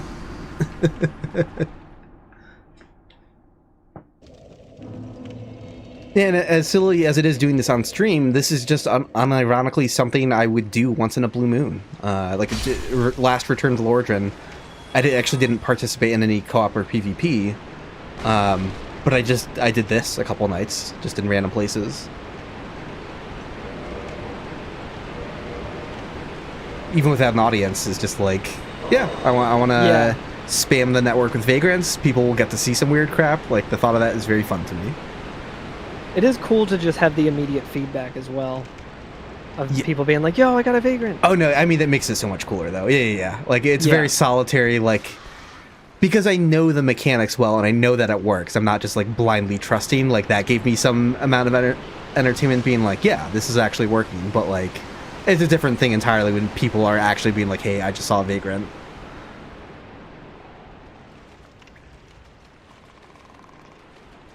Studying your pathing now.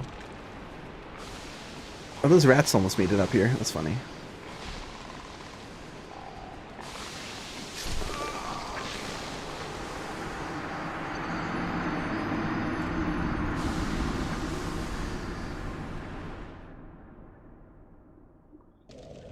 Sometimes hackers used to commonly like try to curse people when they killed them. You know, that's, you can't curse players normally, so obviously that's hacking. Yeah. But the curse statues are only set to load in maps that have that object associated with them. So like, if someone got cursed in the Undead Burg, it wouldn't leave a curse statue behind. But you would see some cursing, like remnants of cursing that you could tell was hacking, because it'd be like by the entrance of the depths. Like, oh, a basilisk can't get all the way up to the top floor of the depths. Like, that's not... Yeah. So you would, if you ever found that on PC, it was just like, okay. Yeah, unfortunately, someone got killed by a hacker up there. Same thing with the Duke's Archives, because you can't be cursed by Seath. So that curse statues can also... These are like the two maps they can... I was gonna say 2 maps they can appear in. I guess they can also appear in the Great Hollow and Ash Lake, but that doesn't have multiplayer normally. Although, I guess I'm running the wrong direction entirely. Although I guess were glitches and hacks for doing multiplayer in Ash Lake as well. So I guess. Oh no, it's Hollow, his ragdoll. After I left and came back. It's funny, I'm not seeing any. Oh, I was like, it's weird. I'm not seeing any blood stains here, and it's like, yeah, everyone's getting cursed.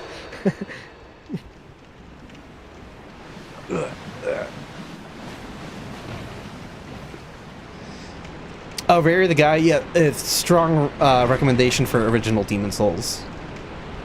Unless if it's like a really inconvenient, like you have a PS5, it's a huge pain in the ass to emulate the original Demon Souls or get a PS3. Understandable if you went for the remake, but like if you can reasonably choose between the two, definitely original. There's just a lot of things where like mileage may vary with different people. You know, some people will nitpick the artistic changes more than others, but there is just like a lot of little things that were changed where it's just like the vibes and atmosphere of the original, I think, because they're so good. The original Demon Souls has the best atmosphere of a Souls game. To have a remake that just kind of like changes the atmosphere in a lot of ways is kind of like it's a very beautiful looking game. Like it's really incredible to kind of see Demon Souls through that lens. It to me it kind of feels like when you'll see those videos of people who are like, I remade Ocarina of Time in Unreal Engine. Yes. It's like, wow, that looks really cool, but I don't think I would really enjoy playing that all that much. Yeah, and you know, compared to just playing the original. Yeah, and I still enjoyed playing the remake because for anyone in chat who's not familiar, the remake is not actually a complete from the ground up remake like a lot of people think it is. It is a weird remake remaster hybrid. Remake port hybrid. I have no idea what to call it. Because the gameplay is identical. It's identical down to the point of a fair amount of glitches being intact. Not because they recreated them, but because it's literally the same game running. Where they ported like a lot of the original Demon Souls game logic and code into a new engine. So it's a weird thing where like it has a fresh coat of paint where it looks completely different graphical engine. But the original Demon Souls is like ported into that and like modified and tweaked in some ways. But it's kind of a strange experience. I remember like when it first came out, Lobos immediately like ran up to an enemy being like, "Can I still do this glitch?" And he immediately does it. And it's like, "Yep." It's like, oh, it's this same game. So the gameplay experience is extremely intact. Where if you like squint your eyes, it's an extremely faithful remake. All right, like if you don't look too closely at the screen and can't see the screen too well, the gameplay is super intact. So they didn't butcher that at all. Gameplay is nailed. Gameplay is perfect. They even like changed bow aiming and a few minor things unanimously for the better. Like there's no like there's nothing about the gameplay that's worse. Literally nothing. But you know, maybe some debatable mechanics changes with like a few multiplayer and whether or not World Tendency has, you know, like whatever. But like But yeah, the moment-to-moment gameplay, extremely intact, nothing botched there at all.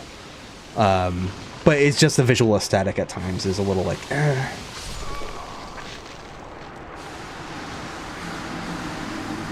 Yeah, I think for me, and I'm a very big fan of the original. Probably my favorite moment in the entire game was very much so cheapened by the like direction, the artistic direction they took it in. Mm-hmm. Which is like the I'll just say it's like talking about. Yeah, it's the final boss of what people consider like the final archstone of the Valley of Defilement. Yes, yeah, I know that is a very powerful moment in the game. Yeah, and it just doesn't hit the same way in the remake because like mostly because of the music. Music's a big chunk of it, but the slightly altered cutscene is just, I'm like, huh? Huh? Why did they do that to Yeah. him? Why did they do that to him? See, I think I only played it once, so I don't even know if it like dawned on me that the cutscene was like different, but it was just the kind of thing where I'm glad that it exists. I'm glad that it makes Demon Souls Already got the Vagrant here. slightly nice. It makes it slightly more accessible to people in that you don't need a PS3 to play it. Yes. You just need a PS5 to play it. Yeah. So I think that's good, but I think ultimately it's just like I don't know what I would want. Like I really like that the PlayStation 3-ness of it with like the mechanics and stuff is like mostly intact, but I don't know. I mean, I don't think I would prefer like a remake where it wasn't intact and was a little bit more modernized. I don't think I would like that either, but it's like I don't know. If they had the option to like turn on the old soundtrack, maybe I would be less of a curmudgeon about it. Yeah.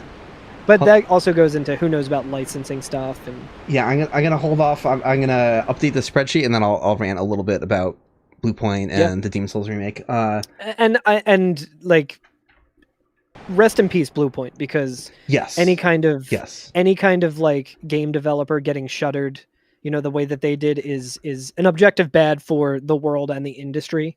Yes. So it's a real problem. This isn't me saying like, dude, I don't like the Demon Souls remake. I'm glad they closed or anything like that. No. Yeah, I'm going to come to, for anyone in chat, because I know there's a lot of people who really, really don't like the Demon Souls remake for all the changes. I get it, but I'm going to defend the concept of Blue Point in a second here as I update. Oh, for sure, yeah. Let's see. So I got the updated all Vagrants in the Depths locked down. I'm going to change the Vagrant sightings to 4 out of 92. It is happening. So the way I feel about Blue Point shuttering is that you know, some people were like came to celebrate it happening because they weren't happy with the Demon Souls remake. I don't feel that way at all. I think it's kind of more the story of Sony fumbling what they had. Yeah. That's the way I look at it. It's because Blue Point started off making like ports of things, and they're very, very competent on the technical side of things. And like, look, you could say like, hey, the stylistic changes have issues going back to the Shadow of the Colossus remake and stuff like that. And it's like, sure, yeah, like they are responsible for like messing up some things aesthetic wise, but like that doesn't change the fact that Sony acquired them and didn't say, hey, in addition to remaking Demon Souls, also remaster the original so we can release both side by side. Like that's how a bunch of other remakes have happened. Bloodborne, again, it's come out more recently that From Software didn't want a remake, but like, what about a frame rate patch or a remaster? Yeah. Like, you have this company that has AAA Souls modding and porting tools created, right? The proprietary Souls modding tools at levels that we can't imagine, like, have been made and aren't put to use, and then they got shuttered.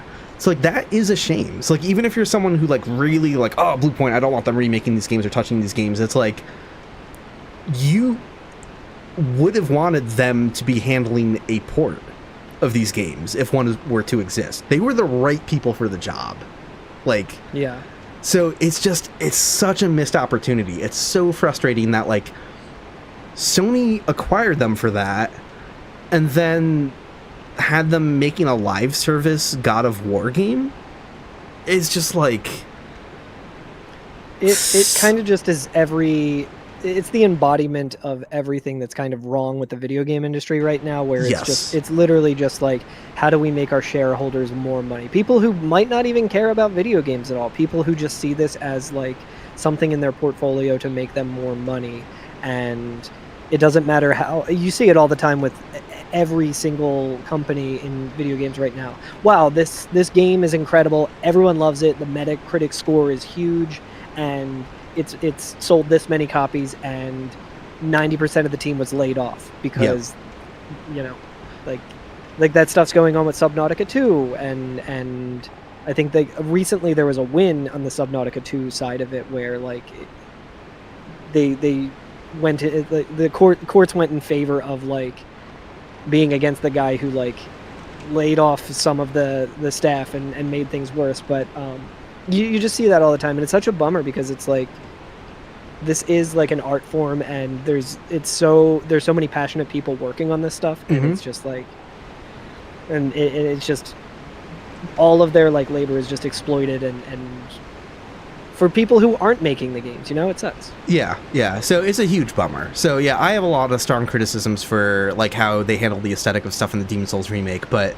yeah, definitely bummed that they got shuttered. That's not how I wanted things to go down. I wanted the criticisms to be taken in. If a Bloodborne remake was going to happen, I would hope the pressure would be to say, don't only just remake it, also port the original. Maybe make one of those kind of remakes where you can like toggle the graphics, like something like that, anything. Like that's the situation we could have been in, but Sony doesn't care. Just there are a lot of bad omens. I mean, like Sony studio, Japan studio, whatever, closing was just like that was just kind of like, oh man, the studio that made like Shadow of the Colossus and like Ico and Last Guardian like not being able to survive, and they're the ones who co-produced Bloodborne originally and stuff like that. Like that not surviving was a really bad sign. Like I could understand that those weren't necessarily their best-selling games, but like that's where your prestige came from. Like you didn't recognize that like that's the brand, like these are like, this is the shit where you can say like, hey, you probably still want to buy these consoles because we were making these unique games that are like super, super cool. And just completely missed opportunity from Sony not recognizing what they have. It's chasing like the live service model. This is truly pathetic. Yeah, it's a real bummer. I think I am going to call it there. Yes, I think I'm going to call it as well.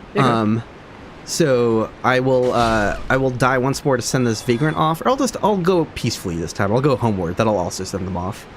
Nice. I also, while we were having this more important conversation and all of that, I did see an evil Vagrant. So I did see him and I let him kill me. So hell yeah, off into the world he goes. Hell yeah.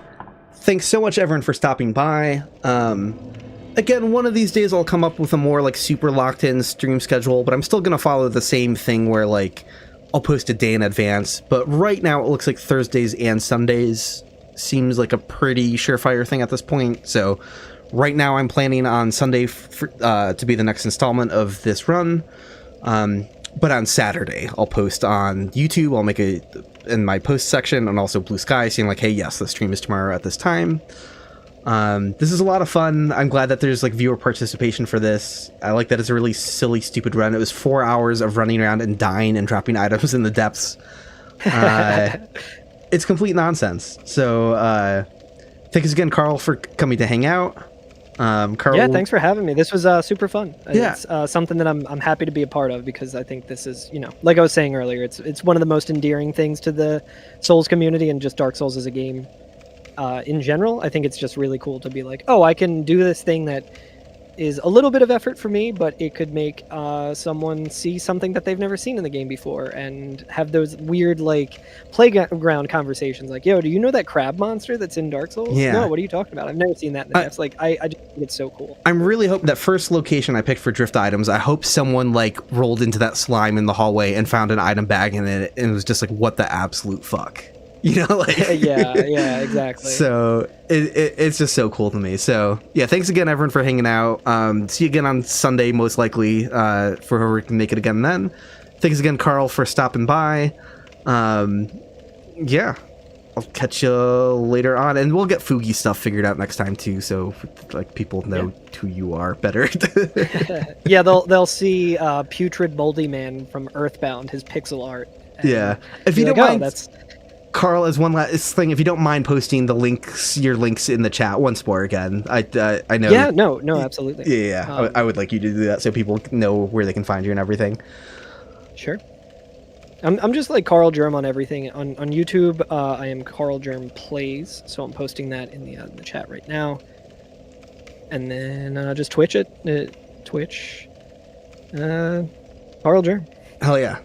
Thanks, I'm like so bad at promoting myself all the time. Like, yeah, I've done like marathon runs and stuff, and they're like, "Oh, and where can people find you?" I'm like, "Oh yeah, I guess people might want to Might want to find me. Hell yeah. And Carl's also a mod here, so if you misbehave, he might ban you. So hell yeah. Yeah, I've banned so many people. I'm doing my own kind of run where I'm trying to ban how many people? 93? Is it 93? 92. Damn it, I'm trying to shit. ban 92 people in chat. So Yeah, that's what you meant by vagrants, right? I'm like, no, Carl, no. yeah, exactly. That's what I thought I was doing here today. Yeah. Cool. Thanks so much. I'm going to stop the stream. Have a good night, everyone, and catch you later.